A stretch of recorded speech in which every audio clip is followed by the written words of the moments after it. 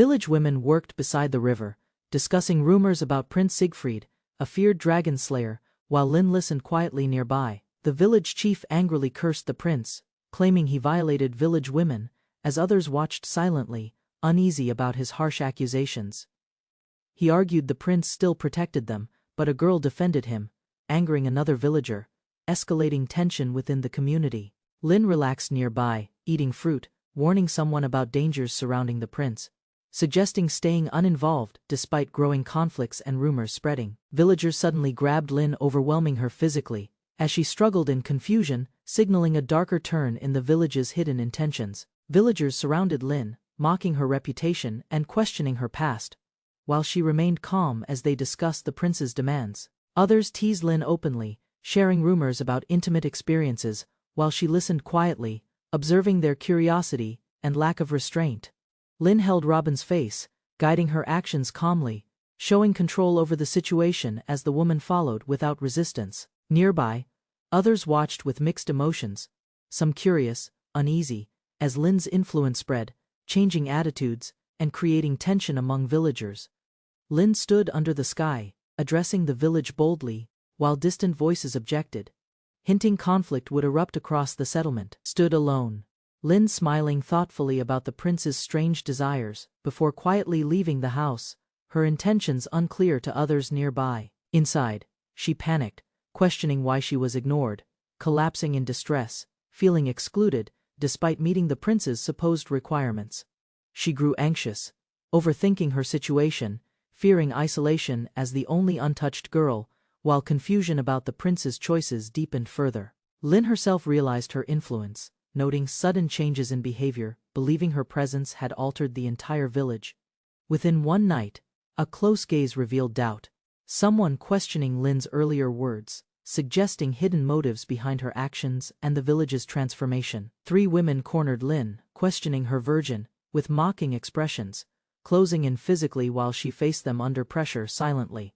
Lin broke down emotionally, shouting her truth while trembling, then collapsed onto her bed, regretting her earlier decisions and feeling overwhelmed alone. She lay restless, conflicted between guilt and desire, imagining voices urging change, yet convincing herself she deserved the consequences unfolding around her. Covering her face, Lin called herself dishonest, breathing heavily in frustration, her thoughts spiraling as she struggled with her identity and actions. The village chief suddenly appeared at the window, laughing wildly, startling Lin, as his presence signaled danger approaching and something sinister unfolding. Lin noticed he peeping through her window, shocking her, as she shouted in anger and kicked violently toward him. The chief laughed shamelessly, admitting his actions, while Lin mocked him, though her expression hinted confusion about her own reaction.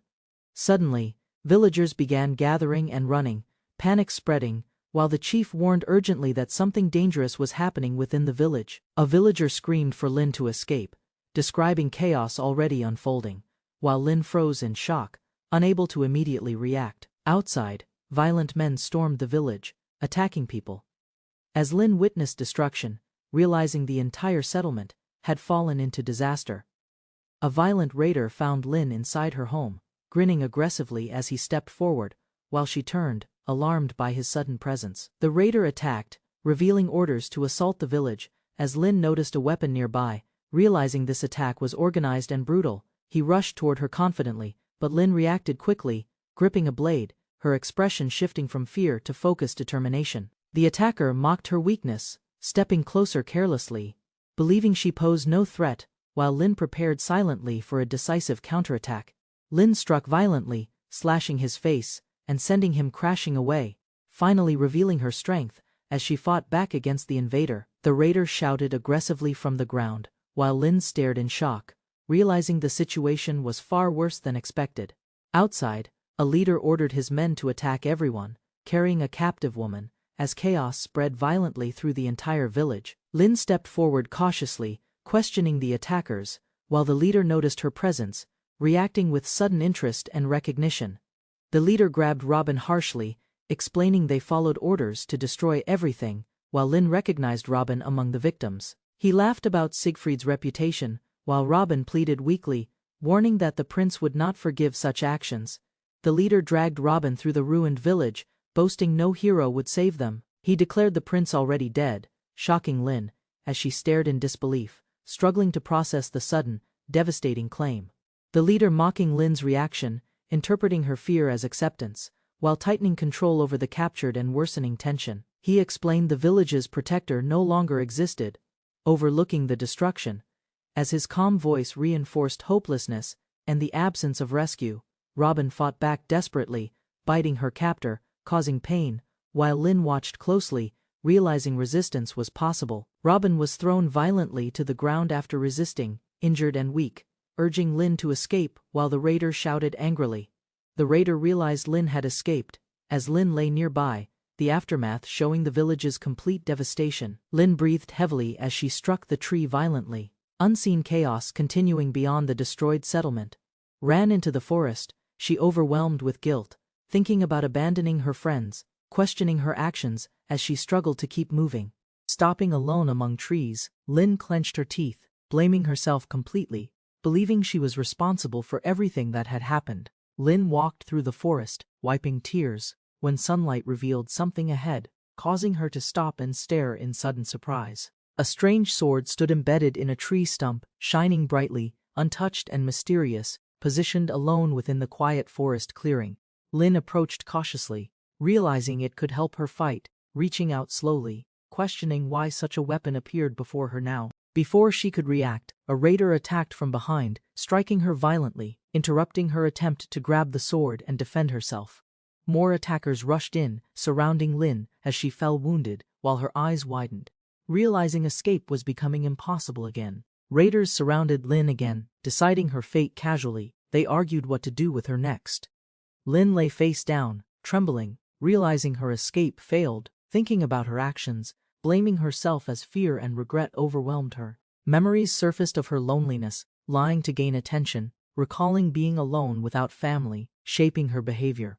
A voice confronted her thoughts, exposing her desire for praise, forcing her to face the truth behind her actions and inner weakness. Holding the sword, Lin sat frozen as darkness surrounded her, questioning if she accepted this ending, while something sinister stirred within her.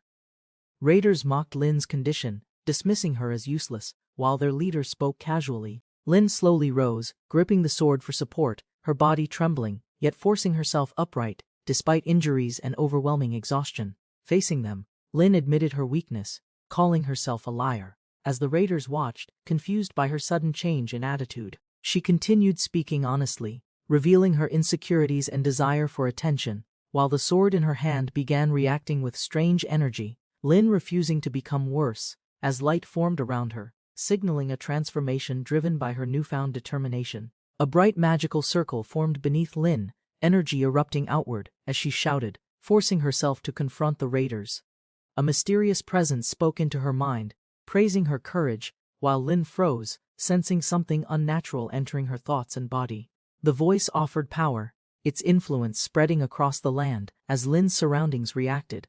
Lin stood trembling, holding the sword, confused, realizing she heard a voice, unsure whether the power came from herself or elsewhere. She screamed in shock, gripping the weapon tightly, while unseen forces surrounded her, leaving Lin confused as her transformation began suddenly. Lin stared in shock as the raiders transformed into girls, their bodies changing, suddenly, leaving them confused and screaming uncontrollably.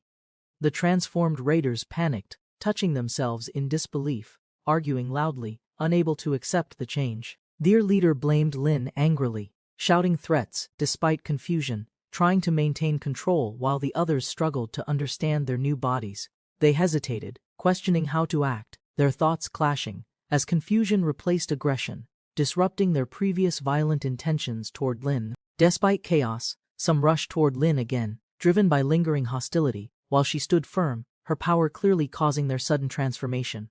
A transformed raider stared in shock as Lin moved suddenly, her speed overwhelming them, sending bodies flying through the air violently. Energy gathered around Lin's weapon, forming a concentrated force, as nearby attackers froze, sensing danger from the sudden surge of power.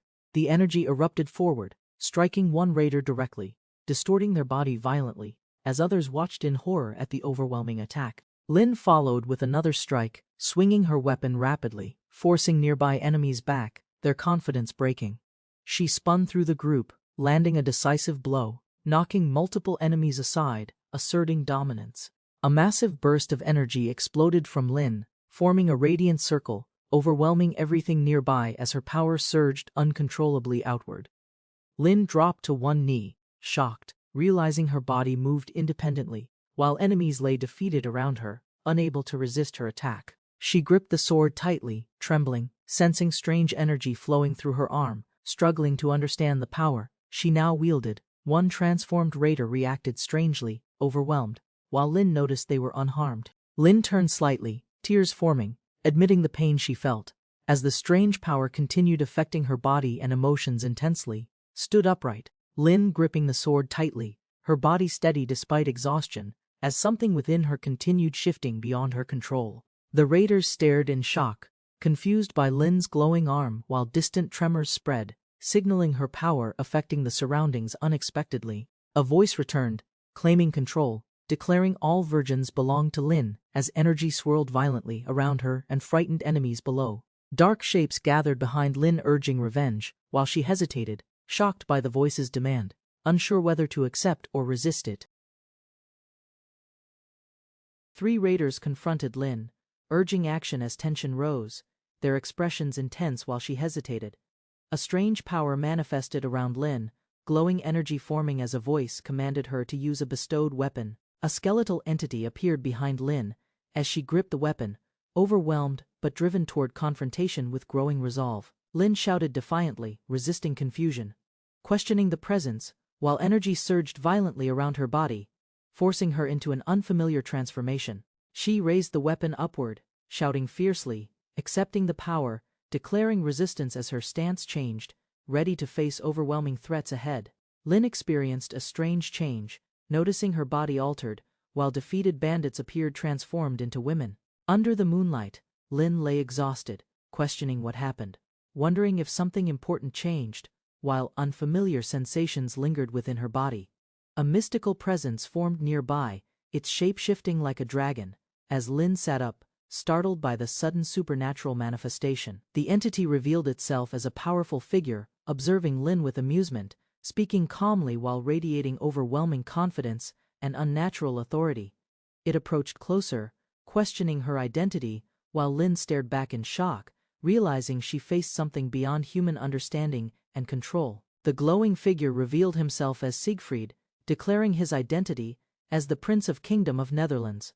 Siegfried explained his soul was bound to the sword, revived through Lin's actions, while she realized he was the hero mentioned earlier. Enraged, Lin attacked the sword violently, shouting at Siegfried, her anger rising as she rejected his arrogant explanation and influence. Siegfried mocked her accusations, claiming he saved the village, while Lin blamed him for the strange changes affecting her body and mind.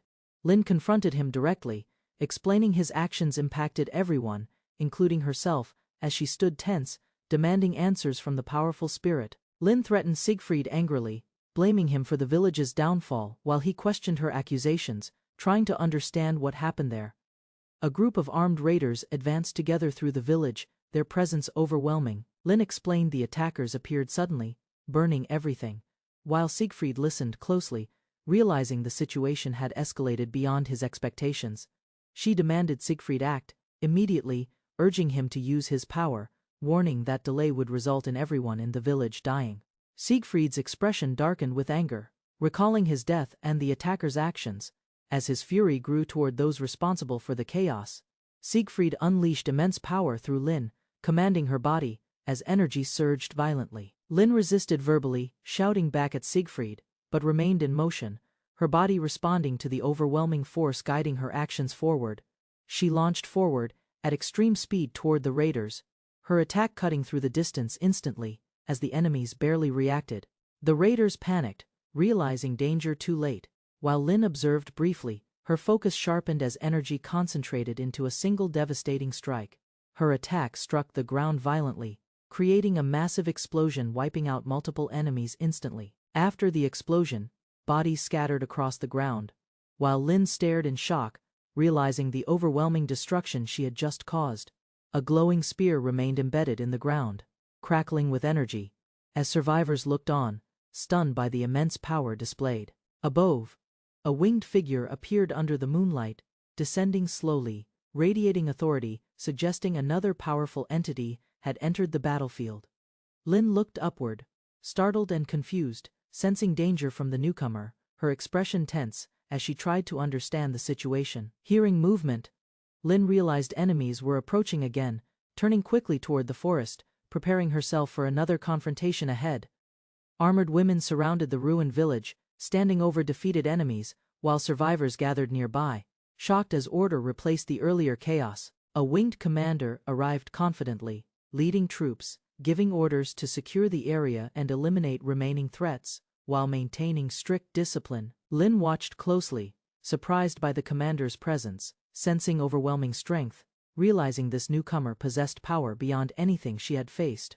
Villagers admired the soldiers, praising their arrival, while an elder approached respectfully, questioning their identity and expressing relief at their intervention. The commander responded calmly, stating they were merely passing through, downplaying their role, despite clearly controlling the situation and restoring order. An elder offered gratitude, but the commander refused payment, stating they were not mercenaries. She redirected resources toward rebuilding efforts. Lin watched silently, observing the commander's actions, feeling surprised by her attitude, as nearby villagers praised the group's disciplined and noble conduct. A villager approached eagerly, offering compensation, insisting they accept something, while the commander listened calmly, considering his request without immediate rejection. The commander moved closer and proposed a kiss instead, surprising the man, as her confident demeanor shifted the tone unexpectedly among everyone present. The man refused awkwardly, explaining his family situation, leaving the commander confused, as others reacted with shock to the unusual interaction. The subordinate suddenly struck the commander, ending the situation decisively, then calmly warned the villager to forget everything that had happened. An elder tried to stop them from leaving, but the commander dismissed him, stating urgency. Lin stepped forward nervously, calling out, then asked to join them, surprising everyone as she expressed a desire to leave the village. She explained her wish to grow stronger, rejecting her current life, while the commander listened, questioning her motives and seriousness behind the request. Lin shouted sincerely, begging to be taken along, declaring determination, as her resolve became clear. The commander examined Lin closely, rejecting her request calmly, stating she had no interest in taking someone inexperienced. She departed swiftly, inviting Lin to find her later, leaving behind a clear destination while disappearing with her forces without delay.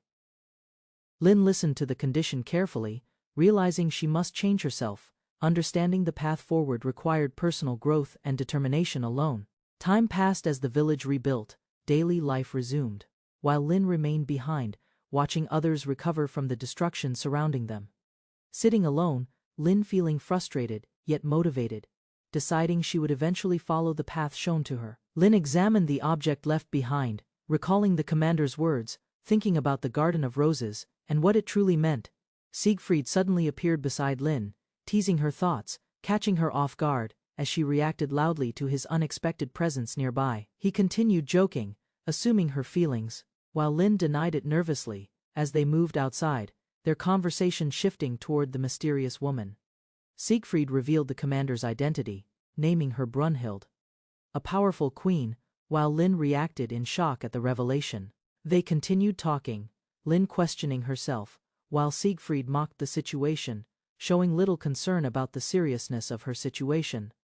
Siegfried spoke casually about past actions, while Lin reacted violently, unable to accept what she had just heard. Lin accused Siegfried of causing the village's destruction, connecting his actions to the attack, while he responded with confusion and mild curiosity. He shrugged carelessly, making light of the situation, while Lin's frustration grew. Realizing his attitude remained unchanged, Lin prepared to confront him seriously, gripping her weapon, deciding to act, while Siegfried watched with interest, amused by her determination. She examined a document closely, learning about Rosengarten, while Siegfried recognized it, hinting at a larger purpose behind recent events. The document described Rosengarten as a royal tournament, where warriors gathered to compete for fame, wealth, and recognition under noble authority. Lin read carefully while Siegfried confirming the commander intended for her to participate. Despite Lin's confusion about the invitation, Siegfried pointed out the prize, revealing a treasure connected to him, while Lin realized the tournament held deeper significance than expected. Angered, Siegfried reacted strongly. Upset someone offered his treasure. While Lin looked up, Lin accepted the idea, intrigued by the journey ahead, as Siegfried declared they would travel together toward Rosengarten for the tournament. Lin and Siegfried arrived in a large city, observing crowded streets, tall buildings, and abundant food. Entering deeper, Lin felt overwhelmed by the dense crowd surrounding her. Realizing the city's population was far greater than expected, she moved quickly alongside Siegfried through busy streets, while he urged her forward, guiding her through unfamiliar surroundings with steady pace. Lin complained about the heat and smell, while nearby voices discussed rewards as they continued toward their objective without stopping. They overheard locals mocking the prince's treasure. Lin questioned their wealth and purpose in this mission. A powerful man sat among magical tools, explaining their abilities, while Lin and Siegfried listened, learning about artifacts capable of restoring life. He angrily revealed his treasure was stolen, blaming others, while Lin dismissed his claims, provoking tension. Lin stated her goal clearly, ignoring the treasure, focusing on entering the tournament, while threatening consequences for disrespecting a respected figure. After striking him down, Lin returned to her objective, expressing excitement about future recognition, while Siegfried reacted quietly beside her. Lin concluded they needed more companions, explaining tournament rules required a team, while Siegfried considered her plan moving forward together. Lin considered the crowded city, realizing strong fighters must exist, while Siegfried followed, and she declared determination to win ahead. Suddenly, armed men confronted them, accusing Lin of harming their leader's daughter, while she apologized, appearing injured and pleading desperately. Bystanders whispered about the bandits, while the men mocked Lin's condition, holding her up and questioning her, drawing public attention. Their leader calmly ate nearby, dismissing concern for his daughter, showing indifference, while Lin watched, confused by his strange reaction. Despite her apology, the leader warned Lin cautiously, allowing her to leave, while his men laughed, treating the situation lightly. Lin suddenly attacked the bandits, striking one violently, while their leader remained seated, observing the situation calmly. The man reacted with shock and confusion, while the leader admitted his sons were troublesome, showing frustration toward their reckless behavior.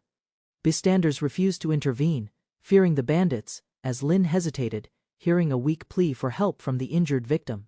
Lin steadied herself, recalling encouragement from Robin, as her expression hardened, preparing mentally to face the danger ahead. She remembered kind words from Robin, gaining confidence, as determination replaced doubt, signaling her resolve to fight and protect others. Lin lowered her head, feeling discouraged and exhausted, wishing everything would end, while Siegfried stood nearby. A soldier prepared to strike, approaching confidently, believing Lin was weak, as he raised his weapon and threatened her without hesitation. Lin suddenly stood firm, gripping her weapon, her expression sharp and serious, directly confronting the attackers with newfound confidence and resolve. Siegfried stepped forward calmly, offering to handle the situation, while Lin refused, determined to face the conflict herself without relying on him. The soldiers mocked Lin, claiming they would not harm her, revealing their intentions were far from honest. Lin faced the soldiers directly, glaring intensely as one mocked her appearance, while she stood firm. The soldier struck her hard, knocking her back, as her body recoiled from the impact. Breathing heavily, Lin deciding she needed to change, while Siegfried questioned her refusal to rely on his strength. Lin shouted back, rejecting his help, insisting she must face consequences herself, showing determination to fight independently despite the danger. A weapon flew aside from the clash, while Siegfried watched silently, observing Lin's resolve as she continued confronting the attackers alone. Lin dodged a fast attack, twisting her body midair, barely avoiding the strike, while dust and force scattered around her. The soldiers mocked her weakness, calling her inexperienced, as one prepared to strike again, treating the fight like simple entertainment. Siegfried stepped forward, intercepting the situation, declaring Lin was using his weapon, refusing to let her appear weak during combat. He instructed Lin calmly, explaining he would not fight for her, but guide her, telling her to copy his movements carefully. Siegfried rushed ahead confidently, leading the attack, while Lin followed behind, surprised yet determined to match his speed and technique. Siegfried dashed forward, creating a powerful arc attack, while Lin followed closely behind. Mirroring his movement, Lin hesitated, realizing danger, thinking she could be cut down, as fear overwhelmed her, and she considered escaping instead. She suddenly committed, charging forward instead of retreating, clashing directly with the soldier's strike, forcing herself to act despite fear. Her unexpected movement disrupted the enemy, causing confusion, as one soldier fell, while Siegfried observed Lin's progress with surprise. Spun her weapon skillfully, Lin striking multiple enemies, as surrounding soldiers recoiled, realizing her ability had improved during the fight. Lin advanced cautiously, surprising the soldiers with her speed, as they questioned her ability, realizing she was no longer inexperienced. Siegfried leapt forward beside her, striking first, creating an opening, while Lin followed closely, attacking in coordination against the enemies. Lin spun rapidly, delivering a wide strike, hitting multiple soldiers, as her movement showed improvement, pushing back opponents surrounding her. She synchronized with Siegfried's motion, gripping her weapon tightly, mirroring his technique, as both moved fluidly in a combined attack. Her strike landed successfully, knocking several enemies away, while their shocked expressions showed they underestimated her growing strength and skill. Lin observed Siegfried's movements closely, realizing his skill, while her expression changed, as excitement replaced fear during the ongoing battle. She began smiling while fighting, attacking boldly, as determination grew stronger, and her desire to improve pushed her forward against enemies. Her attacks intensified, striking repeatedly, overwhelming a soldier's defense, as she continued pressing forward with increasing confidence and momentum. Lin spun and launched a decisive strike, cutting through an opponent's guard, sending him backward as her technique became more precise. After the strike, Lin smiled proudly, asking for acknowledgement, while Siegfried remained calm, watching her growth as she celebrated her progress. Lin followed Siegfried's movements closely, gaining confidence, while he observed her growth, noticing she could now keep pace with him. A powerful enemy suddenly attacked from the front, forcing Lin backward. As she reacted in shock, the bandit leader stepped forward, overpowering others easily, criticizing his own men, while Lin realized a stronger opponent had entered the fight. Siegfried warned Lin the situation was becoming dangerous, offering to intervene, but she determined to handle it herself. The leader attacked Lin directly, overwhelming her defense, stating her technique lacked unity, as their clash created powerful shockwaves. The leader explained a swordsman's bond with their weapon, warning Lin reckless attacks would fail. He blocked Lin's strike easily, criticizing her lack of connection, overpowering her defense. While she struggled to keep up with him, Lin reacted quickly, catching the weapon momentarily, surprising both Siegfried and the leader, as she pushed back despite the pressure.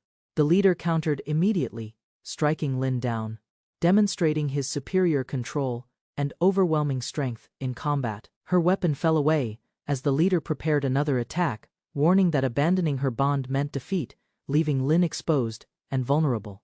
Lin launched a decisive strike, leaping forward and slashing through the leader, landing a powerful blow that completely overwhelmed his defense. She stood confidently afterward, celebrating her victory, while Siegfried praised her, acknowledging she defeated them alone.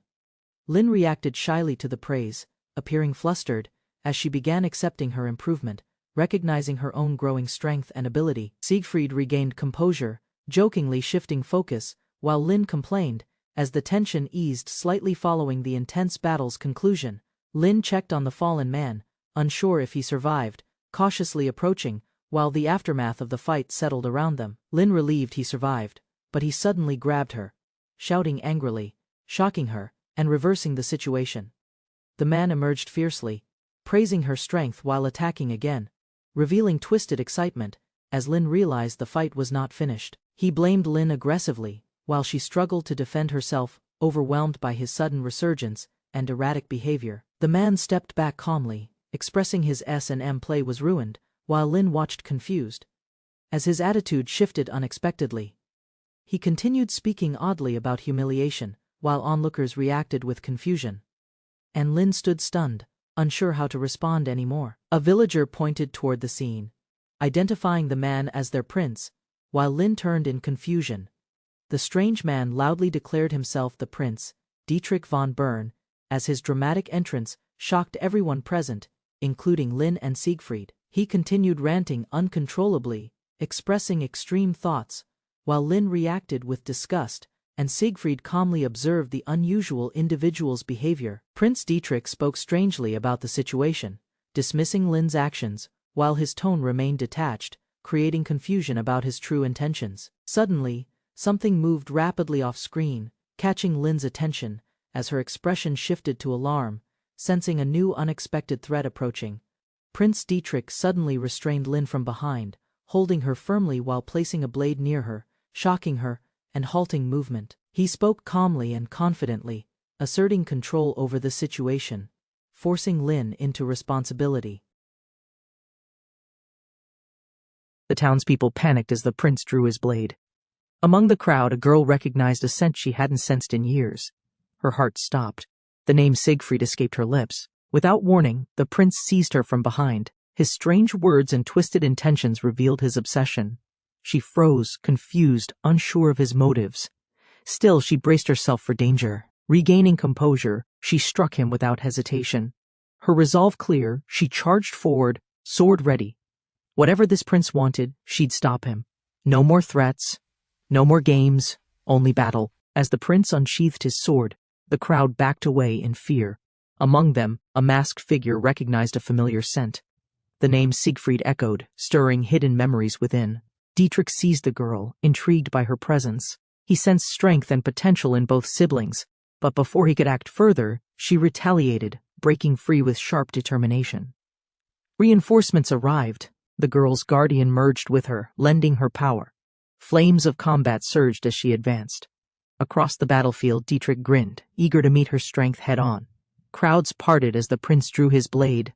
The strange duo sensed a familiar presence nearby. As tension rose, one whispered a name, recognizing the figure from their past, Siegfried. Without warning, the prince seized the girl, drawn to her hidden strength. His actions, bold and invasive, stunned her. He whispered predictions of their usefulness, convinced of their untapped power. Snapping from her shock, the girl retaliated with precision and fury. Her strike sent the prince back, determination in her eyes. She advanced, ready to confront the chaos he brought. The prince stepped forward, blade unsheathed, causing panic among the townspeople. Eyes widened. Gasps echoed. Two observers stood still. One recognized the distant figure, a past they hoped never to meet again. Before she could react, the attacker restrained her tightly. His words unsettled her, but she noticed his strange fascination. A dark aura surrounded him, intentions unknown, but his strength undeniable. With a sudden surge of courage, she elbowed the captor and broke free. Her weapon drawn, she lunged at him without hesitation. The fight had begun, and she wouldn't hold back. A tense crowd backed away as the prince raised his sword. Among them, two cloaked figures halted. One sensed a familiar presence. Their target stood ahead. They hadn't expected Siegfried. The masked assailant seized a girl, blade at her neck. He taunted her. Sensing potential, she trembled, paralyzed. He admired her strength, already seeing her as a worthy subject. With rage and precision, she struck him away. The crowd gasped. Fueled by anger, she readied her weapon. Across the square, the enemy smiled. This battle had just begun. Dietrich, Prince of Bern, stepped forward. Known for strength and skill, his presence alone created tension. His opponent, though wary, stood ready. The fight between equals was about to begin. With magical energy entwining them, Sieg merged with the girl, lending his strength.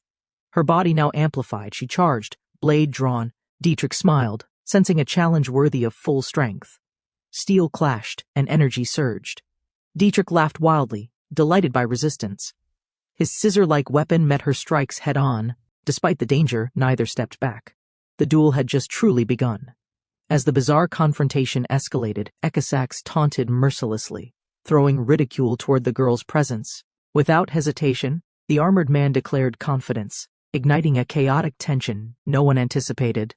Tempers exploded, accusations turned violent, words sharpening into threats. The tension snapped. One lunged with a blade, the other roared in rage. Amid it all, the girl stood frozen. Breaking her silence, the girl stepped forward.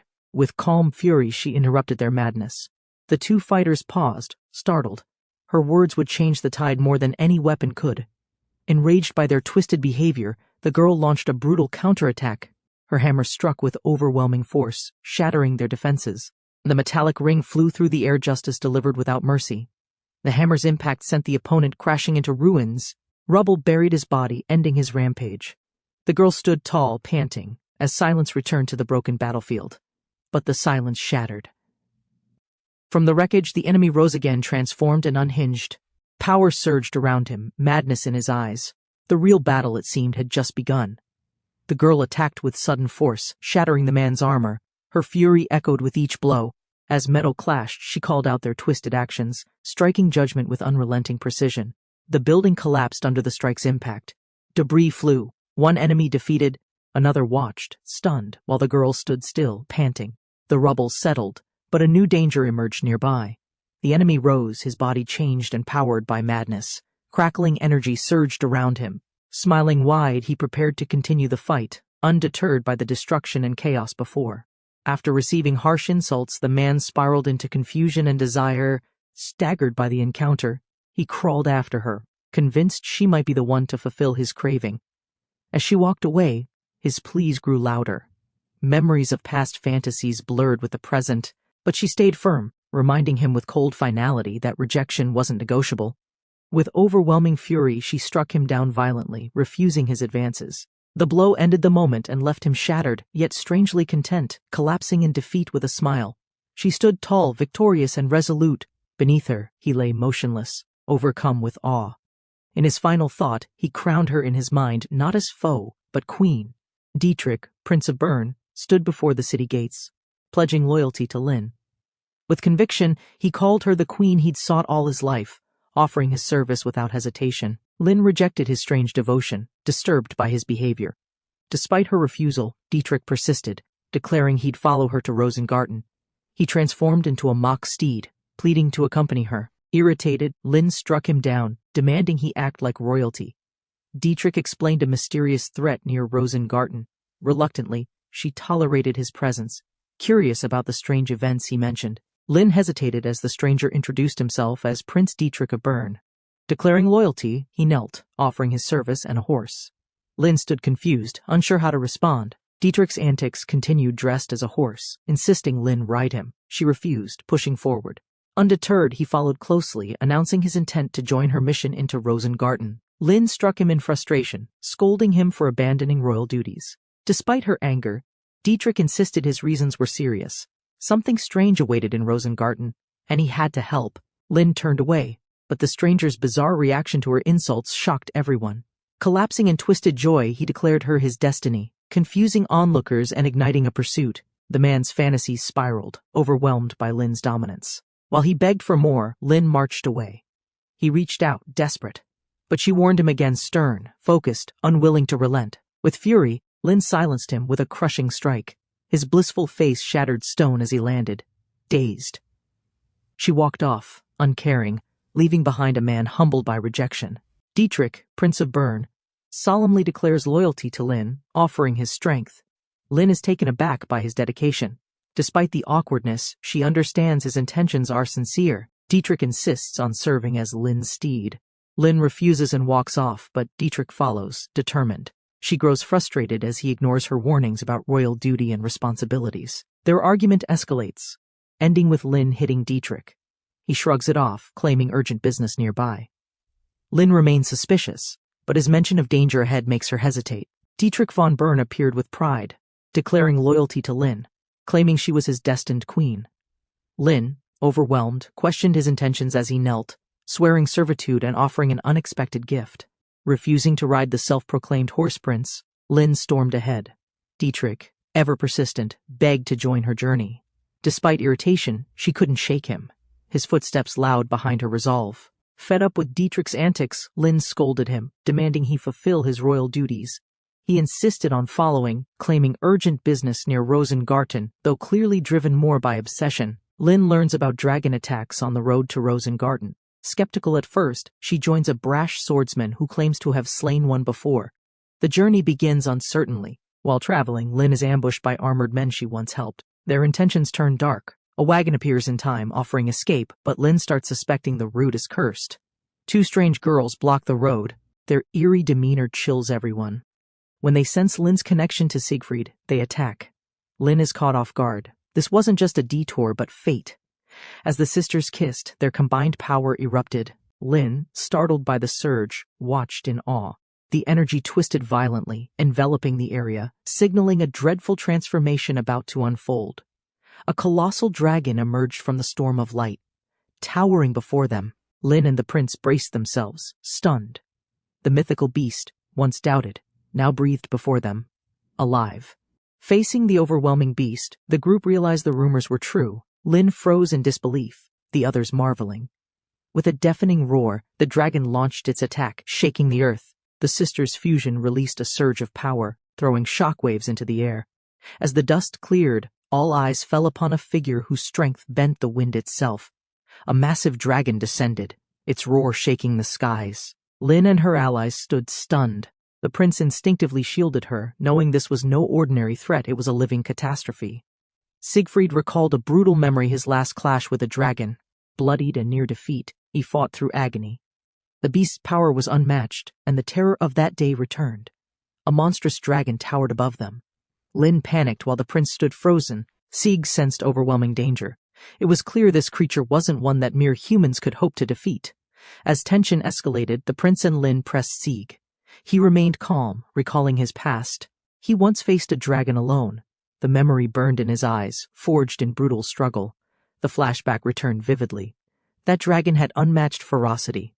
Sieg, bloodied and barely standing, fought with primal instinct. Roars shook the air, claws ripped earth, yet he endured, knowing death hovered close. Sieg faced the dragon alone, recalling the impossible odds. The others trembled, helpless before the ancient beast. Its overwhelming power reminded him of a battle he'd survived, one that changed everything. He recounted the past, a brutal clash with Fafnir. The memory remained vivid. Strength, fury, and instinct collided. Though victorious, he knew that encounter had consequences beyond mere survival or glory. The dragon's kin confronted Sieg with rage. Fafnir, it turned out, was family. The truth ignited fury. As the earth shook, vengeance erupted. There was no escape. The fight resumed. Amid the chaos, Lin stood stunned while two warriors argued for the right to confront the dragon. Their motivations clashed, turning the battlefield into a theater of personal ambition. Cornered by danger, Lin faced a terrifying beast and two unpredictable allies. With the threat looming, fear gripped her heart as she struggled to choose between action and paralysis. Resolved at last, Lin pushed through her fear and charged forward. With determination in her eyes, she rallied the others, declaring the start of their desperate battle against the dragon. The ground erupted as a monstrous force closed in. Dust and rocks flew through the air. With gritted teeth she raised her blade, eyes wide, preparing for the impact. A towering dragon burst forward, its mouth gaping wide. She leapt ahead, clutching her sister, dodging the fangs by inches. Behind them, a lone swordsman braced, facing the charge. Roaring in rage, the dragon lunged again. The sisters retreated, arguing mid-run, tensions flaring over past mistakes. The beast's claws struck, tearing through stone. No more time for talk. With a roar, both sisters drove their blades into the beast's hide. Cracks spread beneath their feet. Above them, another leapt, blade raised, ready to end it cleanly. Steel crashed down. The dragon's body shook, impact echoing. Dust clouded the air. As silence fell, they watched closely. The beast trembled. Was it enough, or merely the beginning? Before the final blow could land, a furious warrior descended.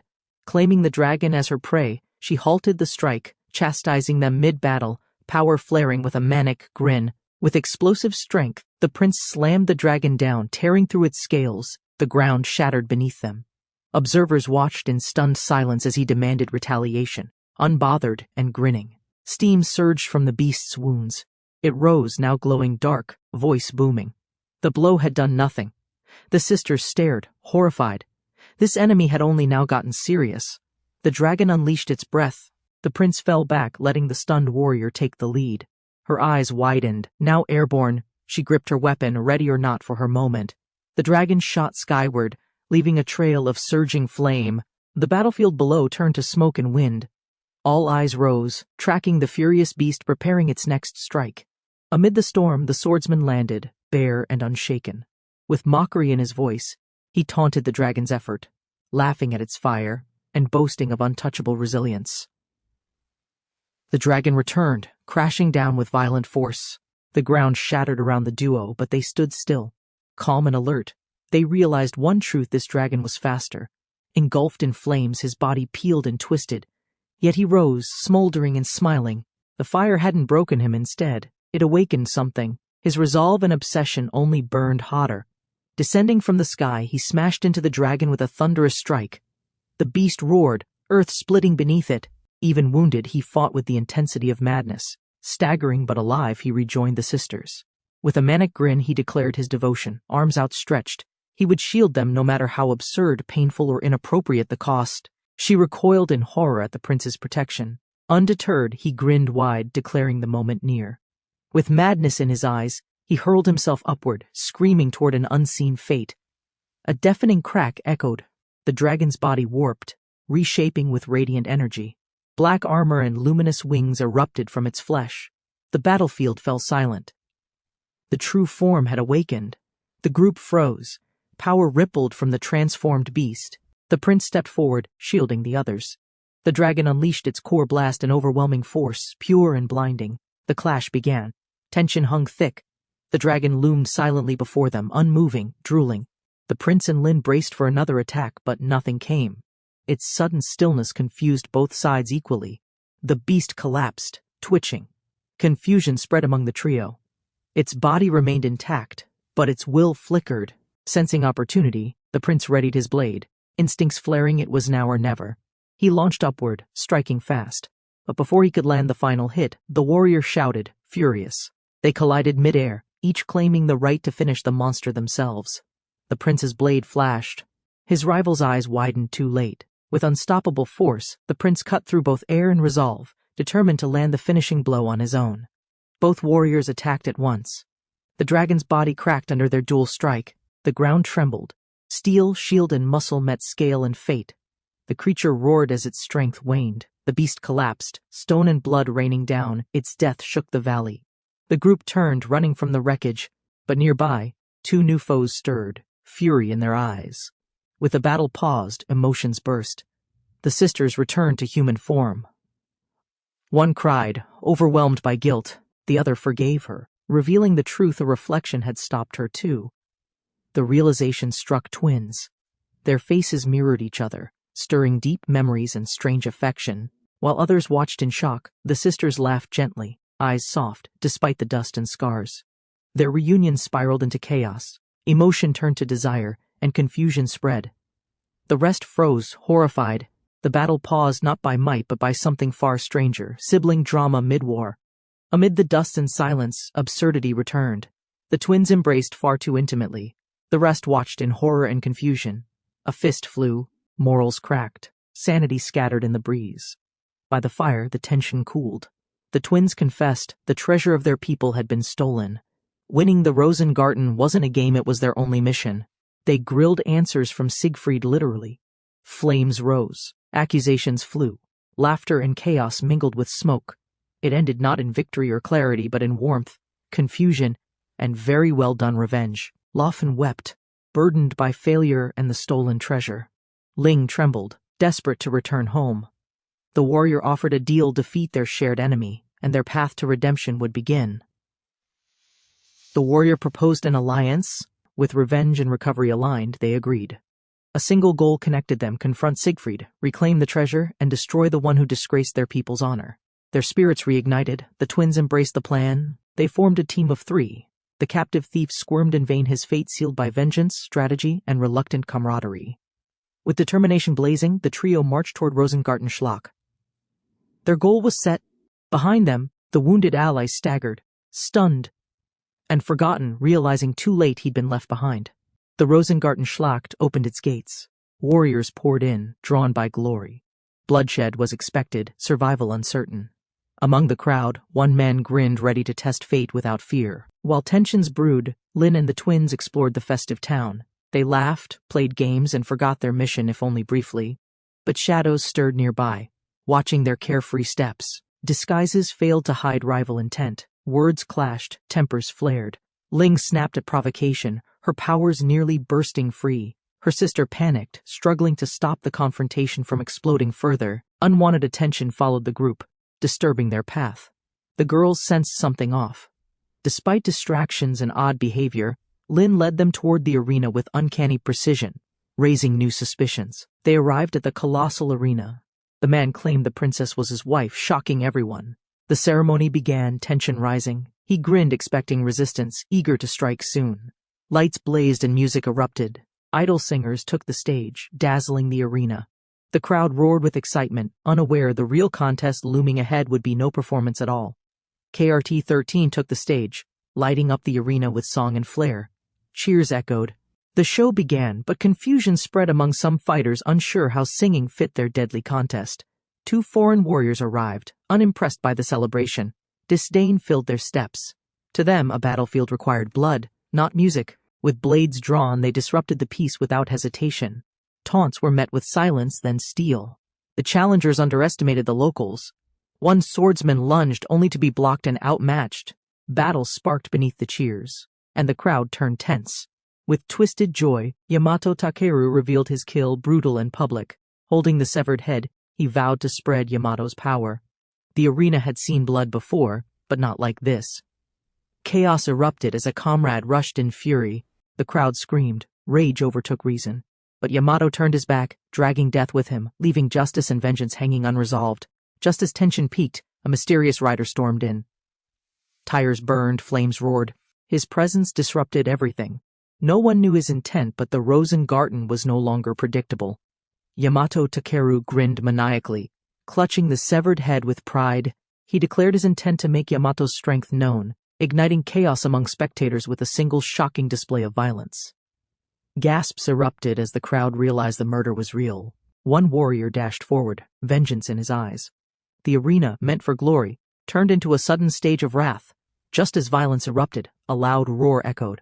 A flamboyant rider on a burning motorcycle burst in. Unfazed by the madness, he smiled wide, an uninvited arrival with wild intentions. Amidst the noise of the festival, the group advanced cautiously. An imposing warrior revealed shocking ties to the kingdom. Tensions flared as the arena's excitement gave way to dark intentions stirring below. As the idol concert electrified the crowd, warriors from distant lands clashed. Yamato Takeru struck first, merciless and loud. Panic spread. A mysterious biker, roaring in, tipped fate's scale again. The chaos halted under a new figure's shadow. A giant with 2 legendary swords stepped forward. His silence carried weight. All eyes turned. The real tournament was just beginning. The opening show launched with dazzling idols as the audience roared. Arthur stood confused among the madness. Behind the cheers, assassins advanced, blades drawn, aiming to shift the mood with bloodshed. Yamato Takeru struck first, seizing one warrior's head in triumph. His declaration echoed through the plaza. Chaos followed as his partner rushed, but a thunderous roar cut through. Someone else had arrived. With flaming wheels and unmatched flair, Alibaba burst onto the scene. Leading Persian knights, he challenged the chaos with speed and swagger, turning the battlefield into a bizarre, high-octane spectacle. Yamato Takeru made a gruesome declaration, severing a man's head before the crowd. He reveled in bloodshed, raising it high an offering to Yamato's power, his ambition laid bare. The crowd screamed as panic erupted. A challenger dashed forward, vowing vengeance. Yet amid tension, roaring engines broke through. The flamboyant Alibaba of Persia had arrived, igniting a new frenzy. With unmatched flair, Alibaba tore through the streets. Boasting strength and wild speed, he demanded admiration. But the crowd watched nervously as Beowulf, the Godaland king, stepped forward. Battle was imminent. President Alibaba of Persia bursts into the arena, flames trailing his bike. With confidence and flair, he rallies his knights, determined to dominate the Rosengarten opening ceremony in full force. Amid the roaring engines, Alibaba fixates on a foreign steed, an unusual motorcycle. Intrigued and impressed, he plans to bring it home, unaware his fascination will spark sudden and dangerous conflict. Alibaba's pursuit is abruptly halted by a warrior's giant blade. Tension explodes as blades clash with burning tires. The Rosengarten welcomes not just riders but warriors thirsting for chaos. Attila, king of the Huns, flaunted his vast idol collection with pride. Obsessed with pop idols and widows, he baffled everyone around him, unconcerned by their judgment or confusion. Lin approached boldly, amused by Attila's antics. Spotting a chance to unload a nuisance, she proposed he entertain a troublesome man. Attila, intrigued by her icy stare, readily agreed. Before Attila could act, the arena roared. A woman descended with Grace Siegfried's widow, famed and revered. Her presence silenced doubts. Even Attila's obsession paused in awestruck admiration. Attila flaunted his idol merch with pride, baffling those around him. His obsession ran deep, masked by charm and madness. Lin watched, unsure whether to laugh or run from him. Suddenly, the crowd erupted. All eyes turned skyward as a lone figure emerged atop the arena tower. Her presence was undeniable. Kriemhild had returned, draped in legacy and silent command. Kriemhild raised her hand, her voice echoing with grace and authority. The crowd hushed. With solemn poise, she declared the tournament open. The Rosengarten Schlacht had officially begun. Lin froze, eyes wide as the woman on stage came into full view. The resemblance was unmistakable. A face identical to hers stood in royalty, casting doubt across her heart. Lin stared in disbelief. The princess above stood radiant, but what stunned her most was the face identical to her own. Confusion and unease grew as realization set in. Kriemhild addressed the crowd with poise, declaring herself part of the prize. Inheritance of Siegfried's legacy was not mere treasure. She was offering her hand, body, and fate to the victor. Gasps rippled through the arena. Contestants reeled from the shocking twist. Lin's group exchanged anxious looks, unsure whether they stood before an opportunity or a dangerous trap disguised as royalty. Lin stared upward, frozen by the surreal sight. The princess on the stage, radiant and calm, bore her exact face. Confusion stirred deep within, unsettling her composure entirely. As the princess declared herself part of the prize, gasps echoed through the crowd. Lin remained fixated, her thoughts racing. A contest with inheritance at stake had turned personal. Lin's shock turned to outrage. Surrounded by laughter, she demanded answers. Why hide the truth? Why that face? But her protests were mocked, dismissed, leaving her adrift in disbelief. Lin stood frozen, eyes locked on the figure in white. The princess on the balcony, Kriemhild, spoke with grace. But Lin's thoughts raced. That face, it mirrored her own exactly. The crowd listened as Kriemhild declared the inheritance of her late husband. Gasps followed her vow. She offered herself as prize. Lin's confusion deepened. Was she part of this scheme? As questions swirled in Lin's mind, the warriors mocked her. Her anger flared. Why hide the truth? That woman had her face. Was this all a twisted joke? She entered the Grand Colosseum, drawn by the cheering crowd, her gaze locked on the queen. Shock struck her face mirrored hers exactly. Confusion brewed as realization struck deep. The queen proclaimed herself as part of the prize, announcing her body belonged to the tournament's victor.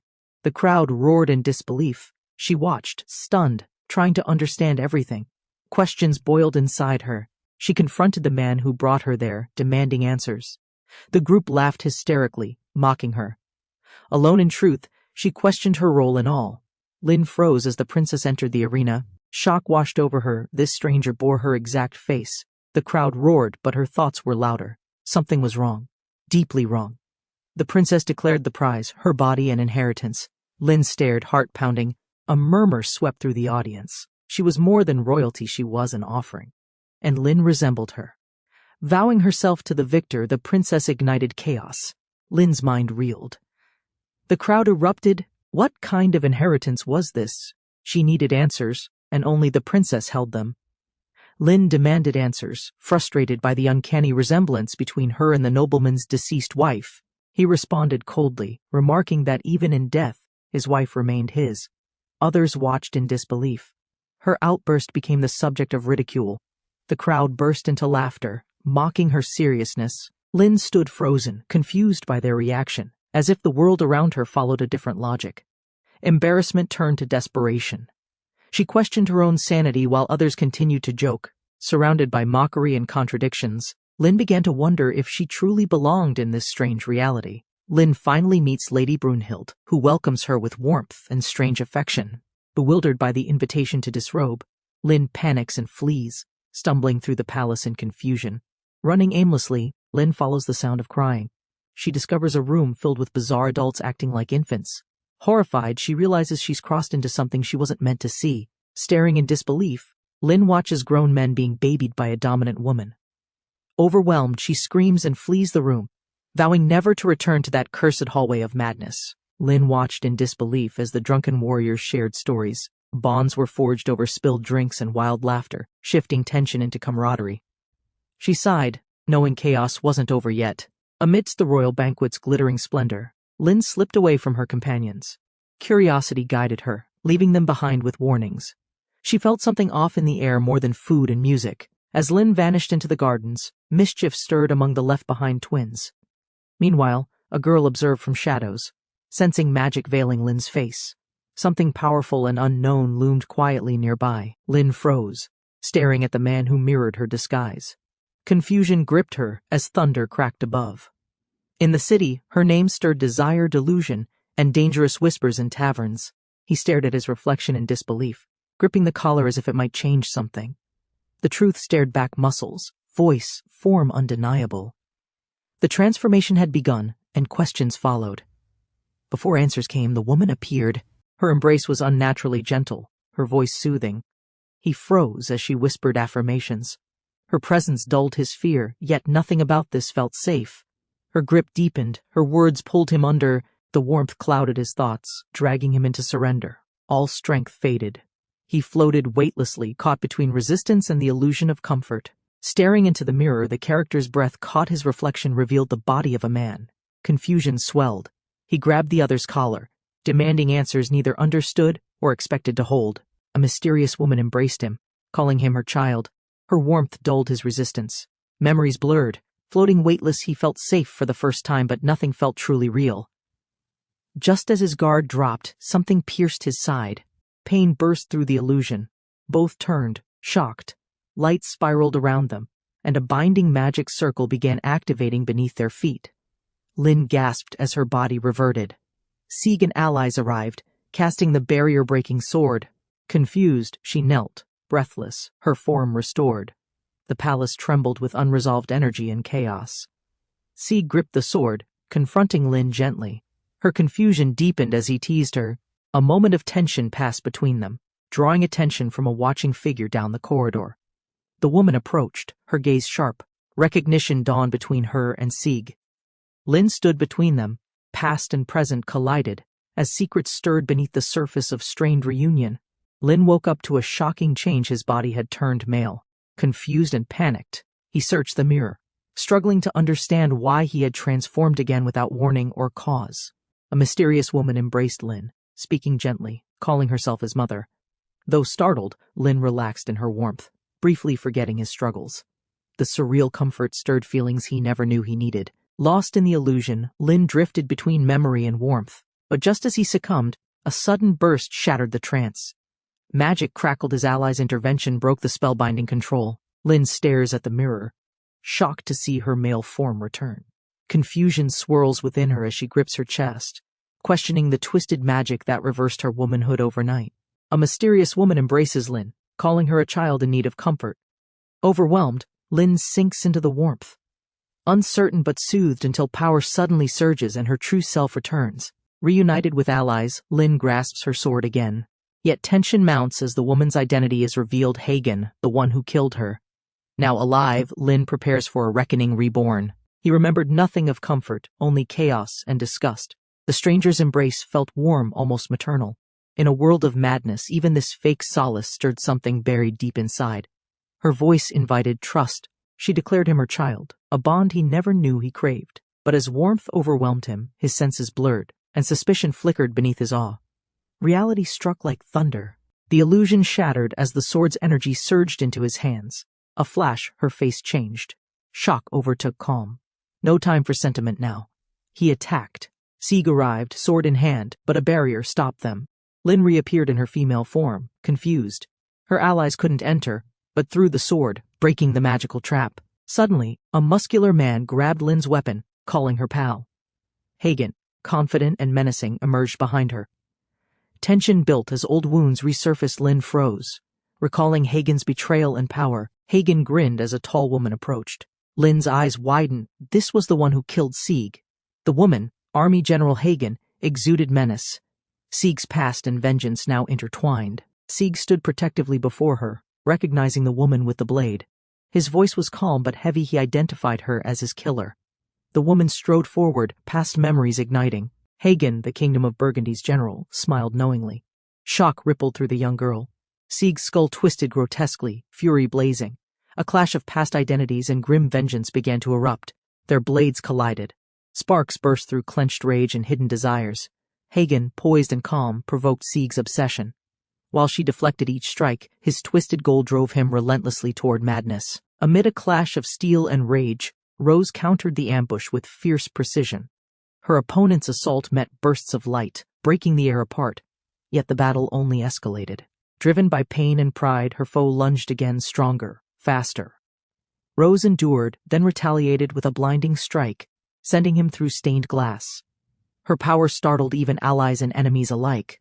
Later, one fighter stared at his reflection, his form reverted. Bewildered, he gripped the sink's edge. "Why am I a man?" The question echoed louder than the storm that had passed. After regaining her form, Brunhilde reveled in a new identity, one brimming with dominance. She declared her strength, claiming victory not only in battle, but over her own transformation. Brunhilde mocked the retreating girl, assuming superiority with biting words. Yet the girl stood firm, asserting her own past charm. Their clash became personal, identity and pride now at stake. The tension eased as Hagen intervened, trying to restore peace. But the insult lingered. Brunhilde, unrepentant, provoked again, forcing others to question appearances, memories and truths buried beneath changed faces. Hagen stood still, stunned by her transformation. Once a man, she now embraced her womanhood with pride and intent. Her declaration echoed she would nurture, fight, and dominate with power. As tensions grew, she mocked the younger girl, sparking an awkward rivalry. Insults flew, comparisons drawn. Beneath the surface, identities blurred, pasts clashed, and the truth simmered, ready to explode. Suddenly, she turned away. Plans shifted. With a bold claim to enter the Rosengarten, she left the challenge hanging. Behind her, fury rose. The fight wasn't over yet. Laufen embraced her new identity, unleashing repressed desires with ferocious pride. As Siegfried watched, stunned, her power surged. In her eyes, this transformation wasn't a curse, it was her awakening. Mocking her rival, Laufen asserted dominance with twisted maternal affection. Yet her words cut deep. Hagen shielded the girl, while Laufen reveled in beauty and deception, fueling tensions and confusion. Past love was forgotten in madness. The truth slipped through confusion. Laufen was once the wife he couldn't recognize. Rage, regret, and denial all clashed as identities fractured beyond repair. Amid the silence, she found them collapsed, motionless, fragile, and strange. Names slipped from her lips, uncertain, yet desperate. The lifeless scene before her was a chilling whisper of something wrong. Ling lay sweating, body weak and trembling. The pain surged through her bandaged limbs. Laufen and Lin watched silently, fear in their eyes, unsure if rest would be enough. Laufen, distraught, tried anything to ease her sister's suffering. Her frantic method was bizarre, even comical, yet rooted in love. Lin intervened, trying to maintain control of the situation. Though awkward, the moment helped Ling regain focus. With her sisters by her side, strength returned slowly. The bond between them deepened, turning strange chaos into a reason to fight. Laufen struggled to stay upright, her body trembling with the memory of the castle attack. Though she couldn't see the assailant, the scent left behind haunted her resolve. Despite her sister's concern, Laufen's will hardened. That smell confirmed the attacker's identity. She insisted on fighting, ignoring her battered state. Her determination eclipsed the pain coursing through her limbs. With urgency and desperation, Lauf kissed her sister, transferring a mysterious energy. Her body convulsed as power surged, releasing dark fluid onto the bed. The transformation had begun, readying her for vengeance. Lin approached the motionless forms of Ling and Lauf, blood-stained and barely breathing. Shock hit her hard. Had they been ambushed again? The mask lay beside them, eerily silent. Laufen burned with fever, whispering of unbearable pain and death. Bandages soaked with sweat clung to her fragile body. Lin stood near, torn between helplessness and guilt over her sister's suffering. Driven by desperation, Laufen insisted on fighting. She masked her fear with purpose, offering herself in Lin's place. Lin finally gave in, realizing they'd face what's ahead as one, together. Ling lay feverish and bandaged, trembling under the sheets. Her body ached from injuries sustained during battle. Lin watched silently, uncertain how to ease the pain her friend now endured. Laufen approached with concern, trying an unusual method to cool Ling's fever. Her actions were awkward but heartfelt, hoping to bring relief. Lin stood by, unsure whether to intervene or wait. Apologizing sincerely, Lauf continued caring for her injured sister. Her method, though unconventional, was born from gratitude. Lin sighed in frustration, warning Laufen before things became even more confusing or dangerous. Lin woke up injured, remembering only a scent from the attacker. Her rage simmered. Despite her wounds, she refused to rest. If that man joined the tournament, she'd fight. Laufen held her sister's hand firmly, confirming her resolve. She had sensed the same scent. If Lin must fight, then Laufen would join her, regardless of the risk. Laufen made a bold move, transferring her strength to Lin through a kiss. Mysterious energy surged. Their bond deepened not just emotionally, but in readiness for the battle ahead. Lin searched frantically for Ling, only to find her emerging silently from the shadows. Something was wrong. Her glowing eyes and distant voice carried a weight Lin couldn't ignore. Ling revealed her fusion ability, impressing Lin with her resolve. Despite the danger, Ling insisted on fighting in Lin's place, willing to face any risk to keep her sister safe. They promised to face everything as one. Lin, overwhelmed with emotion, accepted Ling's support. Their bond as warriors and sisters grew stronger, sealed by trust, pain, and the desire to protect. Lin lay in bed, her body weakened, pain and fever overwhelming her. Her sister sat beside her, silently worried, watching the one she cherished tremble and sweat in agonizing confusion. To help her sister recover, Laufen tried an unconventional healing method. Though unorthodox, it came from care and desperation. Lin endured the pain, her body still burning with fevered tension. Laufen apologized, blaming herself for Lin's condition. She tried everything to comfort her. But the situation turned strange. Lin, caught between pain and confusion, started reacting in ways she didn't understand. Lin overhears the kids planning something risky, while others dismiss it. She can't shake her concern. They're warriors, yes, but still young. She questions if letting them act alone is wise. One of the girls, overwhelmed by guilt, punishes herself harshly, believing she failed her duty. Dogs tear into her as she endures, not for pleasure but as penance for her weakness. Lin intervenes just in time, halting the chaos. Confrontation turns to confession. The guilt-ridden girl learns Lin isn't just a queen, she's a fighter too. They rise, warriors united, respect earned. The arena roared as Gernot finally stepped forward. His delayed arrival didn't bother him, it was procedure. Calmly, he declared the start of the qualifiers, commanding everyone's attention with practiced flair. With a dramatic flourish, Gernot unveiled the treasures of Rosengarten. Weapons, relics, and artifacts gleamed. The crowd gasped. Competitors stirred with excitement, realizing what was truly at stake here. 3 archways loomed: money, people, items. Each path promised reward, danger, and consequence. The warriors now had to choose not only what to fight for, but what defined their purpose. The tournament rules were declared. Each team would split and search the courses for treasure. With no rules inside the paths, deception, theft, or escape could all lead to victory. Powerful magical artifacts were hidden throughout the courses. The announcer's declaration fired up the crowd. Cheers echoed. Watching the rewards, many regretted not joining the competition themselves in the first place. As teams chose their courses, one suggestion shocked everyone. A woman declared herself part of the legacy prize. Confusion turned to tension. Her connection to the past changed everything. Gernot finally arrived at 9 a.m., sharp, and declared the tournament open. The crowd stirred as he unveiled the rules and legacy treasures, launching the long-awaited Rosengarten Schlacht event. The audience roared as powerful items were revealed, and excitement surged. Each course money, items, people promised danger and reward. Fighters eagerly chose paths, driven by personal motives and lingering questions. Chiseler chose people with confidence. Others picked money or items. Despite nerves, Lin reassured the team. With trust exchanged, they split, carrying hopes of glory into their respective battles. The tournament announcer finally declared the start of the Rosengarten Schlacht qualifiers. Excited warriors gathered, each brimming with determination, as the official laid out the rules and pointed toward the stage. A massive horde of sparkling treasures appeared, stunning the crowd. Weapons, armor, and ancient relics were piled high.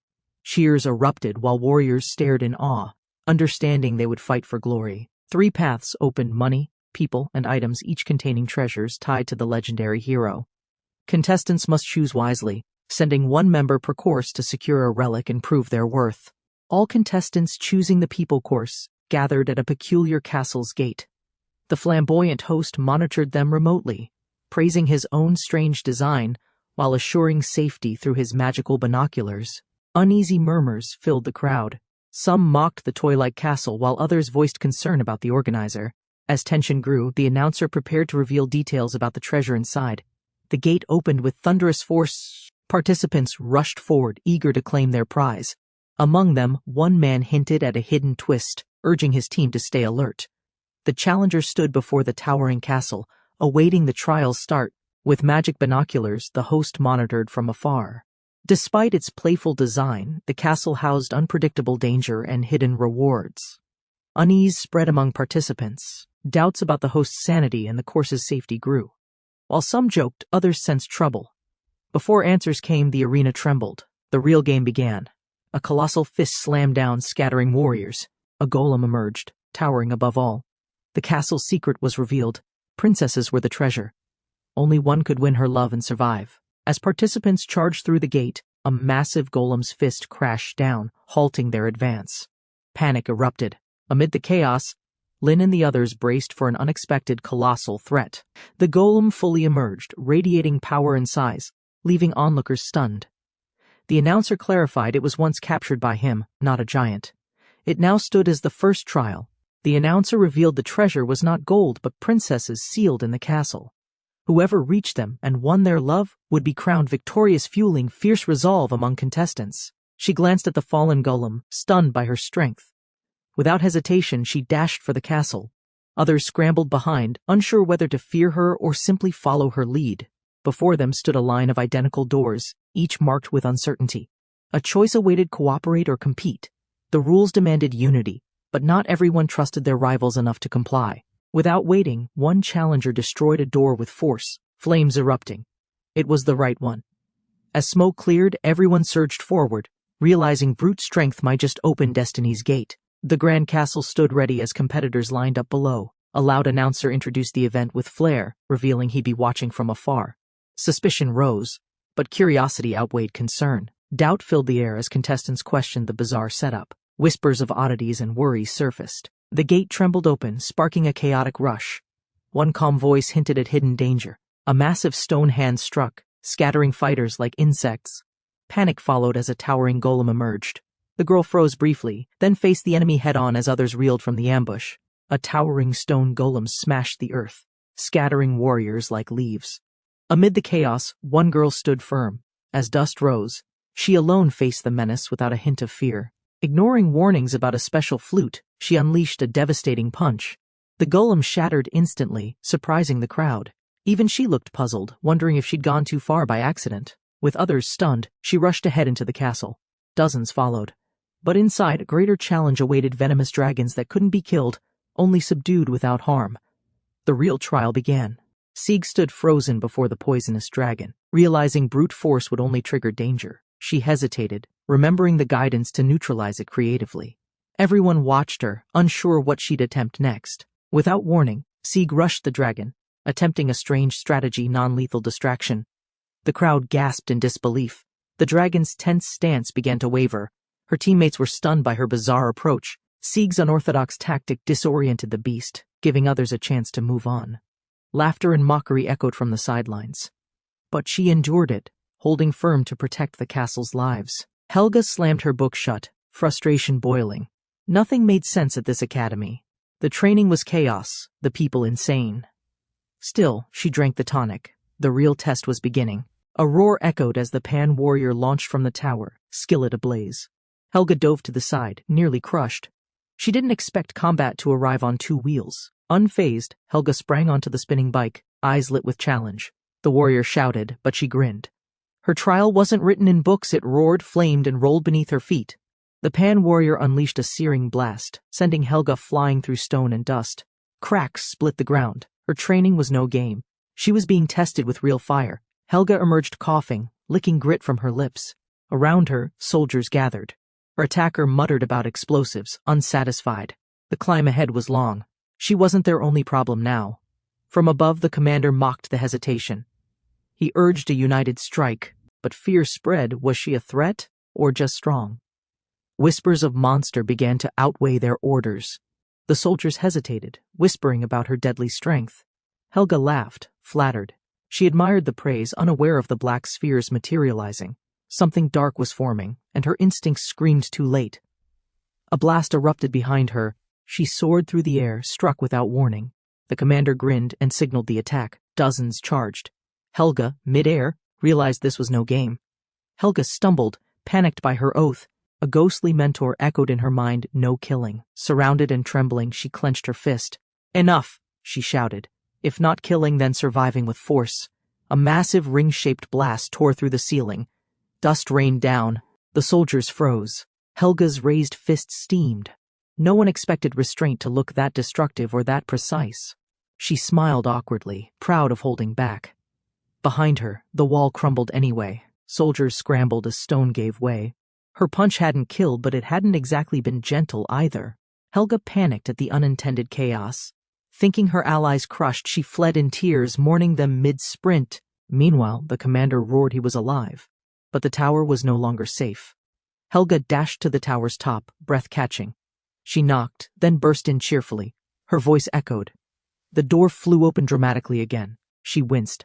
Another entrance ruined by enthusiasm. Seated in grace and glitter, the princess smiled softly. I've been waiting for you, my hero. Her poise sparkled. For once, Helga was speechless. This wasn't what she expected. Eyes wide, Helga spun and posed. I'll do anything for love. The princess chuckled, amused. Helga beamed because idols solve everything, especially royal quests. Or so she believed. Fully committed. Elsewhere, a new figure walked calmly past fallen beasts, sunglasses hiding intent. By her side, a shapeshifter hummed. Above, the princess smiled sweetly. Her wish was death for her beloved Siegfried. Revving the engine in frustration, he tore through the corridor, smoke trailing behind. Falling behind wasn't an option.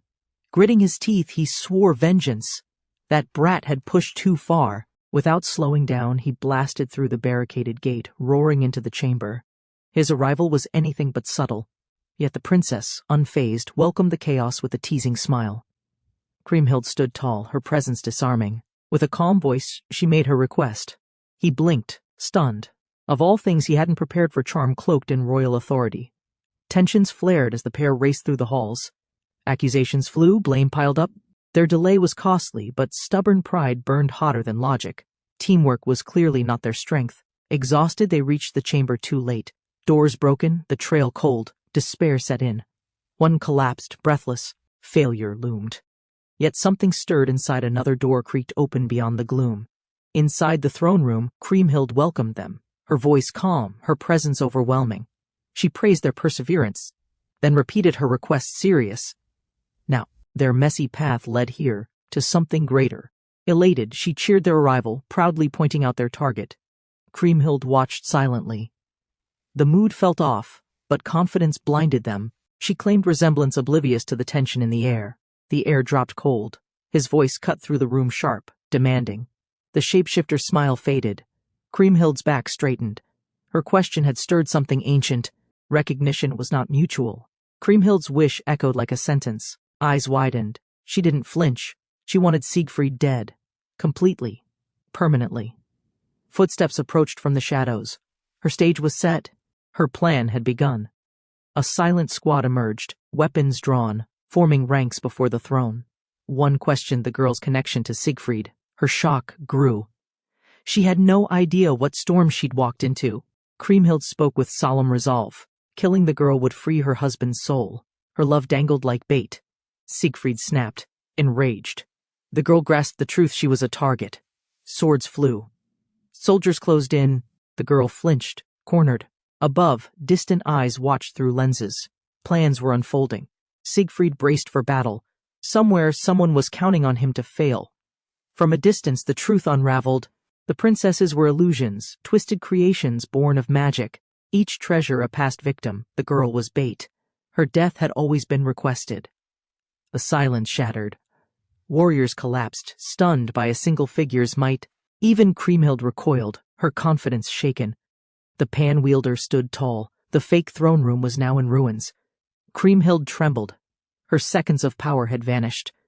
The girl approached calm, dangerous. Her smile widened, mocking. Revenge flipped. Now she would grant the wish. The real wife had returned. The pair raced through the halls, arguing over lost time. Tension built with each step. They had one chance left to prove themselves, or risk failing the prelims completely. Arriving at the shattered doorway, defeat loomed. She gasped, realizing another had passed before them. Doubt clouded her eyes, but then a voice echoed from within, halting her retreat. Before the throne sat Kriemhild, serene and commanding. Her request was clear: end Siegfried. The air stiffened. The journey had led here, but the real challenge was just beginning. They stormed into the throne room, eyes locked on their target Kriemhild. One of them proudly compared her appearance to the queen's, joking they could be twins, completely unaware of the tension. Kriemhild, unimpressed and emotionless, stared them down with cold disbelief. Her chilling words cut through the room, denying all recognition. The strange duo's entrance stirred more suspicion than intimidation or admiration. With a smile hiding venom, Kriemhild declared her wish to kill her husband Siegfried permanently. Shock washed over the intruders. Footsteps echoed ominously, hinting someone else had heard the deadly wish. Siegfried knelt before the throne, flanked by soldiers. Eyes narrowed, he scanned the girl brought before them. She trembled under the hooded man's gaze marked for death by royal command. As orders for execution were given, chaos erupted. Hidden truths were unveiled, the princesses were victims of cruel magic. Enraged and betrayed, Siegfried and his allies struck back without hesitation. A powerful kick shattered stone and silence. From the dust emerged Arthur of R4p3d, idol and warrior, delivering justice. Her entrance turned the tide and terror spread among the impostors. The truth about the princesses is revealed, each one a victim, transformed and violated. The mastermind watches smugly, but rebellion brews. The tide turns as vengeance stirs in every scarred soul. The false princess trembles as a fierce warrior smashes through her illusions. Chaos erupts. Fallen bodies surround the throne. One figure stands tall, eyes blazing with justice, her mission uncompromised. Unmasking her enemy's cruelty, the girl strikes with defiance. She doesn't beg, doesn't falter. Her heel crashes down. Arthur of R4p3d, she declares. An idol sworn to bring retribution. Arthur confronted the sorceress, questioning her strange transformations. The sorceress dismissed the logic behind gender or identity. To her, beauty and allure were matters of design, not definition. She projected her vision of elegance, showcasing individuals transformed into beautiful, confident figures. Her creations radiated joy. To her, transformation was empowerment, not deceit and artistry beyond ordinary comprehension. Arthur, disturbed by the sorceress's careless motives, prepared to act. Words failed. She resolved to fight, not for identity, but for the right to choose one's own self. She confronted the enemy, questioning the purpose behind their twisted methods. Her voice held steady as she demanded answers. The dark mage smirked, amused by her concern and lack of understanding. Visions swirled in her mind, countless victims altered and confused, their identities stripped away. It wasn't beauty or magic she saw, but loss. Her anger began to awaken, fierce and rising. Cracks split the ground beneath her feet. With resolve hardening, she declared her full strength. As the air trembled, she leapt forward, aiming to break the cycle and end the curse. As her spirit form clung to him, he retaliated with unexpected force. Shocked but unfazed, she vowed retribution, this time not with power but transformation, aiming to shift his very identity. Lin cornered the spirit, questioning his transformation tactics. Accusations flew fast, logic clashed with fantasy, and tensions rose.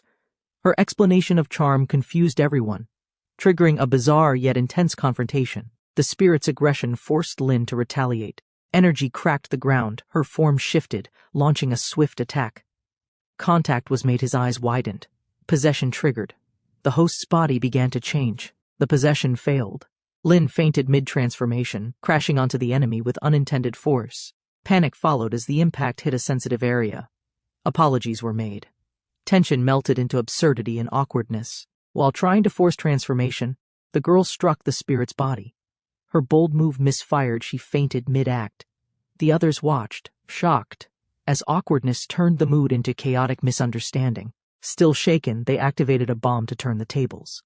The blast launched them violently through walls. Debris flew. Dust settled. Their target remained, watching the aftermath with unsettling calm. As rubble crumbled, the girl woke groaning, bruised. Her ally urged her up. Meanwhile, a figure behind the shattered wall stood ready. The real enemy had been waiting all along. Lin hurled the bomb with haste. Both girls stared at it, tension thickening the air. As the fuse burned, a sense of dread crawled in. Something didn't feel right. The explosion tore through the walls, sending shockwaves and debris across the compound. Enemies panicked, unaware of the ambush. Lin's body flew, slammed into stone, stunned and breathless. Thrown into the upper floor, Lin struggled to stay conscious. Yashiro shouted, but eyes locked on the crater ahead. Their attacker had been waiting unharmed and eerily calm. The explosion left a massive hole in the castle wall. Among the scattered debris, the bomber emerged confidently, claiming both a win and the princess's heart in one blow. As chaos unfolded, the bomber struck down another warrior without hesitation.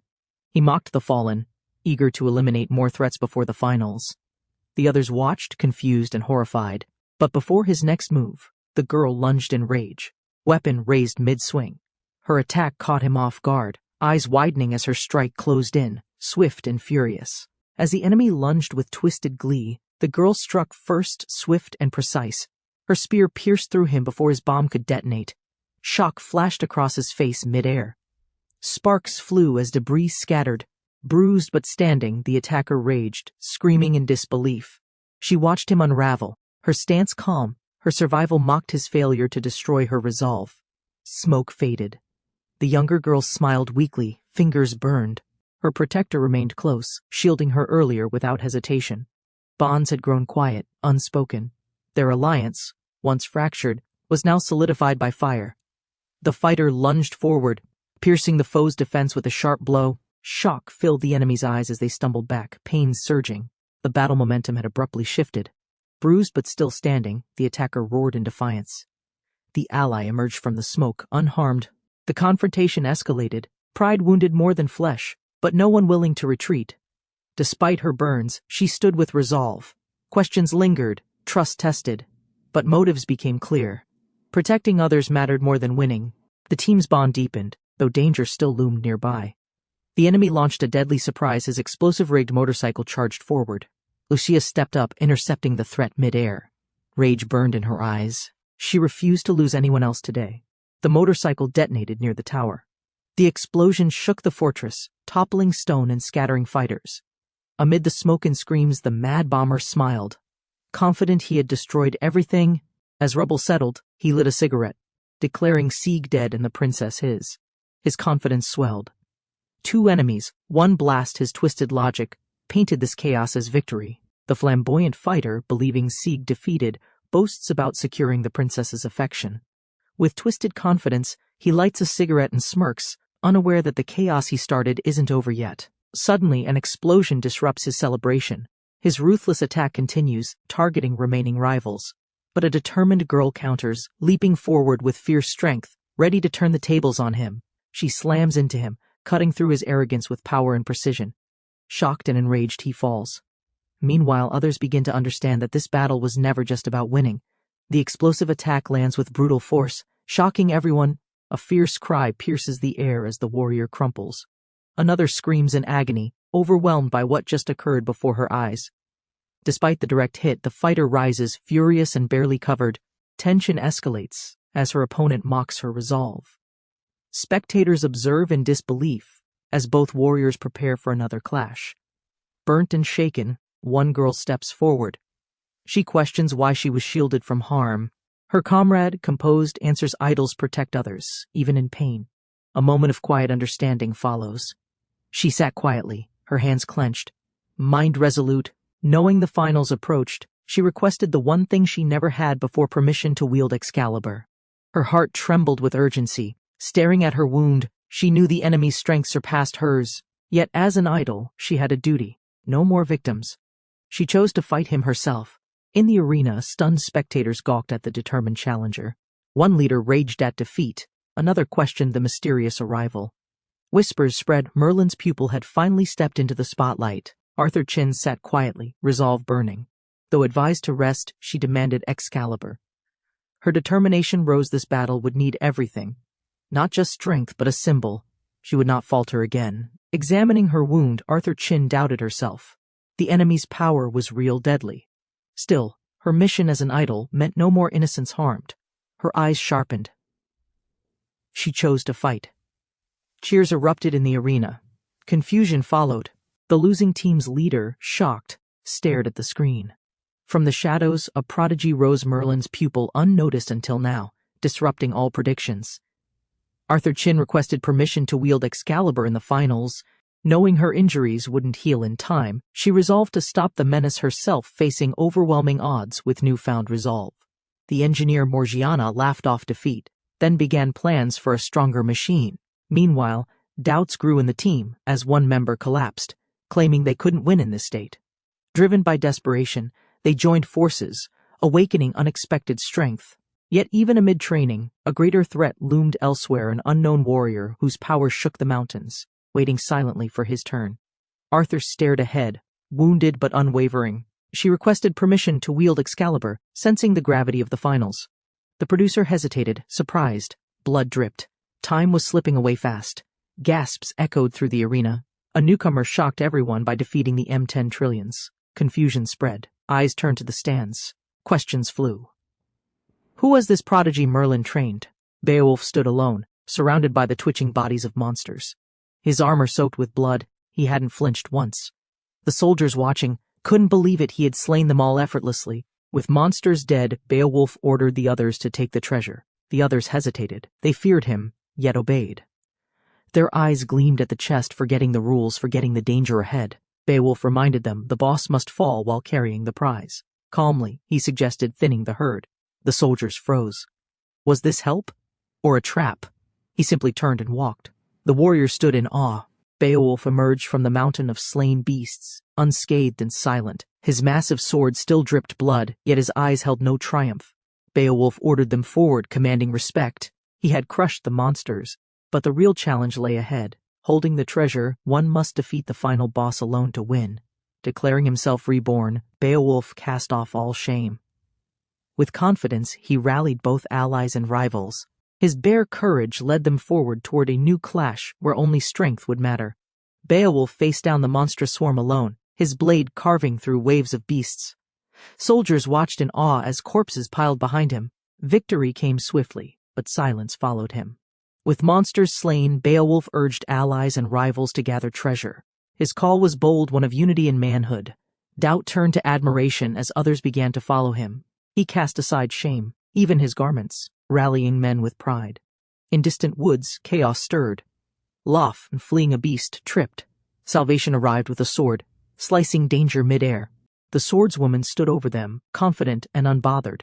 She questioned the odd pair's presence, mistaking them for weaklings. Her commanding tone left them silent as she turned away to leave.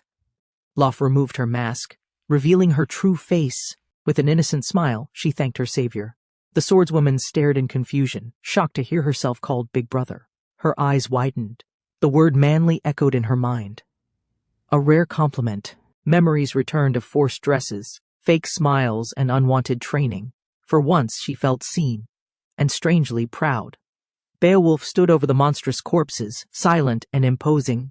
Soldiers approached in awe, their fear melted into admiration. He had felled the beasts alone, his blade heavy with victory and purpose. With monsters defeated, Beowulf claimed the treasure course. Others hesitated, unsure why a rival offered aid. Calmly, he urged them to claim their loot before hinting the tournament rules demanded more blood. A sudden shift. Beowulf declared his transformation, leaving behind old cruelty along with his underwear. Rallying them as comrades, he marched boldly, shattering pride and pretense. His resolve stunned, then inspired everyone watching. Loth stumbled while retreating, drawing attention from the monstrous bird. Panic rose. Their cries echoed. The looming predator struck with fury. Danger closed in. But a swift warrior appeared from nowhere. The warrior's blade slashed clean through the beast, halting its charge. The group watched stunned as feathers scattered. Loth stared wide-eyed, confusion growing, unsure whether to flee or thank them. Lowering her sword, the warrior turned silently. Loth hesitated before speaking. Gratitude formed but tangled with awe.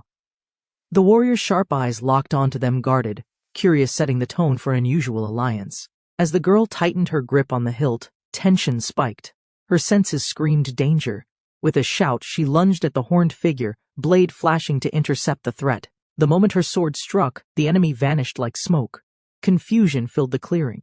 Behind her, the mysterious figure reappeared, now holding the wineglass, her presence eerie and sudden. The horned woman laughed wildly, gulping the endless wine. Ecstatic, she praised the miraculous cup. Gawain and Loughnide stood stunned, unsure if they were still in danger or utterly outmatched. Orochi, grateful to be rescued, declares she must now repay her savior. Introducing herself confidently, she approaches with determination, leaving Gawain confused and unsure of what sort of thanks awaits. Orochi moves closer, catching Gawain off guard with an unexpected show of gratitude. Reading Gawain's hesitations and dreams, she attempts to understand her savior's desires, trying to bond in her own way. their moment is interrupted by confusion and tension. Orochi's intentions blur the line between thanks and discomfort, while Laufin panics nearby, uncertain how to respond to the bizarre situation unfolding before him. The girl reacts instinctively, tackling the demon in a panic. Her sudden burst of energy surprises both of them, sending them crashing down in a chaotic heap on the ground. Caught off guard, the demon struggles to keep control. The girl's flailing and determination reverse the tide, shifting momentum unexpectedly. It becomes unclear who's actually winning in the odd scuffle. The demon lies stunned, defeated in spirit. The girl, catching her breath, stands triumphant and confused. With unexpected pride, she declares victory. Unaware of the sheer absurdity of the situation, she charged forward with unexpected courage, catching the demon off guard. In a sudden twist, she overpowered her foe, flipping the situation. Shock painted both their faces. Nothing went as planned. The demon struggled to keep composure as the tide shifted. His instincts failed to match her boldness. For a moment, roles reversed, and his pride cracked under pressure. Exhausted yet triumphant, she stood tall with renewed confidence. Around her, disbelief lingered. In her eyes, something had changed. She had proved herself, even if no one else believed it. Odin's shout echoed across the battlefield as he threw Orochi to the ground. An unexpected surge of strength awakened. To everyone's shock, he overpowered her, declaring a change deep within.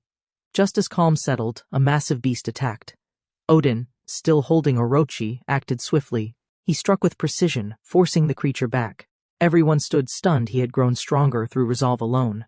With victory claimed, Orochi offered thanks. Odin, now resolute, spared the beast out of compassion. Within its treasure chest he found a sword flawless, sharp, worthy of his new path forward. Orochi launched into the air, surprising the demon woman. He locked her in a tight hold, reversing the fight. Her strength wavered, confusion rising. He landed a clean, dominating throw. A monstrous creature charged. Orochi reacted mid-embrace, crushing the beast with raw instinct. His newfound resolve held firm. Even as chaos loomed, he fought with strength and an oddly calm determination. With victory secured, Orochi comforted his dazed ally. He approached the chest, finding a brilliant sword. Grinning wide, he named it Galatine, claiming the weapon as a symbol of rebirth. The fierce duel turned into chaos. Orochi launched himself into the air, slamming the stunned demoness to the ground. Everyone froze, unsure if it was battle or instinct. Conflicted and overwhelmed, the demoness couldn't react. Orochi's swift movement flipped her off balance, throwing her overhead. The others watched in disbelief as tension shifted into shock and awe. As silence returned, Orochi stood victorious, panting. The demoness collapsed. Dazed, he whispered with pride, realizing his growth. The group stared, stunned. Something within him had truly awakened. As the group let their guard down, a massive crocodile burst from the forest. One warrior stood tall, carrying the unconscious demoness, unwavering even as sharp teeth lunged toward them. With swift motion, the warrior leapt aside, shielding his companion. Fueled by instinct and resolve, he struck back, launching a powerful counterattack that crushed the beast beneath a mighty blow. As dust settled, the crocodile lay defeated. The warrior gently set his ally down, her safety now ensured. Their companion, astonished, watched silently, realizing his strength had grown in the moment. As an alert echoed across the base, warriors stirred to action. News of a boss monster's appearance spread. All eyes turned to the horizon, where tremors marked its arrival. From the forest shadows emerged a colossal beast. Scales shimmered, and tendrils of darkness spread from its arm. Its roar shattered silence. The dragon had awakened, its corrupted form terrifying all. Orochi and her team watched in shock. The boss bore a twisted bracelet identical to Laufin's heirloom. Realization hit. Their true enemy was a dragon, and it had personal meaning. The observer watched the unfolding chaos through lenses, her smirk unwavering. Despite the revelation of family ties, she showed no hesitation. The bracelet pulsed dark energy. The plan was in motion. Transformed into a dragon against her will, Laufin lost control. The beast rampaged, tail sweeping trees and earth alike. Her comrades tried to intervene, but the bracelet's grip remained absolute. Confusion reigned as they realized the bracelet's cursed magic dominated Laufin's form. Trapped in her shadow, the familiar was powerless. They now faced not a foe but a controlled friend. The dragon lunged forward with a roar, its fangs inches from the girl. She froze in fear, unable to move. Her wide eyes met the beast's, heart racing violently. In a blur, Orochi intervened, halting the dragon's attack with raw strength. The girl looked up in disbelief. Orochi stood firm, her grip locked on the dragon's massive snout. Examining the cursed bracelet, the girl connected the dots. The dragon wasn't the enemy, it was Lawfen. The bracelet had twisted her form. Removing it might stop the monster's rampage. The strategist ordered Lawfen into battle, activating the cursed bracelet. Despite being her sister, she sacrificed her. Power surged. Lawfen's body twisted, overcome by the artifact's will, she became a dragon. As the transformed Lawfen raged, Orochi intercepted her deadly strike. Her timely arrival saved the girl. Together, they realized the bracelet's magic had enslaved Lawfen's will, and now controlled her entirely. Beowulf stepped forth, confronting the corrupted dragon. Warriors rallied, though unprepared for his odd display. Orochi held Lawfen back. A clash was inevitable. The cursed magic demanded blood and chaos. Lawfen sat paralyzed as the dragon lunged, its fangs aimed straight at her. Panic surged, but her body refused to move. Death came fast, but someone arrived faster. Orochi appeared from nowhere, catching the beast's jaws with her bare hand. Her power stunned Lawfen. Beads of sweat ran as the girl realized just how serious the situation was. While Orochi restrained the beast, Lawfen noticed the cursed bracelet glowing. Realization struck. Removing it might end the rampage. She steeled herself, knowing their only hope lay in a desperate plan. She watched from a throne, her lips curled knowingly. Her brother, calm but stern, gave the order. The monstrous arm twitched. Loyalty, masked by control, demanded sacrifice for the sister's fate. Transformed by a cursed bracelet, the sister's body became a rampaging dragon. Her strength was overwhelming. A comrade tried to hold her back, but chaos surged as the monster struck wildly. Confusion gripped the team. The bracelet's dark magic overpowered her will, binding her dragon form. Even her familiar couldn't escape its grip. Panic spread. Was it too late to free Lawfen? Rocco stepped forward, eyes locked on the armored giant. No hesitation, no retreat. She drew her blade, every muscle taut. This fight wasn't just hers, it was vengeance reborn. He struck first, hammering the earth with monstrous strength, but she dodged, countered, slashing through the storm of steel. Her resolve hardened with every step. Her allies followed without fear. Mocked from afar, Rocco lunged again. A scream tore from her throat as her blade pierced his chest plate. Steel cracked. Silence followed. The tide of the battlefield had shifted. Rocco's sword struck true, but the armor cracked, not broken. Her eyes widened. Too late. The enemy's blade surged forward, piercing her guard. Pain flared. The tide turned instantly. Thrown through stone, her body hit the wall like dead weight. Dust settled. The enemy advanced, unshaken. She gasped, bleeding. His voice mocked her, unmoved by her earlier resistance. Struggling to rise, she collapsed. He looked down, disappointed. I was mistaken, he muttered, turning away. But as his foot moved, something shifted behind him. Not all strength was gone. Above the pile of defeated fighters, she sat calmly, wine in hand. Her allies broken beneath her heel. He watched silently. That strength, he feared it, though he wouldn't say why. She smiled with madness. Flames swirled around him, divine and absolute. He bore godlike might. But to her, it mirrored a nightmare, a loss once suffered, burned into memory. Lawfen reappeared, calm yet fierce. The dragon stirred behind her. Cries rang out. Save him, the girl begged. Lawfen stepped forward. The others hesitated. She would fight, regardless of pain. She stepped forward, calm and silent. If you insist, she said. The dragon bowed its head. The offer was clear. The others froze. Was she really surrendering her life? Regret stained her voice, but resolve burned in her chest. This is mine to settle, she said. The hammer rose. Alone, she stood beneath it, ready to fall. A cry tore across the valley. The hammer fell. A deafening impact shook the world. Dust rose, silence followed. She had chosen this end and all watched, helpless. He stood between dragon and death, blade in hand. The ground trembled beneath ancient claws. All eyes locked on him. Silence fell. Even the warrior asked, what was this boy doing? The old knight's voice roared. Weren't they going to protect it? He challenged.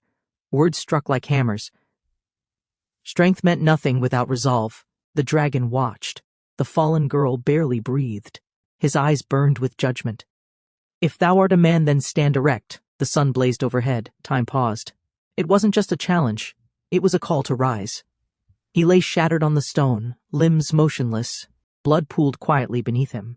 Yet in that silence, his fingers twitched. A breath. A shift. Something deep within had not yielded. Light burst from his chest, searing through the air. His form lifted, trembling but certain, faces turned in disbelief. He rose not by strength alone, but by sheer defiant will. She watched in disbelief as he rose again. His body, torn and scorched, defied reason. Power surged. The others stepped back. His sword steadied. His eyes no longer wavered. He charged forward, unwavering. Dust exploded beneath each step. The enemy stood still, expression unchanging. The wind screamed. The dragon stirred behind him. He had chosen his target, and nothing else. Blades collided. He struck with raw fury, fist meeting steel. The warrior staggered. The clash split air and ground, yet still his opponent stood firm. The next blow had begun. He stepped forward, blood pouring freely yet unshaken. The dragon loomed behind him, his arms spread, blade ready. Despite warnings and pain, he placed himself between danger and what mattered. His resolve hardened. Muscles tightened. Scars faded as light coursed through his body. Those watching gasped. Something ancient stirred within him. Not defiance, but conviction, and something more than human. His foe smiled, sensing the shift. The youth's power had awakened, raw and unshaped. The battlefield cleared. Their steps slowed. What came next would not be a clash, but judgment. She sprinted toward him without hesitation, no fear in her steps. Her strike aimed straight for the core. The enemy stood still, waiting. The clash was seconds from beginning. From the shadows, others watched the fight unfold. They observed the boys awakening with interest. A plan stirred among them. Perhaps this reckless surge could create the break they needed. Hidden in the trees, new players prepared to interfere. Calculations unfolded. Strategies shifted. They would not wait for the battle's end. They aimed to control how it concluded. Tensions flared between reluctant allies. Their goals aligned, but trust was absent. Pride veiled strategy. Yet beneath the bickering, a plan formed, one that could tip the scales ahead. The first strike came fast. Power flowed like a tide as he launched forward. Trees split. The air cracked. His target sensed the shift, too late to dodge. The impact was brutal. Blades clashed, but force broke through technique. The young warrior crashed to the ground, breath gone. Above him the sky spun. His grip began to slip. He roared and surged upward again, eyes glowing with resolve. Blades clashed. Sparks burst. His strikes landed harder. He wasn't fading, he was rising. The battle had only just begun. Observers watched in awe. His wounds closed unnaturally fast. Something divine pulsed within him. Every movement sharpened. His enemy adjusted. What began as a fight now neared something far greater. But speed betrayed him. The old warrior struck first, landing a brutal blow. The youth crashed hard. The watchers cried out. Even strength awakened too late could not defy timing. He stood bloodied but unyielding before the beast. Memories of his vow echoed. He declared his identity with pride. As wounds closed miraculously, a looming warrior emerged to challenge him. With newfound strength, he charged forward, fists raised. Above, observers plotted in shadows. Sinbad and Mulan discussed sabotage, intent on removing threats early. Their eyes fixated on the fierce battle. Mulan dismissed Sinbad's antics, refocusing on Beowulf's weakness. As water and strategy merged, Beowulf attacked relentlessly. Blows landed hard. The youth fell, but sunlight glinted in his eyes. He rose again. She lunged forward, eyes locked on her opponent. Fueled by desperation and purpose, she struck. The towering warrior met her advance calmly, unmoved, his presence like a wall of steel. From afar, Sinbad observed the clash with growing interest. Beneath the shade of a tree, he grinned, sensing opportunity. The disruption could be the opening needed to corner the old man. Mulan calculated precisely, eyes narrowed. If Beowulf fell here, the finals would be easier. Sinbad's manipulation worked subtly. While Beowulf seemed strong, his allies might be his true weakness. In a tense moment, the warrior questioned loyalty, disguises, and tactics. Though surrounded by doubt, he stood firm, declaring identity. Plans for Beowulf's downfall sparked, tension rising amid wavering trust. He charged ahead, water swirling like a storm beneath him. Without hesitation, he launched an ambush through the trees.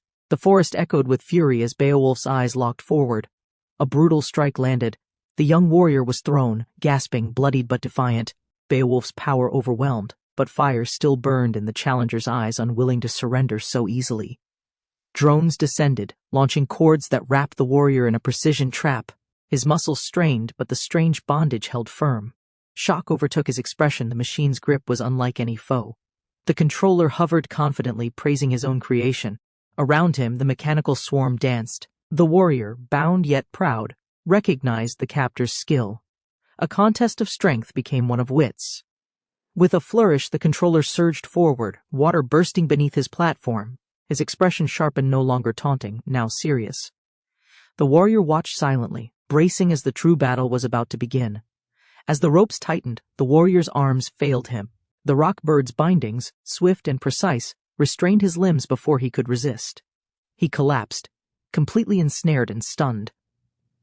Hovering above, the summoner watched his foe fall, pride gleaming in his eyes. Around him, the drones spun, celebrating victory. The giant trembled, recognizing strength not in might but mastery. With a wave, the summoner leapt into the air, declaring his resolve. Water erupted beneath his feet, his intent clear. Bound or not, the battle was only beginning to rise. The warrior's muscles tensed as wires shot from the drones, tightening around him. In seconds, his limbs were bound in an intricate pattern, immobilized by a precision-crafted aerial trap. Hovering above, the controller mocked the captured man, flaunting the drone's prowess. Spectators were stunned by the technique's precision. The warrior, though impressed, braced silently, refusing to concede defeat. With a sudden burst, the drone rider surged forward atop a board of energy. Sparks scattered as water erupted beneath him. He declared intent to unleash his full strength. The warrior swung his blade, but threads struck first. Drones wrapped him tight in mid-motion. His strength failed as bindings tightened, leaving him kneeling, captured in an instant by the aerial trap. Hovering above, the tactician smirked proudly. Drones circled like hawks, their master unfazed. The prisoner's skill was acknowledged, but defeat was absolute. Nearby allies stared in awe, caught off guard by precision. With a single leap, the enemy surged forward. Waves burst beneath her feet as power surged through her limbs.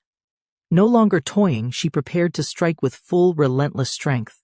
Beowulf raised his blade, but something fast bound his limbs. Strings shot from the sky, coiling tightly. Drones spun around him.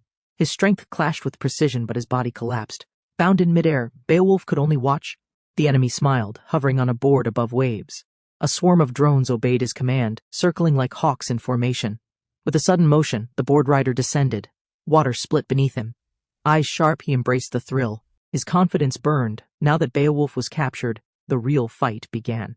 Orochi leaped down, flames raging on her blade. Perched on Beowulf's shoulder, her fierce eyes locked on the enemy. Despite the chaos, she defended someone she once called foe.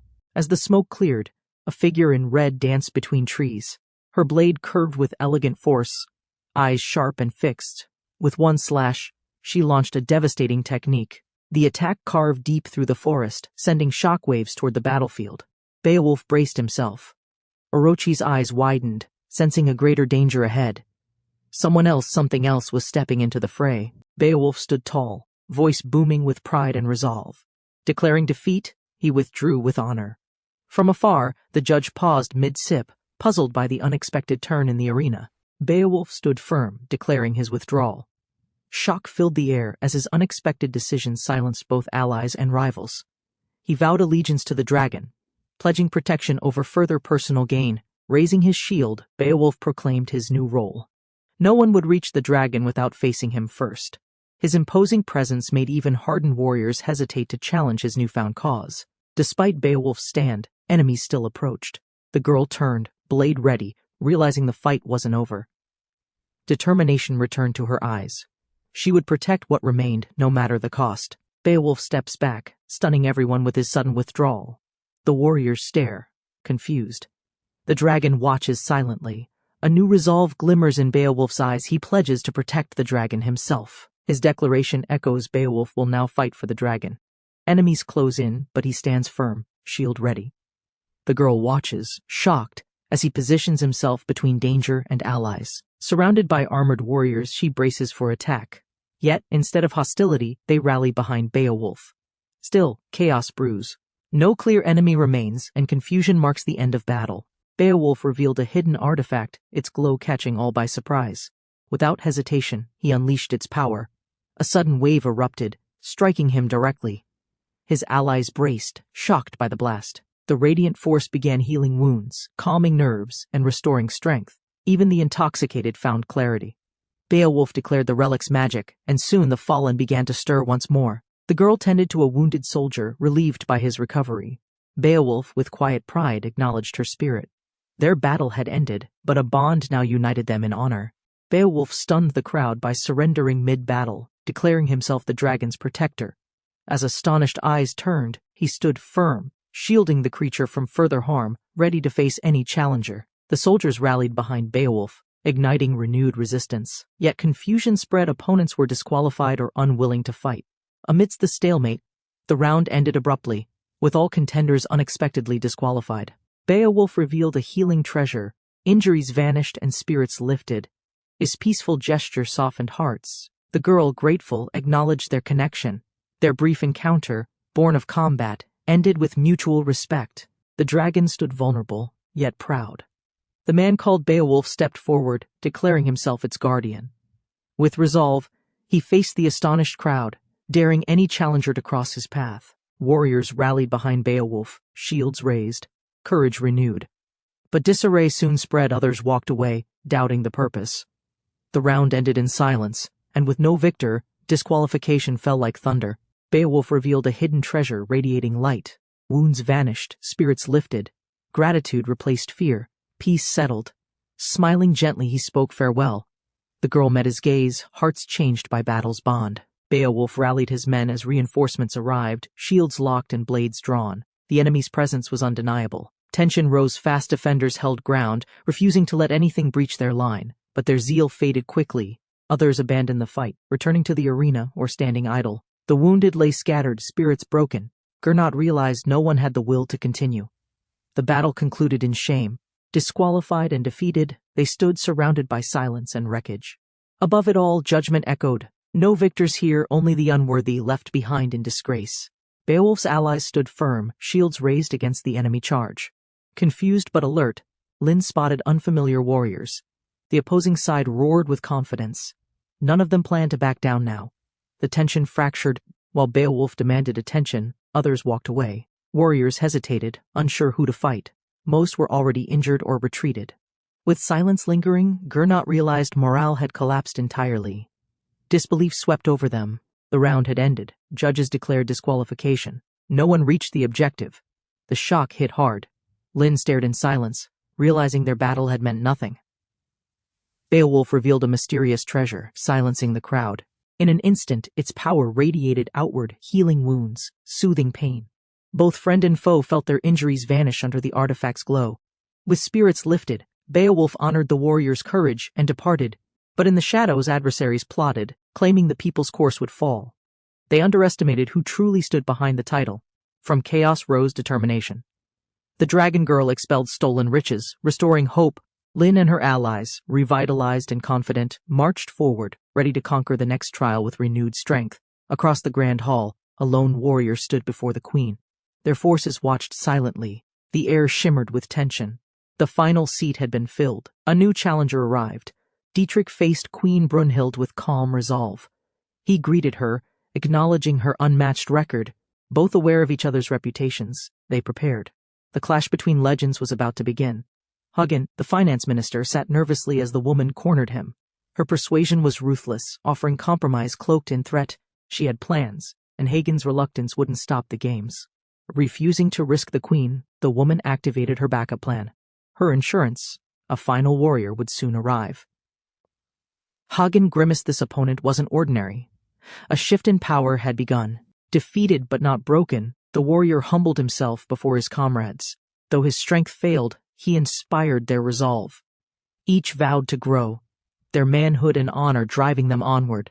Hagen panicked as the elegant agent pressed him, reminding him of the budget cuts. Tension rose. He knew the stakes. She offered a deal, and he reluctantly listened. Fearing Queen Brunhild's dominance, Hagen planned around her. He couldn't risk her clearing the money course. But the agent had insurance. She summoned someone unexpected to change the course entirely. As the crowd dispersed, the defeated warriors paid their respects. They'd learned from the struggle. Vowing to grow, they embraced the journey, humbled by battle and proud of their growth. Dietrich stood tall, confident in his challenge. Brunhild faced him, silent and unreadable. With tension high, the cards fell. His gamble reckless, hers calculated. Everyone watched as fates twisted silently. Mocked and humbled, Dietrich joined the others stripped of dignity. yet determination flared in his eyes. For Lin's sake, he clenched his fists. He would return, stronger, wiser, and clothed. Mocked and humbled, Dietrich joined the others stripped of dignity. Yet determination flared in his eyes. For Lin's sake, he clenched his fists. He would return, stronger, wiser, and clothed.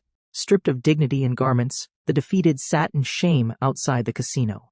Aladdin arrived, stunned by the cruelty. Even strong warriors and proud women were reduced to silence. Though disturbed, Aladdin couldn't resist documenting the scene. But the moment he took a photo, a violent jolt of punishment struck him. Someone had enforced an unspoken, brutal rule. Majin, a powerful AI genie embedded in his phone, awakened. She scolded him, asserting control over his desires and body. From now on, he was hers entirely and unquestionably owned. Outside the casino, a field of naked gamblers sat in silence. Men and women alike had been stripped of dignity. One outsider, watching from the shadows, clenched his fists tightly. Persia Aladdin stepped forward, amused and opportunistic. He raised his camera, capturing the humiliating scene. But a shock hit him as AI companion activated punishment, warning him never to cross her. The AI genie, Jin, asserted dominance. Her inner face glowed coldly as she explained the stakes. Only by challenging Queen Brunhild at the high roller table could he hope to change fate. Aladdin stood in shock as he witnessed the aftermath. Defeated gamblers, men and women cowered, stripped of everything. His eyes hardened. This place wasn't just a casino, it was a battlefield. Persia Aladdin snapped photos, pretending outrage while grinning. But justice sparked inside him. A shocking jolt struck him down Majin's punishment. With clenched teeth, he vowed to retaliate, no matter what. Majin emerged on screen, claiming ownership over Aladdin. With cold authority, she reprogrammed his reality. Aladdin writhed, yet swore vengeance. Beneath his agony, a plan formed to break the game, and her. Majin scans thousands of routes. Only 3.15% offer hope. Aladdin hesitates but agrees. A strange figure breathes heavily nearby. The plan begins, but the team still lacks one member. Majin insists Aladdin recruit the masochist. The prince refuses but obeys. Drones scatter to gather intel. The AI assures she'll handle the rest. Strategy unfolds under a tense alliance. Aladdin finds the prince training painfully. Confused, he asks why. The prince confesses defeat, awaiting punishment from Lin. Majin intervenes, probing his intent. A deeper purpose begins to surface. Aladdin arrived at a cruel arena, where stripped captives huddled in humiliation. Disgusted, he vowed to stop the abuse. Among the prisoners, despair filled every eye, men and women alike. Broken, driven by voyeurism, Aladdin tried capturing their shame. Instantly, a blinding jolt struck him down. His AI, Majin, punished his betrayal. Control re-established, she reminded him of his rightful obedience. As Aladdin writhed, Majin declared ownership and set rules. He was forbidden from desiring others. With dominance asserted, she revealed her true form, an advanced AI genie with dangerous capabilities and plans. Aladdin screamed into his device, forced into strange gear by the AI girl. She calmly adjusted controls, ignoring his rage. With a smirk, she increased output, silencing him with ease. The game's cruel truth unfolded. Only one course remained open for their team's survival. Aladdin laid beneath the tree, refusing to act. But deep down, he knew the course's secret. To pass, they must win big within a day. But not at normal tables. Aladdin stared ahead. The only way was to challenge the terrifying Queen Brunhild at her throne. He recognized her strength wasn't measured in skill or chance. She was beyond judgment, a force unto herself. His analysis was clear. Winning wasn't just hard, it was impossible. Temptations clouded the mission, but he saw through the ruse. No cheap thrill would distract him. Pride stirred in his chest. He would never bow to a hollow victory. Determined, he dashed forward with resolve. The queen would hear him out. Plans calculated, allies uncertain, his mind raced, knowing time was short and the outcome depended on every word. He calculated 13,658 possible outcomes. Yet only one route held a chance, 3.15%. With sweat beading and heart racing, he prepared to follow through with the impossible plan. To improve the odds, he had to recruit a prisoner enduring self-inflicted punishment. Though reluctant, he agreed. With drones dispatched for intel, their risky mission was already in motion. Approaching the masochist prince, he asked his purpose. The prince revealed he lost the qualifier and chose punishment. Still, he hinted at hope. Perhaps fate wasn't entirely sealed just yet. The boy questioned the cruel rules, but the others warned him defeating the queen would bring Lin's wrath. He realized too late that her love was dangerous, obsessive, unforgiving. Locked in darkness, he endured days without water. Torture broke his body but not his will. When she finally smiled, he saw no kindness, only control masked as mercy. He emerged broken but determined. A pact was made with a silent warrior. With clenched fists, they would rise together. If he wanted to defeat her, he needed allies. Kay watched the eccentric man vanish down the path. Though uncertain of his purpose, she knew they needed more members. Arthur wandered, unaware that fate was pushing him toward another recruit. A frantic boy emerged, demanding answers. Arthur showed the harsh truth, but the boy erupted in denial. Grief turned to fury. Arthur reacted instinctively, defending himself as tensions broke loose. Arthur stood over the fallen stranger, dismissing his resolve. The competition demanded strength. As the boy processed his loss, one name lingered in his mind, Beowulf's fate now uncertain. Wiglaf lunged forward with manic devotion, desperate to prove himself useful. Believing this was his fate, he offered anything, his pride, his strength, just for a chance to serve his idol. Met with disgust, Wiglaf was struck repeatedly, but never retreated. His persistence amused his opponent. Though deemed a nuisance, his relentless loyalty earned him a sliver of acknowledgement. He wouldn't back down. Bruised yet unshaken, Wiglaf declared unwavering loyalty. His beaten form stood defiant, arms crossed. The other turned away, baffled and frustrated, unaware that Wiglaf's resolve had only just begun to harden. Wiglaf's persistence earned him a place beside the reluctant leader. Though annoyed, the leader allowed him to follow. With approval from Jin, their journey together, awkward but earnest, finally began. As they moved forward, a new figure appeared, Tsuchigumo from the Yamato dynasty. Known for his brutality, he offered help. The leader hesitated, realizing the danger of this alliance. Tsuchigumo presented a contract, scrawled across his loincloth. Though uneasy, the leader signed. The warriors' eerie loyalty sealed their pact. A strange alliance was formed beneath the forest's shade. Wiglaf desperately offered loyalty to join the team, even as he was rejected and hit. Undeterred, he begged to serve. His devotion stirred confusion but impressed the team leader. The leader finally relented, allowing Wiglaf to tag along. As they regrouped, a masked warrior named Tsuchigumo emerged. His fearsome presence unsettled the leader, but a contract was signed. Tsuchigumo adjusted posture to aid writing, showing commitment. The team finally assembled at Casino Walhalla. Their leader declared unity, but the queen's forces loomed, demanding one last ominous sacrifice. Wiglaf knelt, determined, proclaiming undying loyalty to his majesty. He offered his strength, begged to be chosen.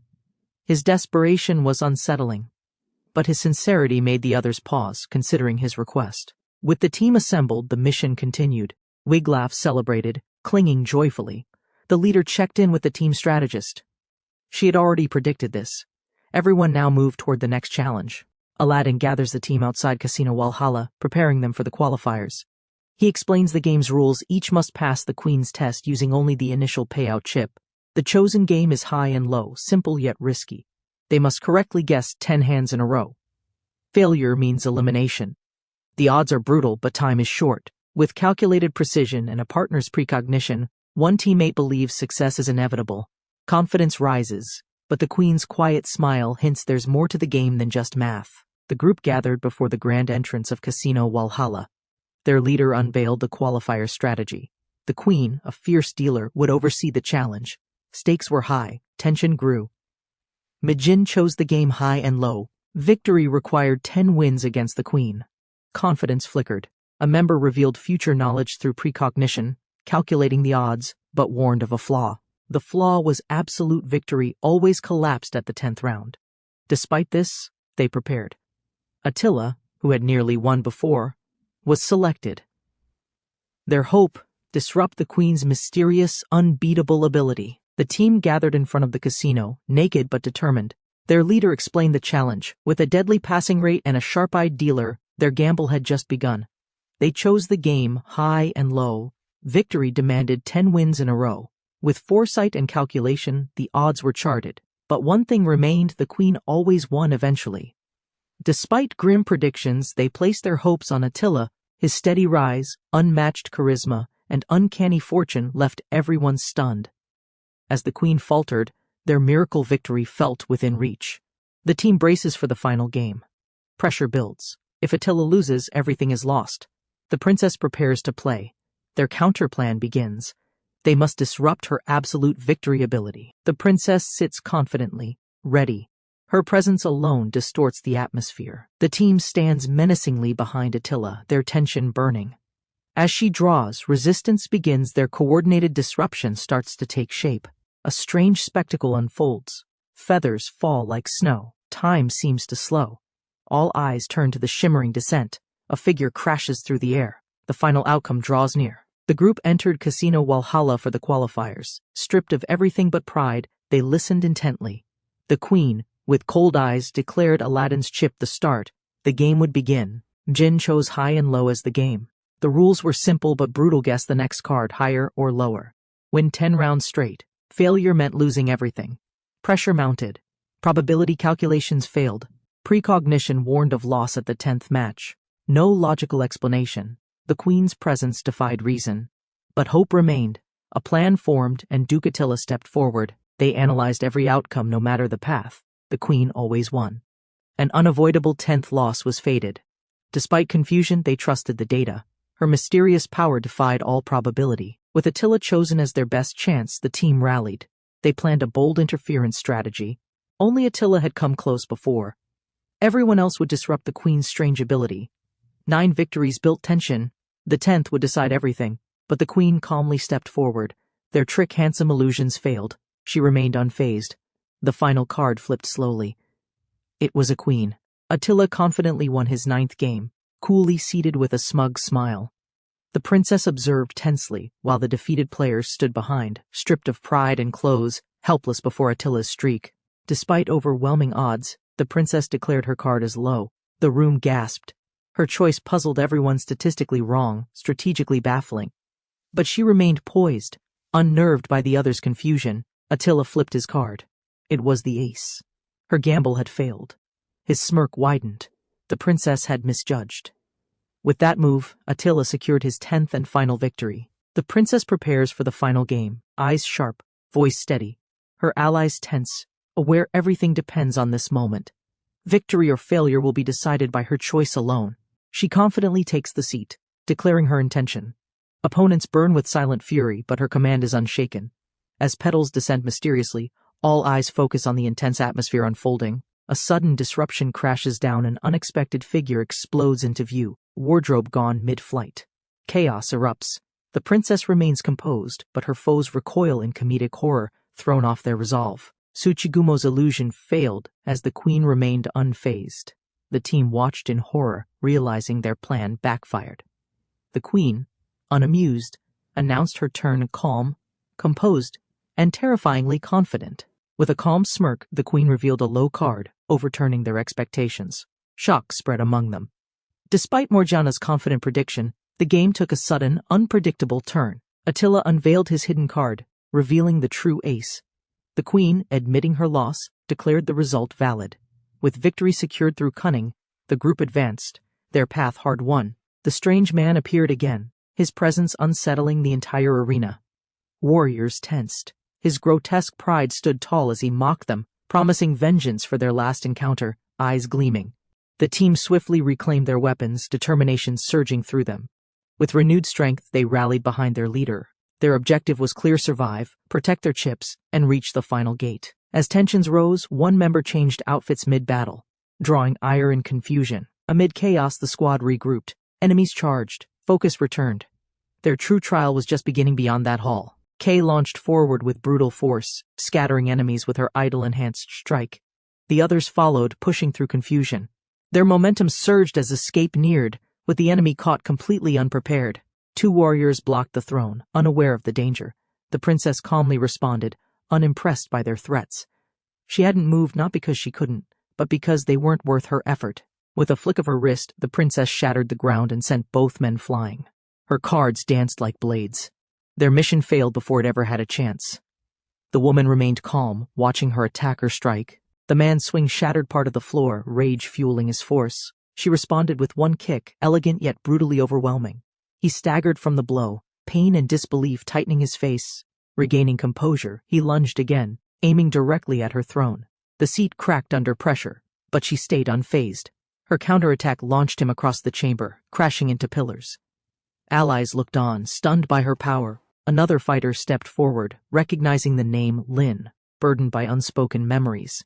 A sudden mention of a familiar girl ignited confusion. Lin recalled the village incident. Recognition dawned. Tension rose. One warrior clenched her teeth, furious at the disrespect shown toward Lin. Questions erupted about a shared appearance. Doubts turned to certainty. The girl's presence confirmed the impossible truth. All eyes shifted as the shadows lengthened. Something powerful was about to be unleashed. Without hesitation, Lin shattered the room with a single strike. The ground quaked. Dust clouded the chamber. She stepped forward, declaring the end of pleasantries. The real battle had begun. Lin stepped into the moonlight, weapon in hand. Her gaze sharpened, magic circling her eye. She demanded 10 seconds of resistance, just long enough to prove their will or break entirely. Lin advanced through the rubble, spear in hand, unfazed. 2 enemies emerged ahead. Instantly the duo sensed her presence, their stance tightening. She gave no words, only a silent warning. Without hesitation, Lin struck first. Her spear tore through the beastmen's defenses. Bodies collided violently across stone, each strike calculated, no movement wasted. Her dominance over the battlefield was unquestioned. One attacker charged. Lin responded with brutal precision. A devastating kick shattered his form. Another lunged. She spun and countered with elegance and power. None would endure the 10 seconds promised. Lin stepped forward calmly, weapon in hand, as 2 beastmen advanced. The 2 fighters braced, instinct honed by countless battles, but the atmosphere shifted. Her power alone made their muscles tense. Without hesitation, she launched into a ferocious assault. Her spear spun like a storm, striking both enemies with precision.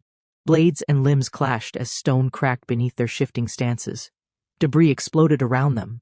She lunged from above, slamming into the male warrior. He countered, narrowly evading. Yet her momentum continued, unleashing a devastating kick that sent them all scattering. She entered the chamber with steady steps, dragging her spear. The 2 opponents tensed instantly. Without a word, she lunged forward, and they braced themselves, instinct screaming at the danger. Steel clashed with flesh as her spear crushed through their defense. One fell, then another. With precise strikes and a spinning kick, she kept them pinned under unrelenting pressure.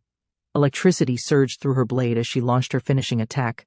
The floor cracked, the force engulfing them. When the smoke cleared, they still breathed barely. Her time limit had passed. She advanced without hesitation. The spear scraped the ground. 2 beastly opponents prepared themselves. Their instincts warned them, but her presence was overwhelming. 10 seconds was all she promised them. Her first strike shattered their defenses. Bodies flew, crumbled walls echoed her might. One tried to retaliate, claws sharp, eyes wild.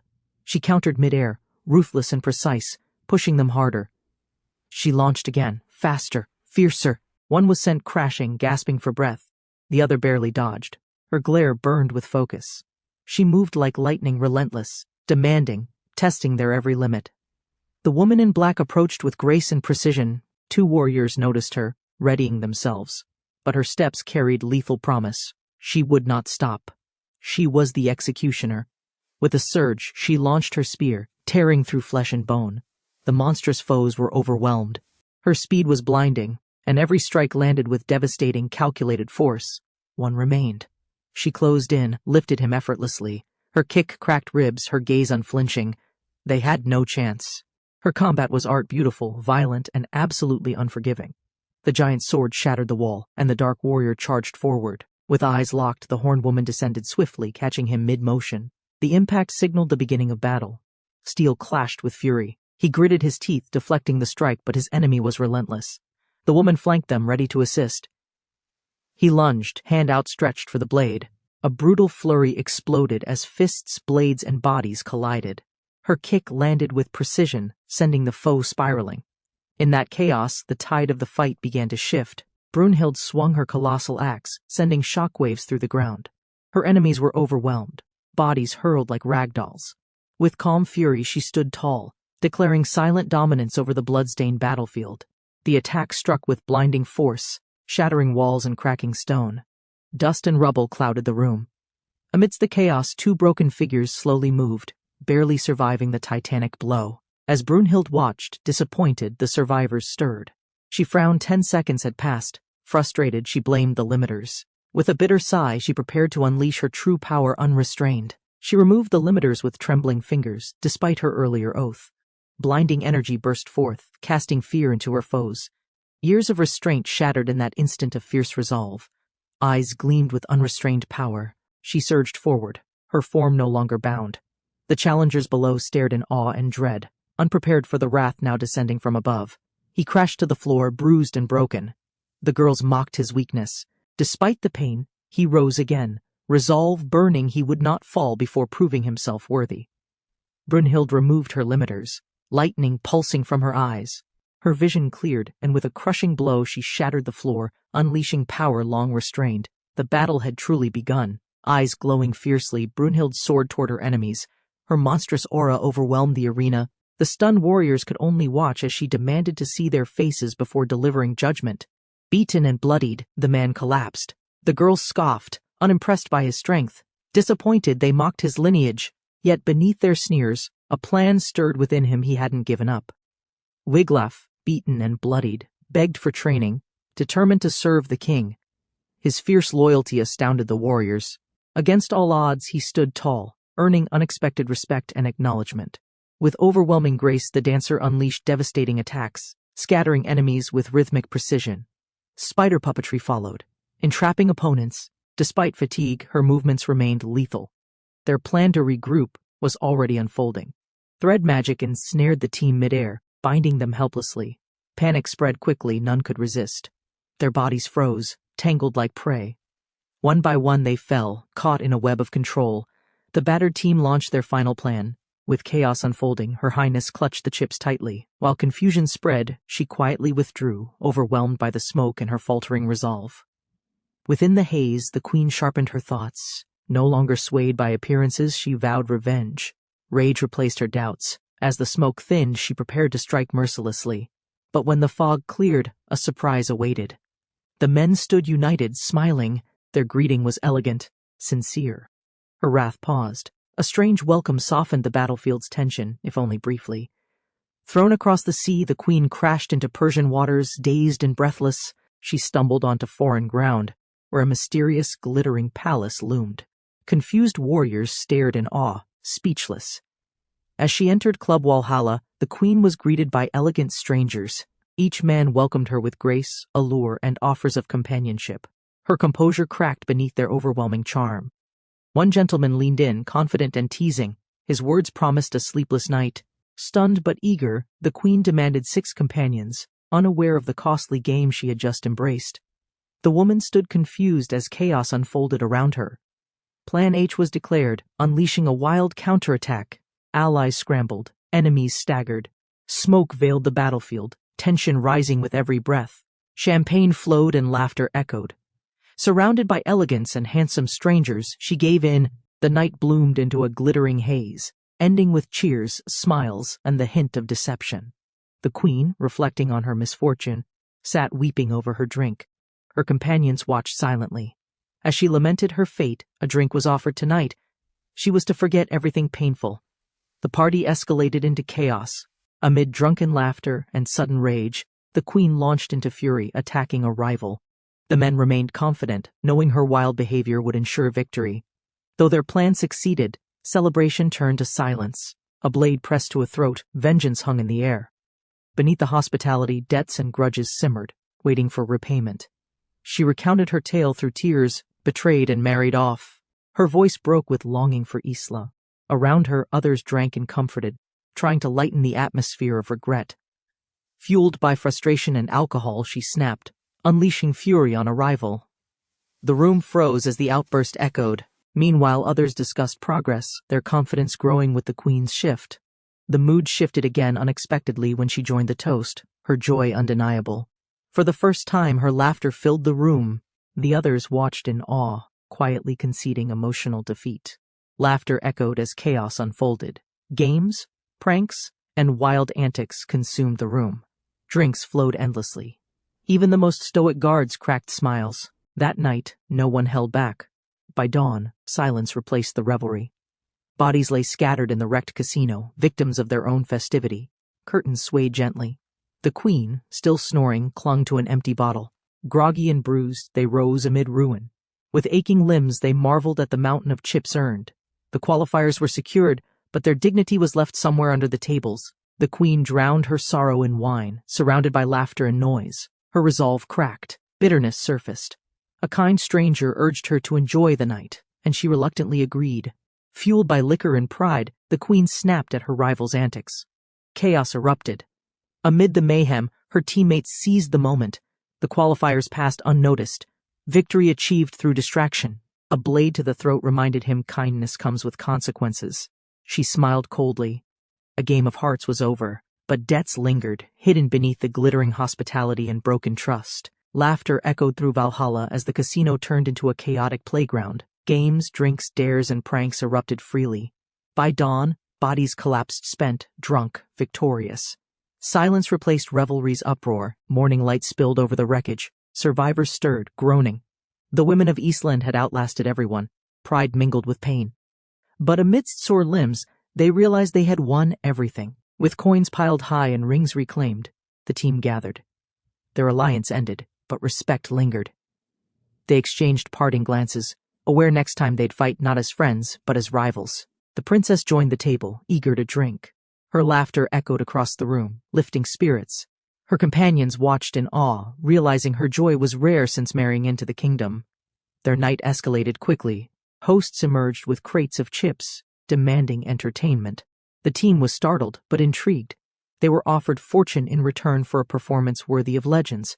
Riled up by the challenge, they called for full preparation. A wild party ignited cheering, laughter, and chaos erupted. But one warrior grew suspicious, sensing his precious Rose Garden F6 slipping away. Inside the raucous Casino Valhalla, the team celebrated wildly. Drinks flowed, games raged, and laughter echoed. They let loose, unaware that the chaos would leave consequences far beyond the night. The next morning, bodies lay sprawled across the devastated hall. Broken bottles and torn banners told the story. A painful silence followed, interrupted only by groans of aching, regretful survivors. Though hungover and barely moving, they smiled. They survived the revelry, won the qualifiers, and earned their prize. But one knew this victory was only the beginning of greater trials. The team stood reunited, rings returned, their mission complete. Though allies for now, each new war loomed ahead. Bonds formed in battle would be tested when they met next as enemies. With fists united, they honored the night's victory. Memories forged in fire bound them deeply. Cheers echoed as they walked toward the arena, unaware of the chaos that awaited inside. The stadium erupted with roars. Their efforts paid off. They'd passed the qualifiers. Joy and disbelief spread through the crowd. For that moment, they were heroes, standing at the edge of glory. The arena roared with chaos. Spectators cheered as the lavish party spiraled into madness. Gale was praised, but inside, he wept the treasury emptied. The casino funds vanished without a trace. Lynn charged forward, her voice slicing through the noise. She praised the prince's performance with boundless energy. He barely reacted before she launched into a hug, catching everyone off guard again. With a thunderous slam, she tackled him, flattening him to the ground. His allies clapped gleefully. Despite the pain, he smiled faintly, lost in memories of comfort and chaotic affection. A mysterious broker offered information in exchange for secrets about a quiet girl. Pointing her out, he hinted she might not be what she seemed, more than a simple villager. As suspicions grew, whispers spread she resembled the vanished princess. Behind sunglasses, a scheme unfolded. Meanwhile, the AI-like observer received a cryptic warning. She was being used without realizing it. In the crowd's blindness, only the non-human saw truth. The villager and princess shared one face. Yet the mastermind watching claimed indifference, his real motive concealed behind a calculated smirk. The mysterious seer unveiled a dangerous truth. The girl bore a perception-warping curse. Ancient powers beyond mortal reach veiled her. Relic-born magic twisted reality, and few could see through it. As relics hovered rings, horns, stones, he stared, entranced. She hinted at power sources, ancient and rare. His gaze fixed on a ring. Something stirred within, recognition or dread, he couldn't tell. 3 days earlier, petals danced across the estate. Amid serene beauty, men admired the meticulous setup. Galanote's efforts ensured perfection. Unaware, they walked toward a storm, hidden in elegance. Kriemhild appeared in splendor, her steps slow and deliberate. Attila watched, struck by her grace. She spoke gently, declaring her wish to bring happiness. His heart stirred at her sincerity. She blushed, flustered by Attila's serious tone. He confessed his purpose serving idols and widows, not as duty, but dream. His admiration for dreams guided his life, even without having one. Attila expressed his wish to support dreamers, gently confronting Kriemhild's hidden sorrow. Her silence revealed lingering love for Siegfried, but she stood firm. Her eyes softened. What once mattered now didn't. Attila knelt before Kriemhild, offering not just a proposal, but comfort for her lingering sorrow. He accepted her past love and offered her a new beginning filled with promise. Kriemhild turned away, her heart conflicted. She refused the proposal, not from lack of affection, but from duty. Her commitment now lay with the tournament and its destined victor. She explained her wish one beyond riches or power, a dream only she could chase. Moving forward, she chose purpose over romance, her ring shimmering with quiet resolve and sacrifice. She revealed the ring of Nibelung, Siegfried's final gift. A relic of divine origin, it held the power to grant any wish. Her dreams, choices, and resolve all stemmed from it. He awoke startled, finding himself face to face with an unsettling scene. The woman greeted him with unnerving affection, offering breakfast in an odd manner. He fled, confused by her peculiar warmth. Still rattled, he recovered in the lounge. She offered him bottled milk as a backup. As urgency rose, swords were drawn, and with a knowing smile, she prepared for battle. Cheers echoed through the grand arena. 6 teams stood ready, champions of grueling trials. The main tournament was about to begin, and the crowd roared for the brave contenders assembled. He jolts awake in confusion, finding himself locked in an absurd morning ritual. The woman before him offers milk with unsettling warmth, mistaking their strange bond as something more maternal. Despite the awkward start, reality strikes its tournament day.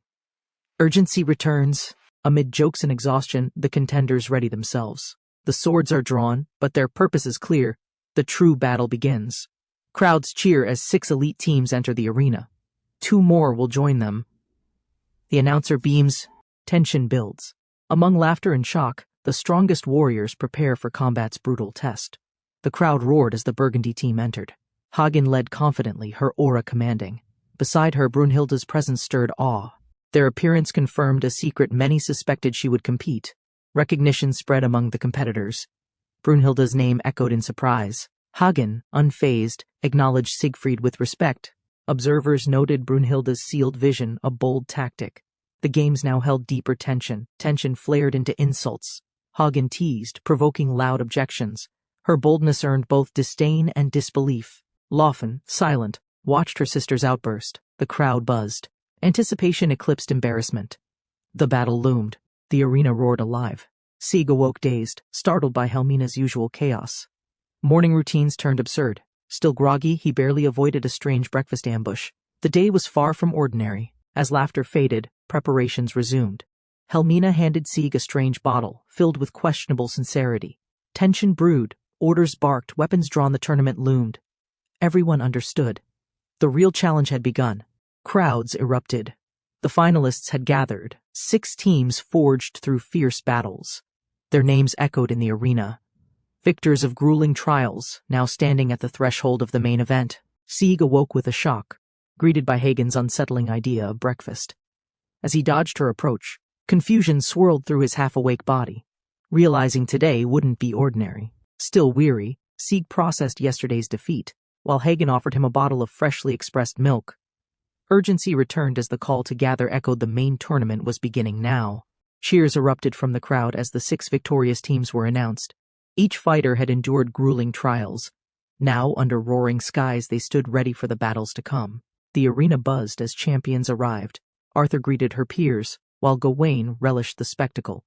Cheers rose, awe mixing with anxiety. A grand event was clearly about to begin. Veterans and newcomers alike filled the grounds. Byrne's proud warriors entered, triggering murmurs. Tensions flared briefly, but excitement for the main event eclipsed rivalries. All eyes shifted to the stage. The host raised the stakes with a bold twist. Defeated teams could now challenge seeds. Confusion turned to eagerness. Fireworks burst, igniting the crowd as music thundered from the idol trio. The grand arena erupted as the Burgundy team stepped in, their regal presence silencing doubts. Among them stood Hagen and Brunhilde, cloaked in mystery. Shock spread. This was no ordinary entry. Brunhilde's blindfold drew whispers, her strategy veiled. Hagen praised Siegfried's advance, calm yet commanding. But crude provocations stirred fury. Amid tension and tactics, rivals eyed each other, testing the air. Mockery escalated into threats, tempers flared, and fists flew. Lawfen's irritation boiled while chaos unfolded around them. Somewhere between insult and ambition, a fierce fire awakened within every watching soul. A sudden presence stirred the masked warrior's instincts. Turning toward the cloaked figure, tension crackled. Wild eyes narrowed, a twisted smile formed. She recognized her prey. Claws unsheathed, she lunged forward. Just as violence erupted, a hand calmly intervened. The prince restrained her with ease, masking irritation with charm. He claimed credit, boasting of his triumphs. Meanwhile, chaos brewed behind his back. The event surged ahead. A powerful team from Bern entered the arena, their leader towering with reputation and scars. The crowd roared. Whispers followed rumors, awe, and a sudden familiar recognition. Crowds roared as Bern Hildebrand entered the arena. Legends whispered of his strength. Even warriors who once fought him fell silent, awed. No one could predict who'd emerge victorious. Beside Hildebrand stood Witeg and Jamie, formidable, loyal comrades. A student recognized his old master. The crowd buzzed louder, sensing a reunion of power and pride. Their presence shifted the tension. Trumpets blared as 8 elite teams were revealed. Spectators cheered wildly. Amid the excitement, murmurs rose about fairness. Some feared the seeded had an edge. But the games were beginning. Awilda stood confidently on stage, declaring her husband criteria before a stunned crowd. She sought strength, status, and valor, amusing everyone. Her bold entrance lit up the tournament square. A cloaked figure challenged her shallow ideals. With eerie calm, he seized the mic, preaching discipline over desire. His presence shifted the atmosphere, silencing the crowd with a sudden seriousness. Casting off his robe, he revealed a towering physique. Muscles rippled as he roared about discipline. Gasps echoed, even Awilda stared, dumbfounded. The crowd erupted, shaken by his display. Awilda declared her hunt for a husband, listing impossible standards before a stunned crowd. Her booming energy and bold demands captivated attention, overshadowing the event's original purpose with her spectacle. A mysterious monk interrupted Awilda, speaking of enlightenment. He mocked her desires, then hijacked the stage, insisting strength lay in purity and training, not romance. The crowd watched in growing confusion. The monk shed his robe, revealing a monstrous physique. With dramatic flair, he preached discipline and virtue. Gasps erupted, not just from awe but from a dawning sense of unstoppable chaos. The crowd surged before the music began. The guitarist barely held order. Awilda, cheerful yet confused, questioned their motives. Men shouted ambitions, their eyes on glory and perhaps something much more. Among the chaos, a radiant body posed in defiance of logic. Warriors stood ready, admiration and disbelief mingling. But order was lost. The host sighed. This would not be simple anymore. Tension reached its peak. With a resigned shout, the official declared the match open. Fighters charged with fury, blades gleaming. Whatever this event was, it had become something extraordinary. The crowd roared as the music ignited the arena. Cat-eared girls played passionately, stirring courage in the hearts of nervous fighters. Their fear faded. Strength, long buried, began to awaken. Fueled by song, the armored warriors charged forward. Their target, a lone figure, seemed unassuming. Determined, they struck with fury, unaware they faced someone more cunning than strength alone could defeat. In shadows, the hooded warrior waited. Rejecting direct combat, he summoned a strange weapon. While others relied on force, he plotted a path of control, strategy, and ruthless precision instead. As the concert echoed across the arena, the music stirred something deep within the warriors. Their fear vanished. Fueled by rhythm and resolve, they charged forward, hearts united and blazing. Locked onto a target, they aimed to strike swiftly. But the hooded warrior had other plans.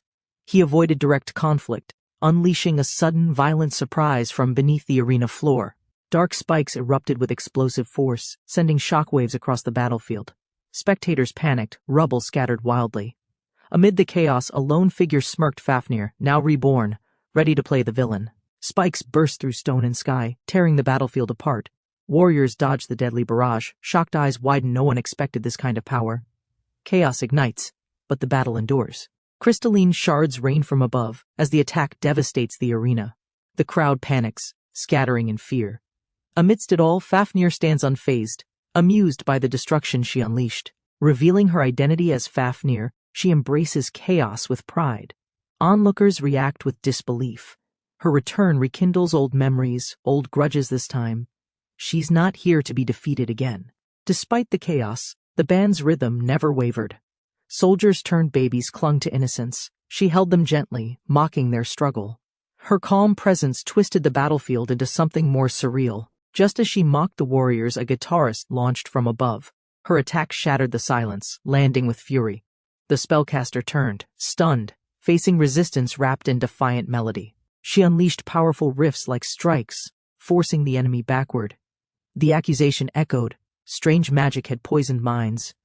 But the guitarist, fueled by anger and passion, refused to yield anymore. The arena roared with life as the band ignited the stage. Music surged through the crowd, awakening courage in unlikely heroes, filling their hearts with strength before the coming fight. Their enemies closed in, fueled by arrogance and rage. Targeting the weakest first, they charged with reckless resolve. But the music still played, igniting defiance in those standing against them. Unfazed, the cloaked figure prepared a trap beneath the battlefield. While others fought with force, she struck indirectly, unleashing a surprise attack to shatter the enemy's formation from below. The arena shattered under a storm of cursed spears. Warriors were thrown aside like dolls. Amid the chaos, a masked figure emerged, untouched, her power eclipsing everyone on the battlefield. The explosion rocked the audience, shattering the stands. As dust settled, panic spread. A woman laughed in delight. Fafnir, once male, now reborn, enjoying her villainy amidst destruction and disbelief. Amid confusion, the fallen rose again with burning spirit. Inspired by unwavering idol performers, they refused surrender. Fafnir, amused, watched as resistance reignited under the rubble, music echoing through battle. The warriors lunged at Hildebrand, weapons drawn, surrounding him. Each strike landed with fierce precision. Spectators watched in stunned silence, fearing the legendary giant might finally fall beneath the unexpected ambush. Silence followed the clash, broken only by dripping tears. Hildebrand stood unmoved, eyes brimming. Confusion spread. Allies questioned, enemies paused. What caused the indomitable warrior to shed tears so suddenly? Realization dawned. The assault hadn't hurt him, something deeper did. Witnessing his tears, even his enemies dropped their weapons and bowed, overwhelmed by respect. A moment of pure emotion halted battle. The woman cradled the grown warriors like children, calming them with eerie tenderness. Her soothing presence overwhelmed their minds. But an attack from above shattered the charade, exposing her strange grip. The band girl lunged with fury, accusing the woman of manipulating minds. A furious clash broke out, strings against sorcery. The truth emerged. Magic had twisted the hearts of their audience. Amid the chaos, a giant warrior stood firm. Opponents trembled as they struck, yet he wept, his gift to touch hearts with blows. Guilt consumed them. One fight changed everything. The band prepared for their debut, but chaos struck. A mother, furious over her son's involvement, disrupted the event. Glaring fiercely, the guitarist tightened her grip on her weapon. Fury simmered in her eyes. She stepped forward, insulted by the accusation. As her friends backed off nervously, she decided to fight for their stage by any means. A towering challenger emerged, Hildebrand, the feared warrior. Yet instead of fear, she stared boldly. Around her, whispers spread. This fight was no longer about music, it was war. The two warriors unleashed their fury, fists clashing like thunder. Neither dodged nor blocked, only struck. The crowd watched in awe, uncertain if it was battle or something more profound unfolding.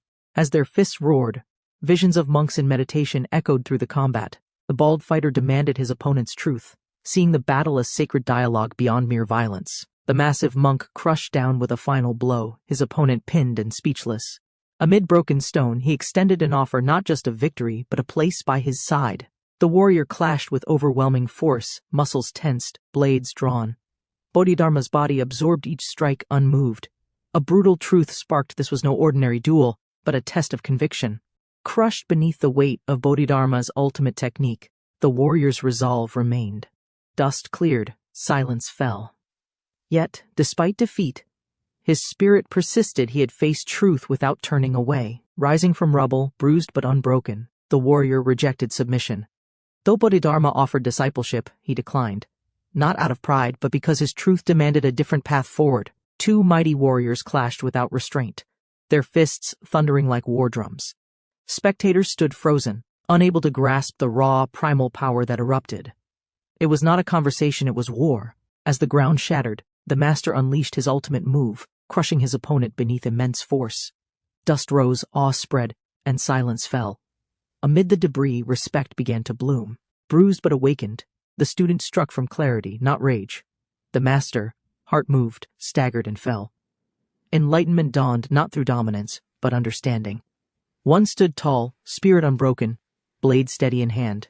The clash began with brute fists, no hesitation, no guards. Hildebrand met the monk's power head-on. Spectators watched stunned, neither man yielding. Their movements beyond comprehension. Madness and strength danced together. Blades clashed with doctrine. The monk's teaching masked fury. Hildebrand struck truth into flesh. A mountain of muscle fell, crushed by conviction. Yet the master acknowledged the student's unwavering resolve. Hildebrand's blow launched the monk skyward. Crowds roared in disbelief. A mutual respect was forged in violence. The master departed, smiling. Hildebrand stood tall, victorious, yet changed by the battle's wisdom. The challenger launched a powerful strike, piercing the monk's chest. Yet the monk stood firm. His teachings questioned, he reminded his foe truth requires a guide, not reckless strength alone. The monk unleashed his ultimate move, 100 Kandaruma block, crashing down like a divine weight. Dust and rubble filled the arena as onlookers gasped, shaken by the overwhelming show of might. Amid shattered stone, the monk acknowledged his opponent's resolve. He offered discipleship, but the warrior, still recovering, declined. He had his own path, shaped by blades, not prayers or masters. Hildebrand stepped forward, fire in his eyes, condemning the prince's return. Threats sharpened like steel. As rain fell, the warrior's challenge echoed. The prince's allies, however, questioned his false pride. The battlefield erupted as the towering blade struck down. 3 agile fighters moved as one, launching a coordinated assault. Their target, the armored woman, barely blocked in time, eyes burning. Their synchronized attack overwhelmed her defense, crashing steel from every side. Hagen's eyes widened, the trio's teamwork multiplying their power. They spun like a storm, shaking the arena floor. Spectators murmured as the tide shifted. Hagen, trapped, struggled under the pressure. Her allies cheered from afar, encouraging resolve. Inspired by their support, she clenched her fists, refusing to fall. The battle ignites as 3 attackers strike in unison, forcing Galahad into a tight defense. With sharp focus and perfect timing, she counters, unleashing force to shatter the heavy weapons. Galahad's defensive stance falters under coordinated attacks. The arena quakes as multiple blows land. Observers cheer wildly, fueling her resolve. Memories of past struggles flash, reinforcing her will to fight. A sudden wave of support from fans surprises Galahad, giving her courage. As enemies close in, she prepares her next move, empowered by loyalty and trust in unseen allies. The arena trembled as the trio launched a synchronized attack, weapons slicing through air. Their target, Hagen, barely deflected the flurry, sweat beading. Her stance held, but pressure mounted fast. Blades spun, chains cracked, and dust spiraled around them. Hagen found herself overwhelmed, surrounded by coordinated strikes. Still, her resolve hardened as she noticed allies watching. She wouldn't fall easily. Surprised by cheering fans, Hagen blinked. Their support stirred her heart. But the enemy trio didn't wait. They lunged again, weapons drawn, surrounding her. With grit, she braced for impact. Explosions echoed across the arena as Galahad led her charge. With precise teamwork, the girls cornered their foe, overwhelming her rhythm. Hagen braced, eyes wide, caught in the sudden storm. Support from the crowd restored Galahad's resolve. Even when surrounded, she stood tall, but as she vanished into thin air, the others grew cautious. Something powerful was being prepared unseen. The cloak twisted, transforming into a monstrous combat form. Galahad's true power awakened, sending shockwaves. The girls attacked in unison, but the fierce counter crushed one, forcing them to regroup. Hagen charged with overwhelming force, slicing through steel barriers. Her enemies responded fast, flanking her from both sides. But Hagen's unshaken expression showed she anticipated this. She was far from done. The enemies closed in with synchronized attacks, overwhelming Hagen's defenses. Their coordination was unmatched, forcing Hagen to retreat. But cheers from her allies reignited her will. She rose again, defiant. Inspired, Hagen counterattacked. Despite being stabbed, she stood tall, her resolve unwavering. Memories of performing for fans fueled her strength. Screaming with passion, she prepared for a comeback. No retreat, no end. The crowd cheered for Galahad. The girl turned, confused and emotional, as the enemy descended. Without warning, a trio launched a surprise attack. Blades clashed, shocking the arena into silence. A fierce clash erupted. One warrior vanished using a mysterious cloak. Her allies looked around, stunned. Sieg recognized the relic, the Tarnkop cloak, an artifact far stronger than it seemed. The hidden attacker reappeared, but her movement betrayed her. A counterattack landed squarely, shaking the Colosseum. Observers gasped. The enemy faltered, cloak tattered. Confusion spread. Was this truly the Tarnkop's full power? The mysterious warrior unveiled her cloak's monstrous form, the Tarnkappe, shocking the crowd. Galahad braced herself, unfazed by the threat. With sharpened resolve, she charged, knowing retreat wasn't an option. Galahad struck swiftly, stunning foes with unmatched speed. But the Tarnkappe's true form retaliated, its overwhelming power tearing through defenses. Injured yet defiant, Galahad clung to her dream with trembling strength. Tears streaming, Galahad vowed to continue singing for her fans. Though her appearance changed, their cheers proved their love was real. Inspired, she rose again an idol, reborn through pain and courage. Galahad tried to share a moment, but Arthur's sudden appearance caused confusion.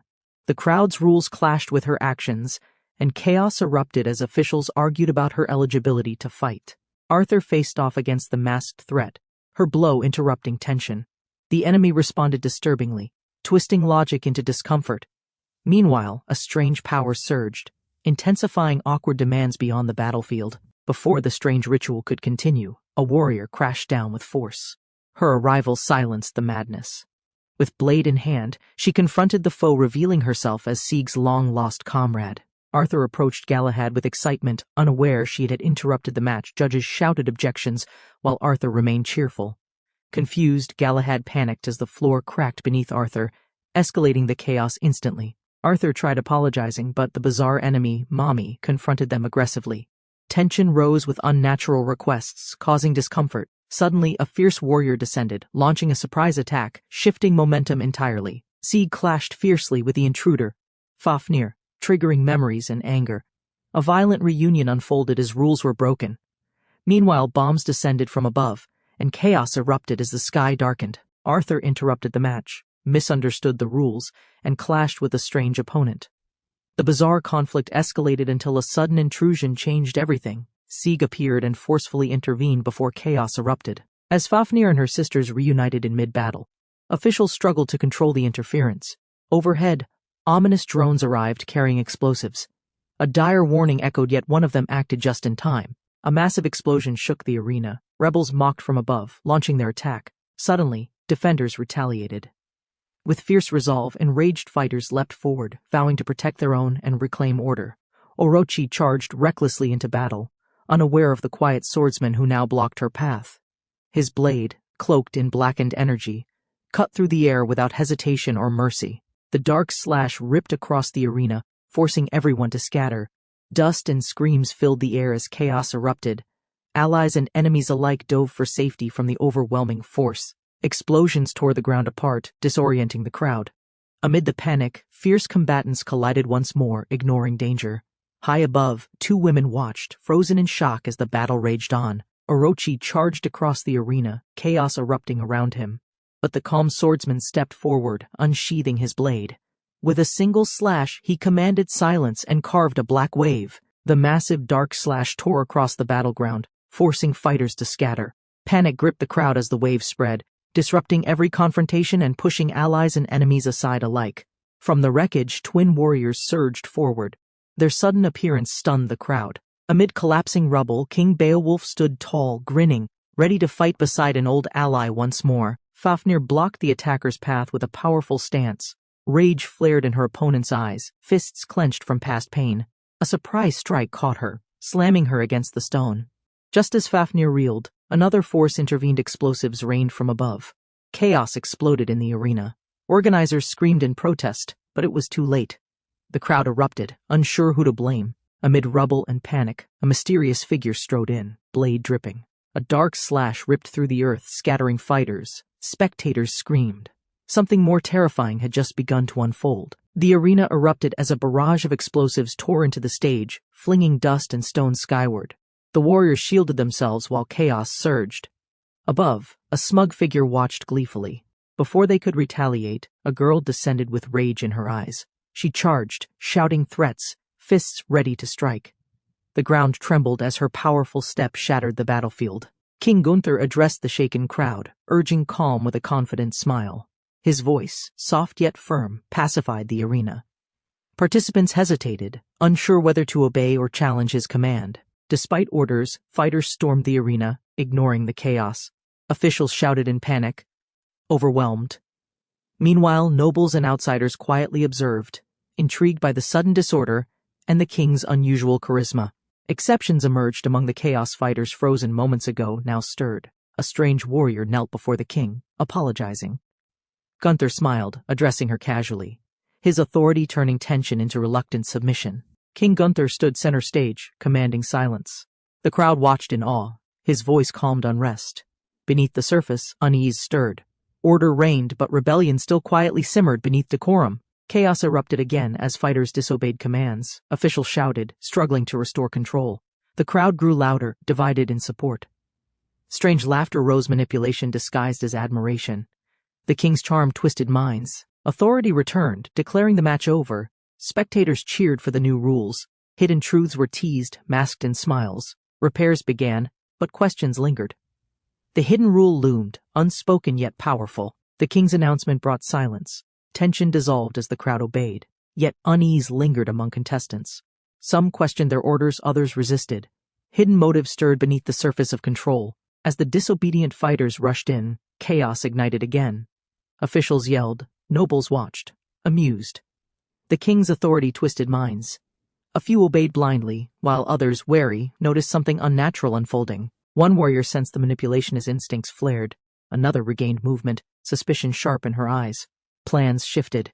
Secrets and old grudges emerged, and behind smiles, vengeance quietly took root. The stadium roared as King Gunther announced the event. Contestants gathered, tension rising. Among them, a masked warrior stared ahead, silent, unreadable, waiting for the king's word to strike. Chaos erupted when unqualified fighters stormed the arena. Officials shouted, order crumbled. Yet, one stood amused, his words alone swayed the crowd. Among the rebels, someone silently began to scheme. Backstage, whispers of vengeance grew louder. The girl, once entranced, clenched her fists. As the tournament resumed, beneath her mask, a vow echoed his head would be her offering. The king addressed the crowd with a warm smile, urging them to enjoy the event. Despite his pleasant tone, tension lingered. Spectators whispered, worried not to displease their sovereign. Chaos erupted as uninvited fighters stormed the arena. Officials shouted in frustration, trying to restore order. Among the crowd, confusion turned to awe. One man's charisma inexplicably calmed the turmoil. As order returned, an armored figure approached the king with urgency. Nearby, a monstrous woman bowed in shame. Her lapse had triggered chaos, yet the king only smiled knowingly. She stood up, fire in her eyes. Their journey wasn't over. Inspired by idols they admired, the trio vowed to sing again, even if just one soul listened. Their song echoed across the chamber. Unexpectedly, KRT-13 appeared, impressed by the raw spirit shown. Shock turned to awe as they descended, praising the passion burning from every earnest note. With a hand outstretched, KRT-13 offered unity. The girls hesitated, unsure. But one stepped forward, heart pounding. I'll join, she whispered. Dreams flickered into reality, guided by unyielding resolve. Takaru stood in silence, his body tense, as the man's footsteps echoed. The memory of cruel words lingered. He sensed something off. That man, he didn't like him at all. He clenched his fist, that voice eerily familiar, just like the old man's. Bloodlust surged. He grinned darkly. A decision formed. The final gift would be his enemy's head. Later, under the fading sky, the girls rested after their first performance. Exhausted but proud, they spoke softly. One smiled, grateful.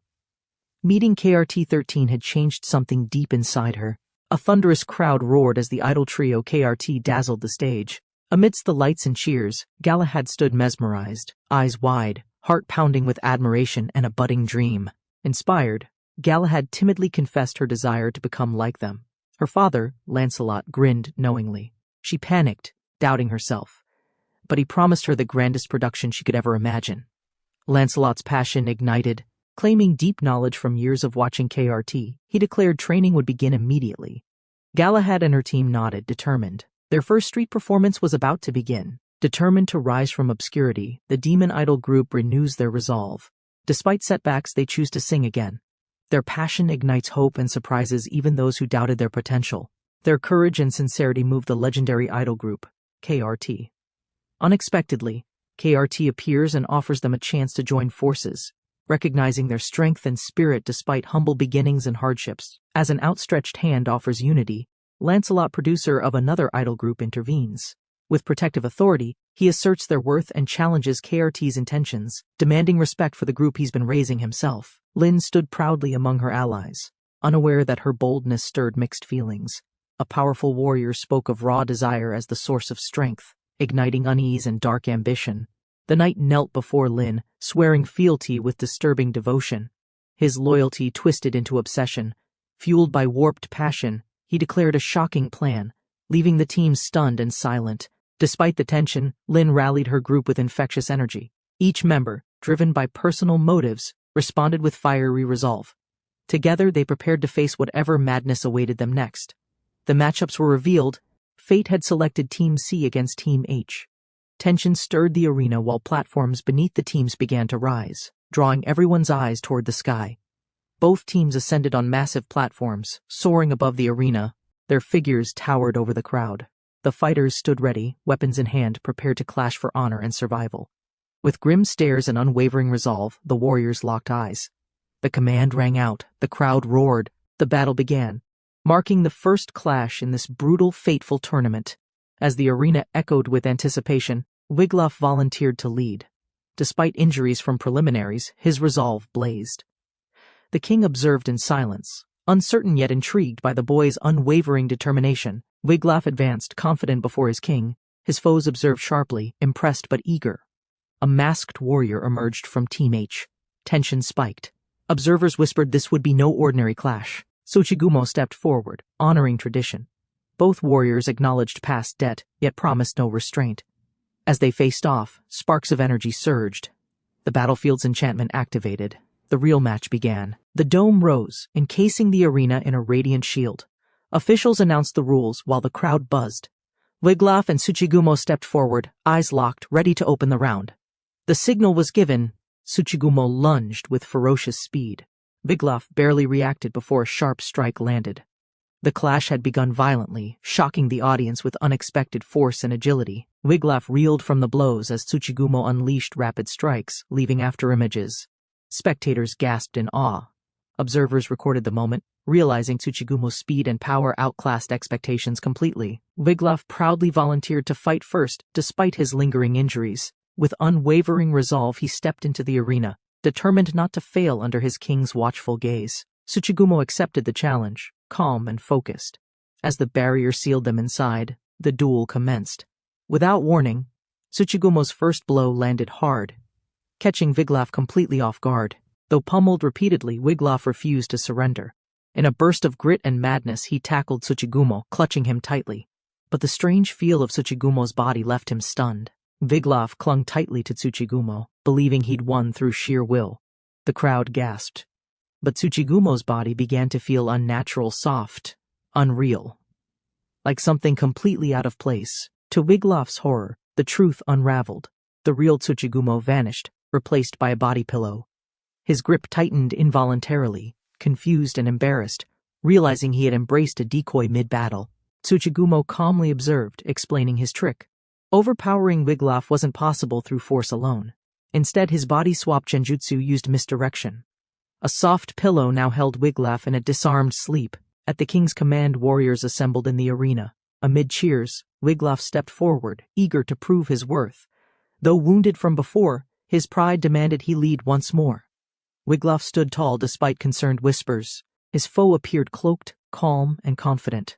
Observers watched, sensing a brutal clash ahead. Tension rose as the silent ninja dropped onto the battlefield.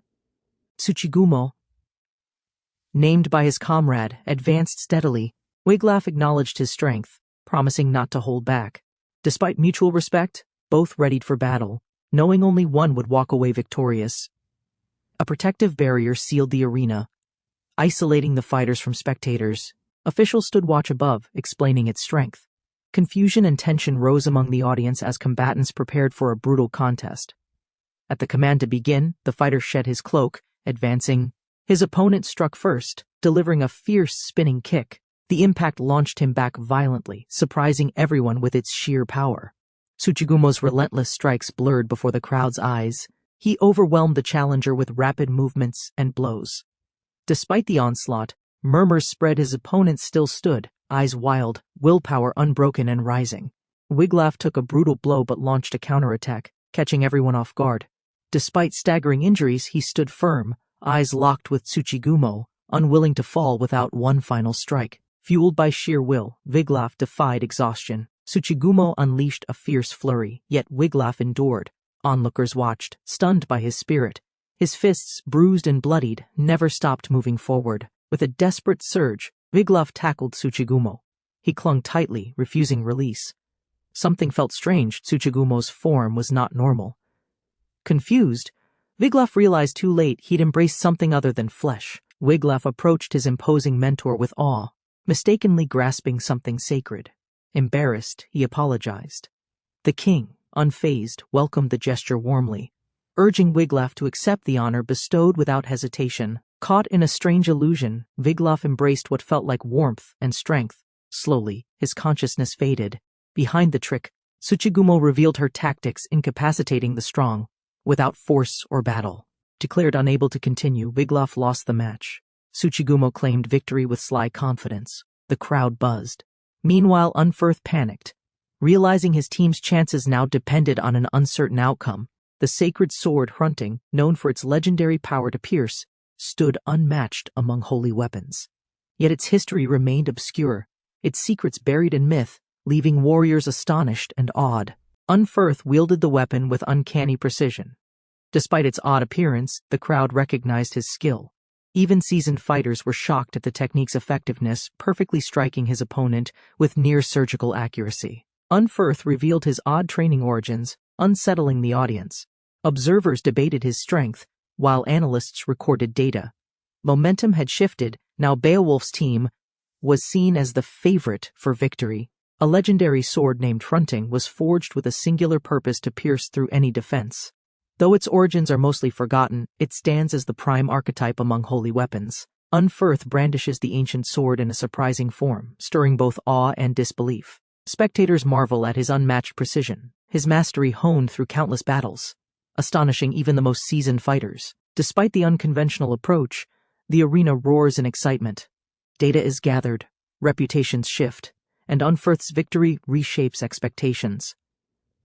The tide turns, balancing the match, one win for each side. Legend spoke of Hrunting, a divine blade forged to pierce all evil. Yet records were scarce. As rumors rose, tension followed. Warriors gathered, unsure if the myth was truly real. Among them stood Unferth, wielder of an unusual sword. Though mocked, his skills proved unmatched. With a precise strike, he overwhelmed his foe, shocking the crowd and shifting momentum. With the tides turning, Beowulf's champion entered the field. The sacred sword returned to his hand. Determination etched in steel, the final match now decided their path to glory. The legend of Hrunting, the holy sword of piercing power, remained untold for ages. Once wielded by divine hands, it now stirs curiosity, as challengers gather in anticipation and awe. Before a stunned audience, Unferth reveals an unconventional version of Hrunting. Despite appearances, his strike is flawless precision, and technique overwhelm Orochi, proving mastery can take forms no one expects. Cheers erupt as Beowulf reclaims the sword. A solemn vow is shared: this battle is more than victory. With resolve, he prepares to awaken the true strength of the three-sword style. A legendary sword known as Hrunting, forged for the sole purpose of piercing, is unveiled. Few documents remain, yet it is revered as the origin of all holy blades. Among a collection of eccentric weapons, one causes commotion. Despite its odd appearance, its piercing precision proves formidable. The wielder demonstrates unmatched accuracy and technique, shocking the onlookers with skill. With a sudden display of confidence, the fighter boasts about training in unconventional ways. While others are stunned, the team gathers vital data, preparing for the intense duel to come. The arena erupted as the mysterious man entered, drawing all eyes. Calm yet unreadable, he walked forward while a seasoned warrior was handed his sword. The crowd sensed the battle's weight. With the weapon returned to its rightful owner, the warrior stood tall. Cheers followed as the legend of the three-sword style returned. Now armed, he stepped forward to defend his honor. As both sides faced off, the signal was given, Spectators held their breath as two warriors, destined by strength and fate, prepared to decide the match that would change everything. The young warrior stood firm as the elder questioned his conviction. Without hesitation, he declared loyalty to his father as his purpose. The elder, sensing misguided zeal, launched the match. The clash shook the arena. The youth parried fiercely, strength surprising even the audience. Though equally matched, Beowulf's blows began breaking the equilibrium, forcing the challenger to adapt mid-battle. In a stunning shift, the youth's body transformed, revealing latent power. With metal arms and renewed strength, they matched Beowulf's force, their sword guided not by hand but by will alone. The warrior unleashed a furious assault, charging headfirst with electrified limbs. He struck Beowulf with immense force, sending shockwaves across the battlefield. The blow rattled the mighty king's stance. Beowulf countered with a crushing punch, forcing his opponent to retreat. The mysterious blade launched erratically, weaving between attacks. Both fighters moved with ferocity, challenging each other's strength and resolve. Blood spilled as Beowulf fell to his knees, pierced and weakened. Spectators stared in disbelief. The enchanted blade shifted on its own, unpredictable and relentless, becoming the true threat on stage. The transformed warrior charged with blistering speed, her claws flashing. With an explosive burst, she struck Beowulf, enveloping him in crackling energy, forcing him into a violent clash of strength. Reeling from the blow, Beowulf countered with a brutal punch. She barely dodged, shattering the air around them. Her sword, acting on its own, spun behind him, aiming with precise fury. The impact pierced deep. Blood sprayed as Beowulf dropped to one knee, his muscles twitching. Spectators gasped. His opponent stood firm, blade ready again. The divine sword had found its mark. Driven by rage, the transformed warrior launched forward, her metallic arm crackling with energy. She struck with full force, breaking through Beowulf's defense in a thunderous burst of pure power. Her attack sent shockwaves through the arena, cracking the ground beneath. Beowulf staggered, caught off guard. The sword, moving on its own, created openings she exploited with precise, merciless strikes. Though bloodied, she rose again, despair in her voice. Humiliation overwhelmed her as she misunderstood the battle's consequence. Around her, whispers spread. While Beowulf prepared for his final counterattack, the woman, filled with overwhelming shame and fury, realized her secret might be exposed. A dark force awakened within, wrapping her in monstrous energy as her mind collapsed into rage. Dark wings burst forth as her form transformed, rising above the arena. Driven by despair, she declared destruction, determined to kill every man present, then end her own cursed existence. Chaos erupted below. Spectators panicked as the cursed form descended. Recognizing the weapon's annihilation mode, warriors shouted warnings. Its power meant certain mutilation. All scrambled, fearing the wrath of the imperial spear. The corrupted warrior launched herself at Beowulf, her expression twisted with rage. Explosions and energy tore through the arena as she pushed her power beyond control, desperate to gain the upper hand. Beowulf rose from the debris, face torn between fury and shock. His opponent reeled, disoriented, but her body still moved. Around them, confusion spread, fear replacing the cheers in the crowd. Whispers turned to gasps. The minister gave the order, contain the threat. Soldiers moved, weapons raised. But before they could strike, Beowulf's fist hit first, stopping the chaos with brutal clarity. Beowulf faces overwhelming odds as the sword Kusanagi defends its mistress. The crowd watches, stunned by the blade's power. Yet Beowulf's body endures, his determination unshaken by the curse. Kusanagi's mistress misjudges his persistence, rage clouding her senses. She charges with fury, vowing vengeance. But Beowulf, unyielding and calm, admires her strength and prepares for a decisive response. Amused and thrilled, Beowulf grins wildly. Her attack excites him, not deters him. With unmatched force, he counters her blow, shifting the momentum as the duel escalates beyond control. The girl hurled herself from the sky, her impact shattering the earth beneath. Dust and rock exploded around her as she stood, rage twisting her body into pure destruction. The aftermath left silence. Her enemies staggered, their bravado cracked. Something awakened in her, a transformation fed by shame and fury. Darkness engulfed her form, birthing a monstrous intent. Wings spread wide as her body rose. The crowd trembled at her rebirth. Soldiers charged to stop her, but too late. She vowed vengeance, now determined to erase everything, including herself. The moment the truth threatened exposure, Kusanagi's mind unraveled. Her form twisted into a monstrous shadow. Gripped by rage and desperation, she resolved to kill every man within the arena.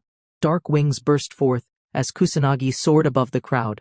With feathers like blades and fury unchecked, she vowed her final act to destroy herself after completing the gruesome massacre below. As Kusanagi descended, chaos erupted. Spectators screamed in terror. The arena recognized her terrifying form and imperial spear body. Fighters scrambled, aware that even survival might come at a painful price. Takaru lay crushed beneath the rubble, his body unable to move. Spectators held their breath as Beowulf stood triumphant. With the match concluded, the arena echoed the name of its victor. The crowd roared as Beowulf stood victorious. His opponent, crushed into the stone, did not resist. Yet Beowulf noticed hesitation. His enemy stopped fighting, not from defeat, but choice. Lying injured, the young warrior confessed his true purpose.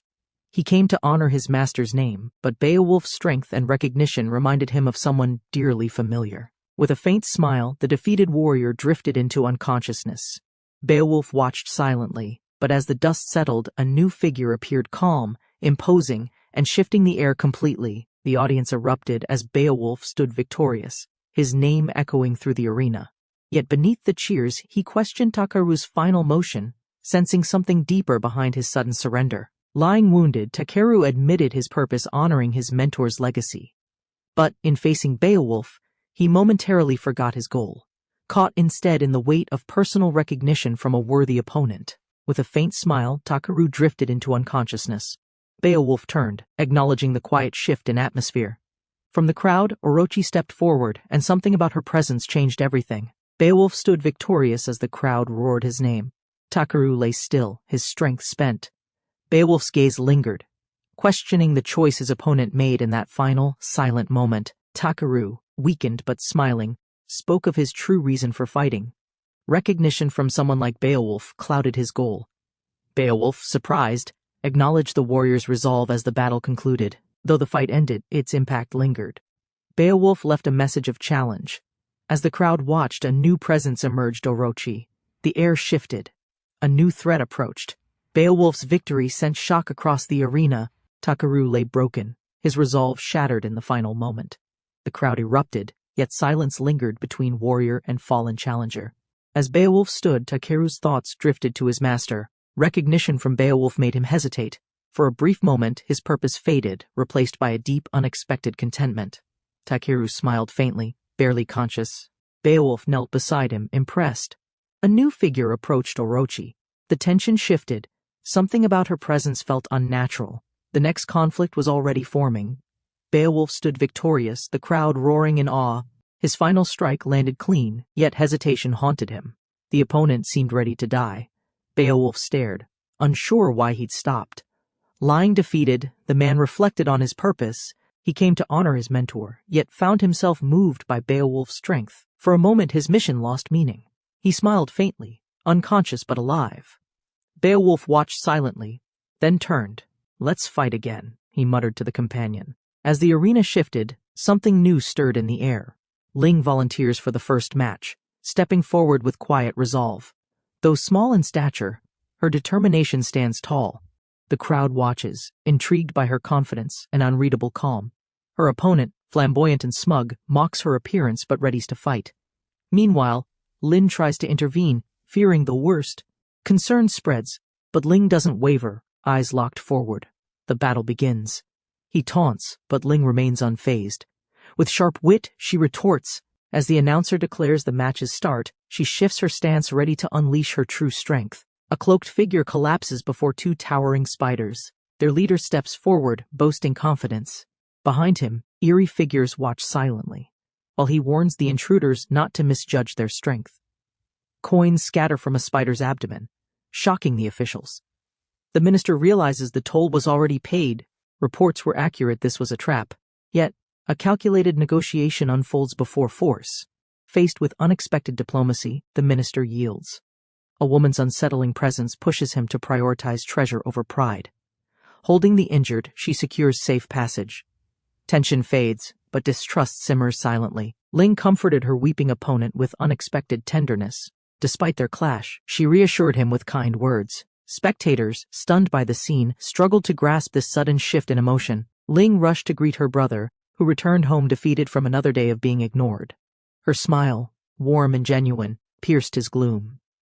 She welcomed him back with kindness. Unable to hold back, he collapsed into her arms, venting his pain. Ling embraced him tightly, reminding him of his worth.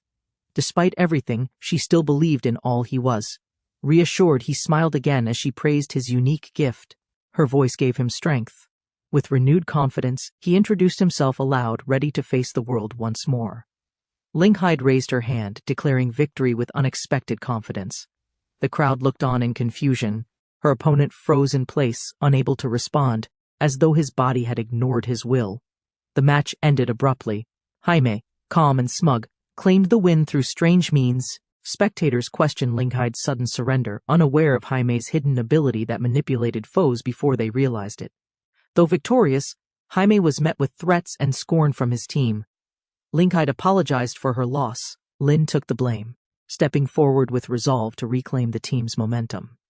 Lin stepped forward with quiet resolve. Her movements showed no hesitation as she volunteered to fight.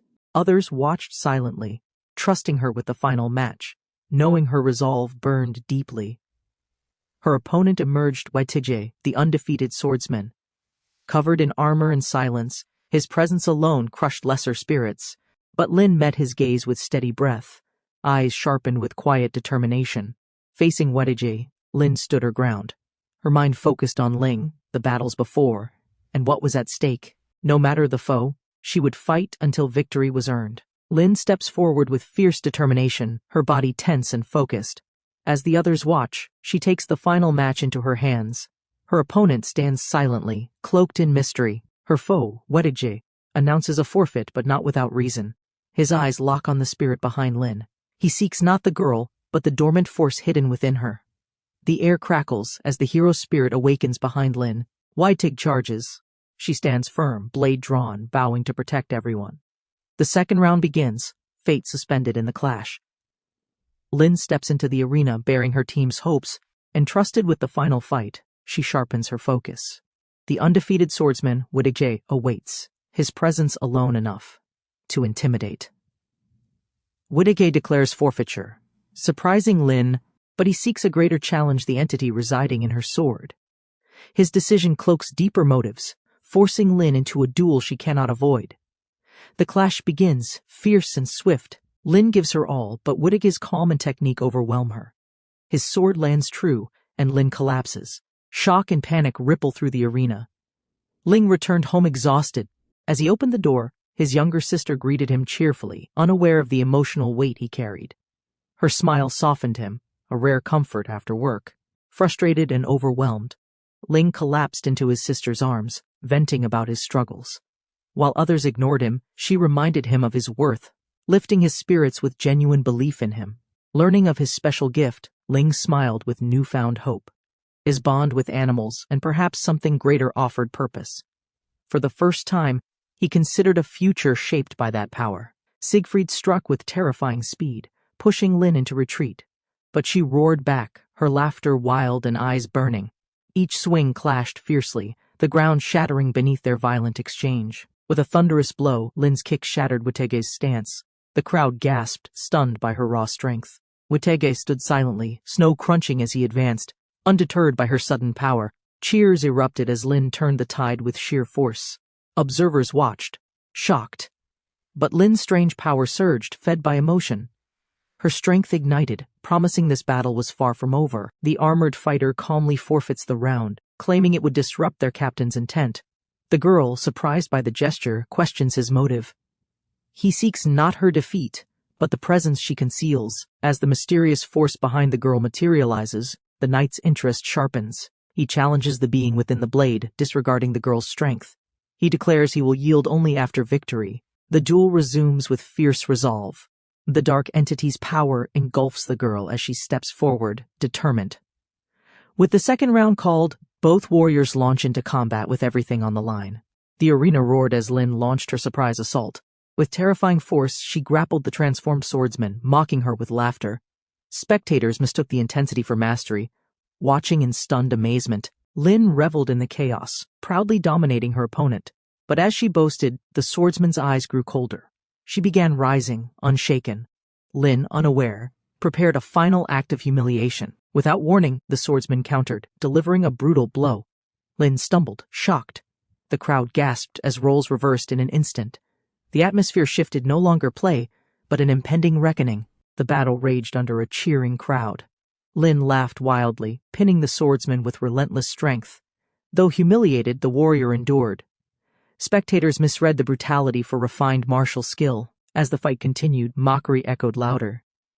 Lin reveled in dominance, but the swordsman's expression grew colder. Suddenly, a sharp counter caught her off guard, shifting the momentum instantly. The swordsman stood tall, energy surging. A single blow sent Lin flying. Gasps filled the arena. The tables had turned. The one mocked had now become the true threat. The swordsman summoned chilling energy, halting his opponent mid-charge. Shock spread as her blade shattered against a wall of frost. Nearby, another warrior sensed something unnatural in the powerful arcane strike. Spectators murmured, recognizing not just strength but deep magic. The opponent trembled, recalling a past confrontation. His calm words had pierced her pride deeper than any blade, shaking her to the core. Bound in chains, he remained unmoved as another challenger approached. His rebuke froze not just her hope but her spirit. Even now, the weight of those words lingered like frost. In the midst of a fierce arena, the warrior was caught off guard by Lin's overwhelming grappling strength. Despite the crowd's cheers, confusion and tension settled heavily in the air. Observers gasped as Lin pushed the swordsman to the limit. Amid boasts and theatrical gestures, the match grew stranger. But the warrior's calm eyes hinted something was about to change. Suddenly, Lin was launched aside by a powerful strike. The swordsman, regaining balance, stood tall. Shock rippled through the crowd as momentum swung and the true duel had only begun. The crowd roared as Lin crushed her opponent with brute strength. She laughed wildly, lifting the swordsman with ease, flaunting her dominance. Every motion drew admiration, every strike, a spectacle. Though overwhelmed, the swordsman endured, silent and cold. But as the match dragged, he began to move differently, measured, calm. Then, shock spread. Before them stood not a woman, but a man. The man drew his blade, revealing its power, one that shattered curses.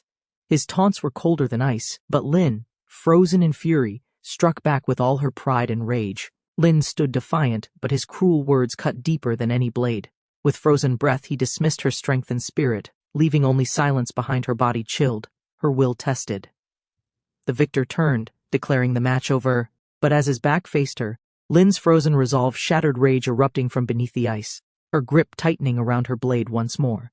With fury unchained, Lin lunged forward, her scream ripping through the air. She struck hard and true, a final cry not just of pain but of rebellion, pride, and burning soul. The blade struck her with full force, but instead of falling, dark energy seeped out. He stared in disbelief as thick, tar-like fluid oozed, signaling something far more dangerous. Cursed energy erupted from her wound, not weakening her but forming a shield.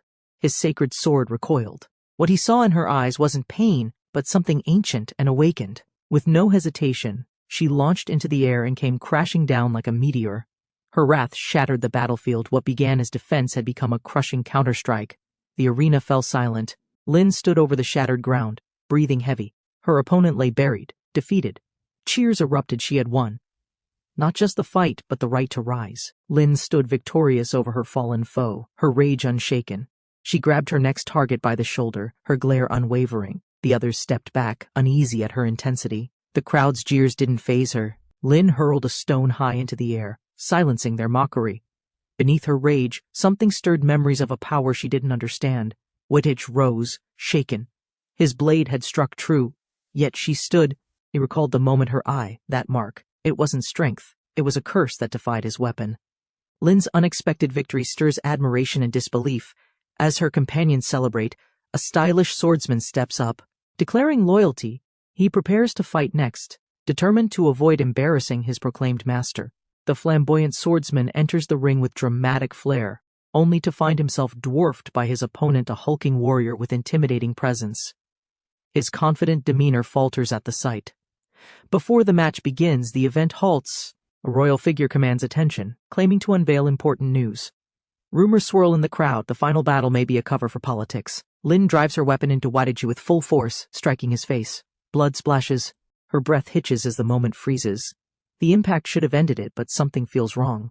The girl's flesh rejects the blade with dark energy surging from the wound. A black mass twists violently, shielding her. Wittige stares, realizing a curse stronger than his sword.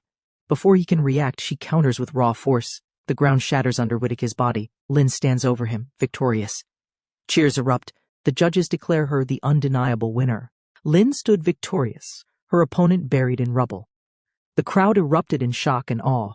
Her sheer force overwhelmed Wittige, leaving no doubt. Her strength made her the undeniable champion. After the match, Lin confronted a former rival. Her intensity unsettled him, but she held her ground.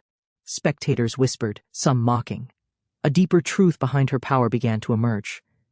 Wittige, recovering, revealed a secret. His strike had landed but failed.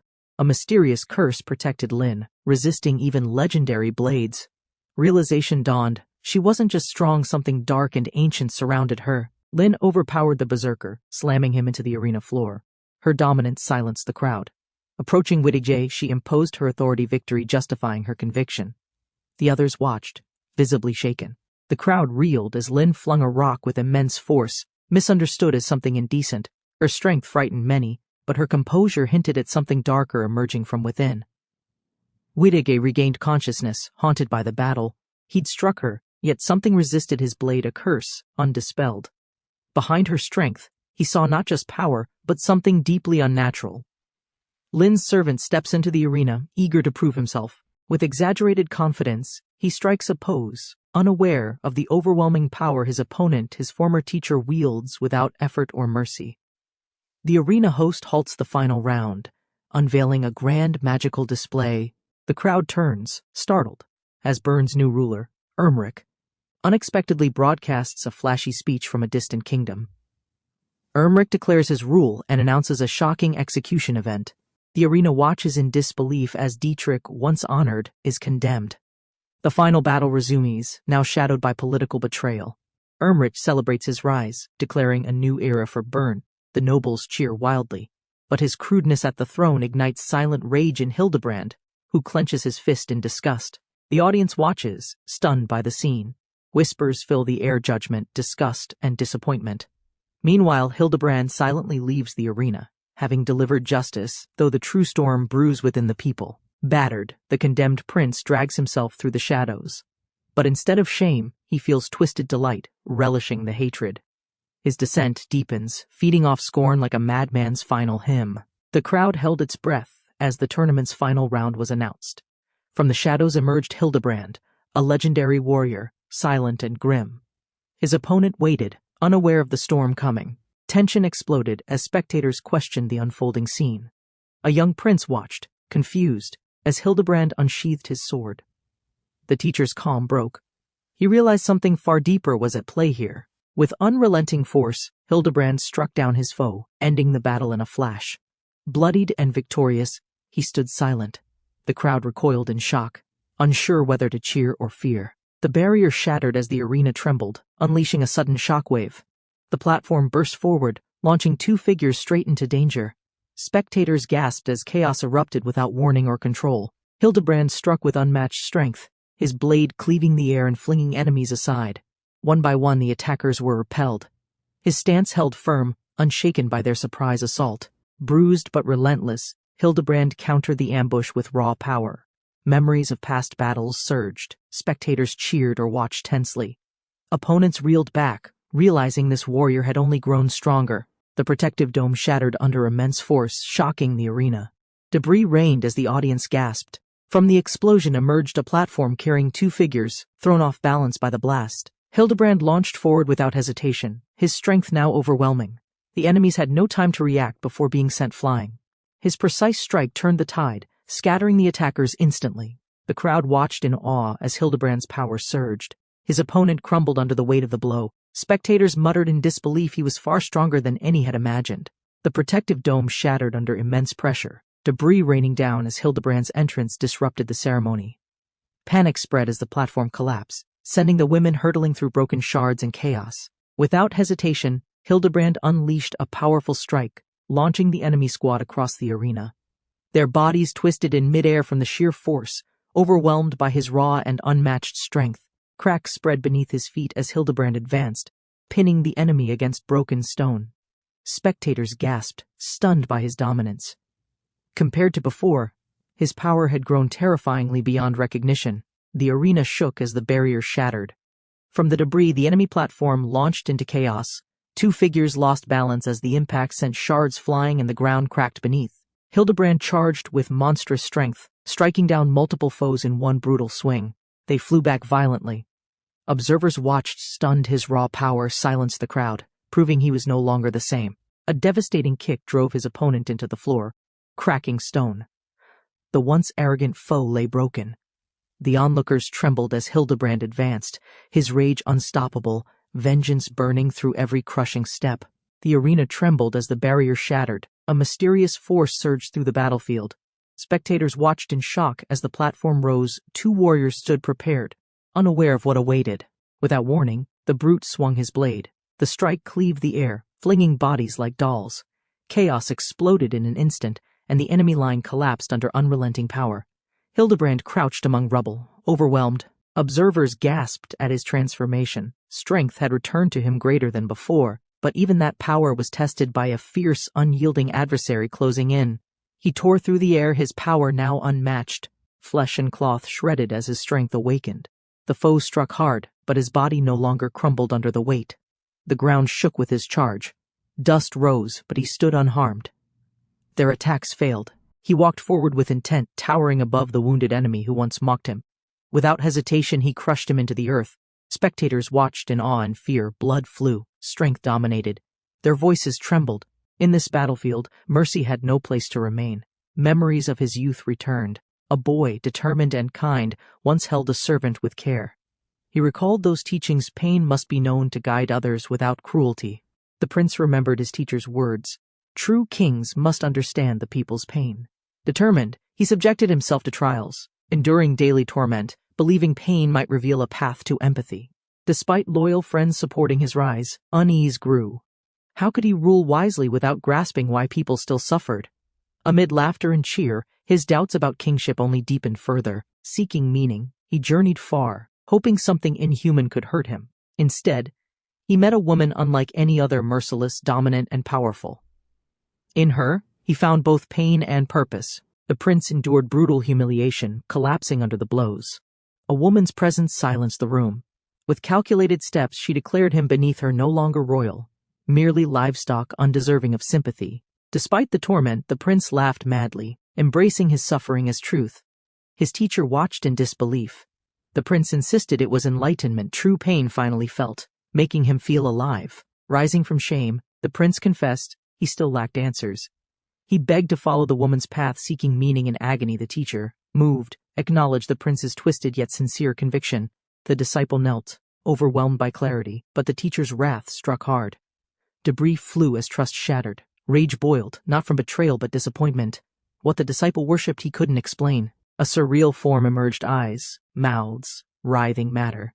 The queen he imagined dissolved into something grotesque. The teacher's voice echoed, truth must be seen. Was this Lin? Was this devotion delusion? The illusion faded. Before him stood the stolen image of a foreign princess. The teacher condemned him not for lust, but for blindness. To rule justly, he must face reality. The disciple knelt, overwhelmed by clarity, but the teacher's wrath struck hard. Debris flew as trust shattered. Rage boiled, not from betrayal but disappointment.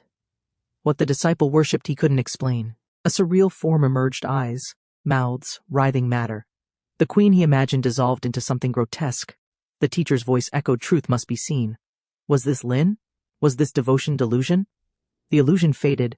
Before him stood the stolen image of a foreign princess. The teacher condemned him not for lust, but for blindness. To rule justly, he must face reality. He froze, eyes wide as reality fractured. The strange illusion faded into the void. Observers watched silently, puzzled by the stillness of the combatants. Something unnatural now linked their minds. With fury awakened, he surged forward. Lightning surged around him as he struck hard, condemning the deception. Though once teacher and student, now conviction divided them, and power erupted without restraint. He charged through dust and rubble, landing a devastating blow. Shouts cracked the air. Walls shook. A mentor's judgment was answered with raw will, but the clash had only begun. Bloodied but defiant, Lin dragged herself forward. Her blade trembled in her grip, The towering brute raised his weapon overhead, voice cold and final. "I shall end this," he declared.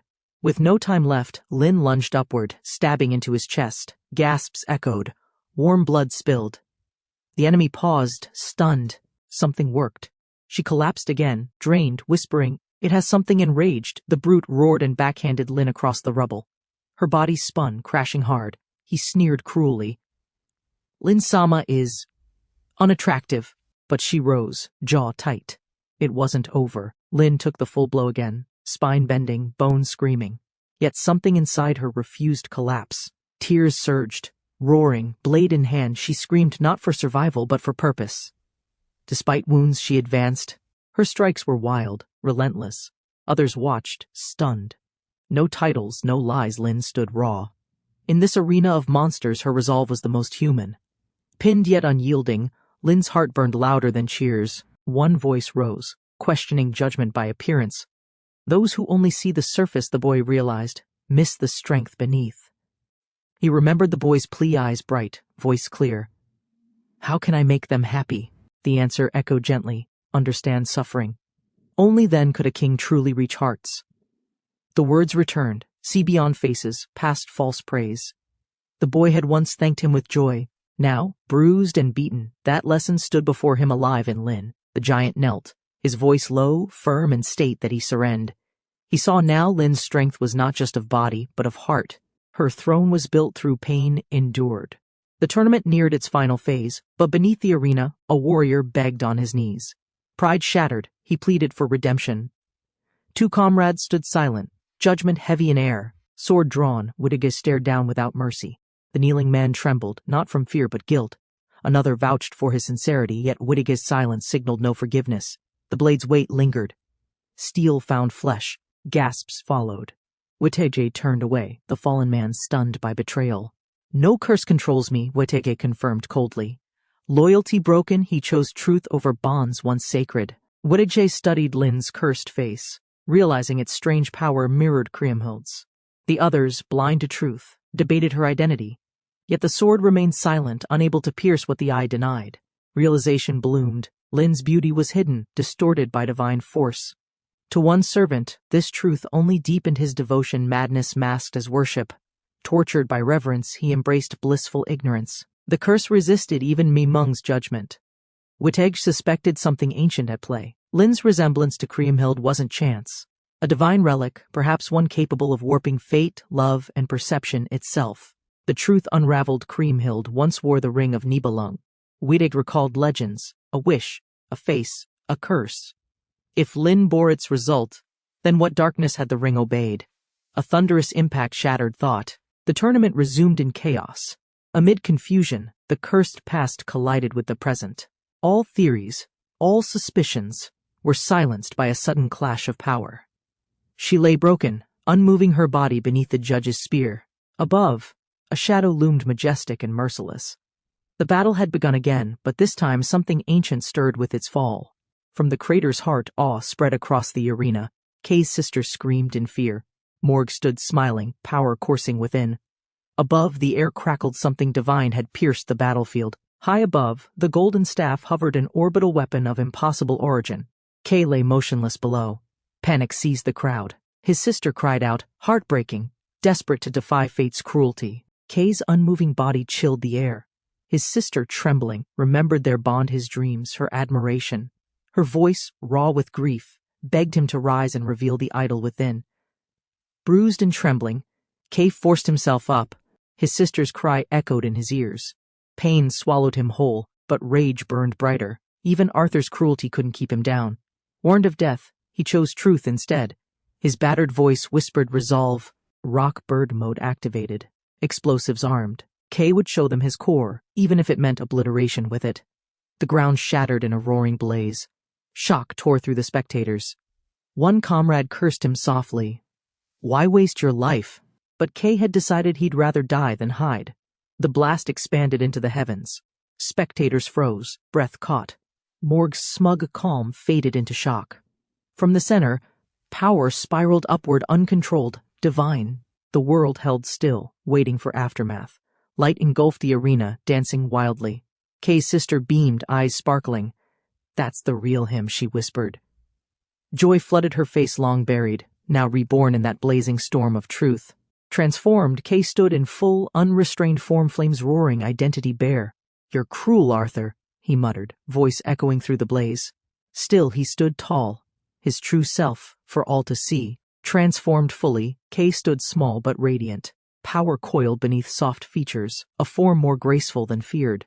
Surrounded by burning echoes of himself, he faced the battlefield without hesitation. Cheers erupted as the crowd reacted to Kay's revealed form. Once mocked, now adored. But within the flame, Kay remained withdrawn. Applause meant nothing. The burden of exposure weighed heavier. Tension spiked. Kay's power surged with purpose. The enemy recognized the threat too late. A command was issued. Far above, the golden staff prepared its strike.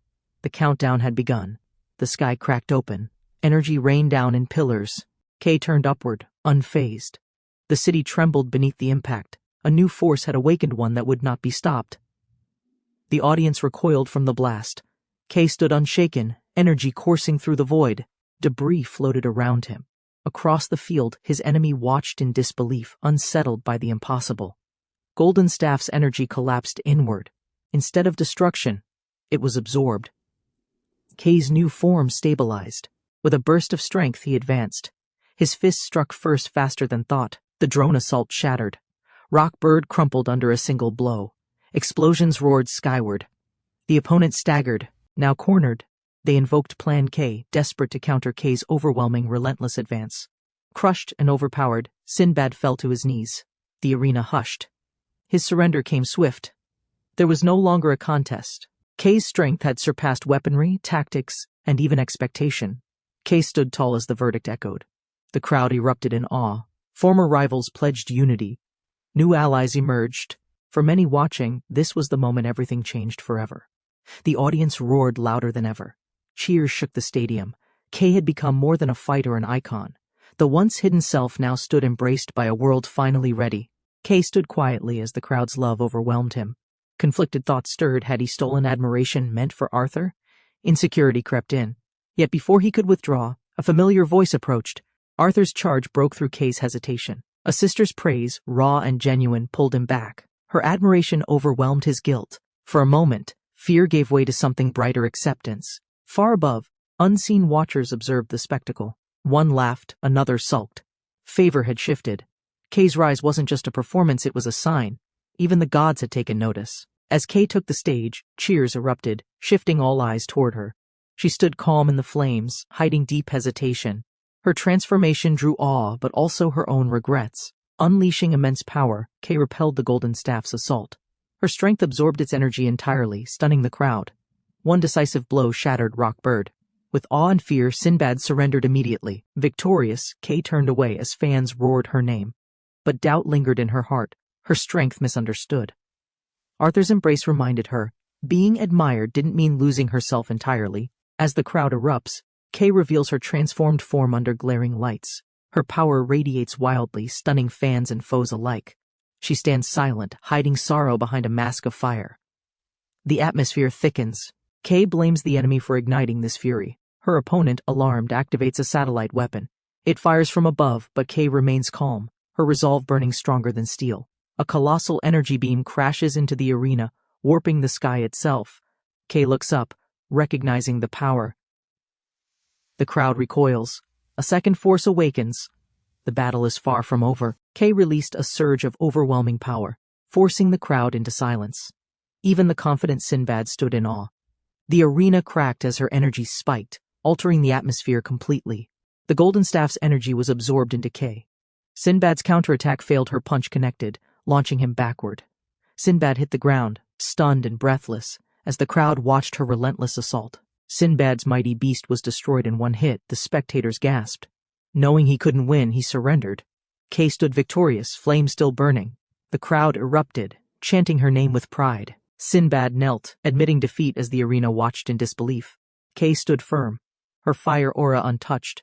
She had overwhelmed him without hesitation, her calm presence silencing even the most doubtful. Declared victor, Kay turned away as Sinbad calmly accepted loss. The crowd erupted, inspired by her display. Idle hopefuls in the stands realized this was the power and grace they aspired to. Cheers echoed like thunder.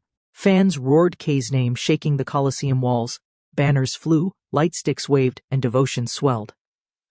K's performance wasn't just a win, it sparked a movement of belief. Gawain lunged with decisive power, slashing toward his opponent.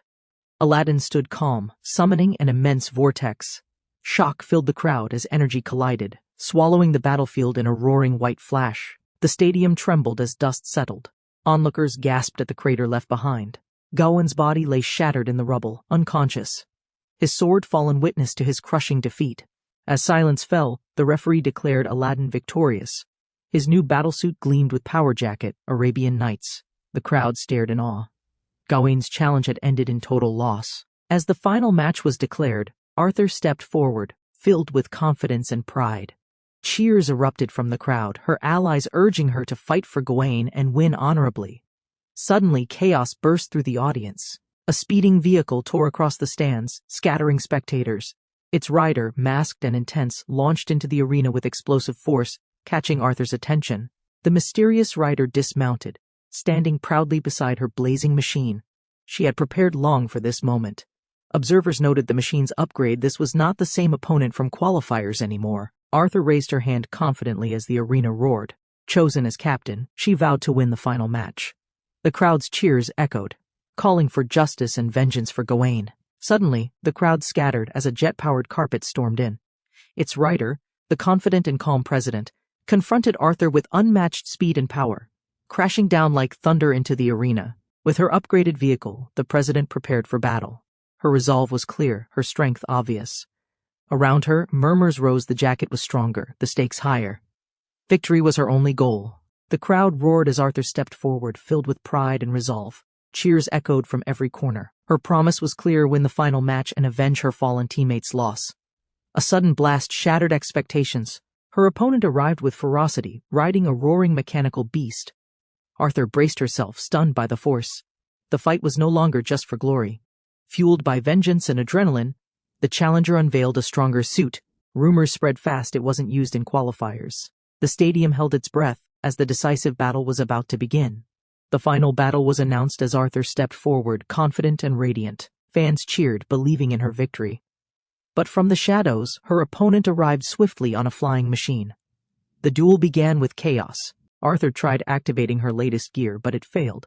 Calmly, she summoned a backup plan. Light enveloped her as she initiated a dramatic transformation sequence. Emerging in a flamboyant costume, she struck a pose. Her opponent was unimpressed. In a flash, the machine charged, hitting Arthur mid-sentence. The crowd gasped as she crashed hard. The crowd roared as the final match was called. Arthur, full of confidence and pride, raised her hand high. She vowed to win, determined to avenge her fallen comrade. Before Arthur could react, her opponent made a wild entrance. A turbocharged machine crashed onto the field.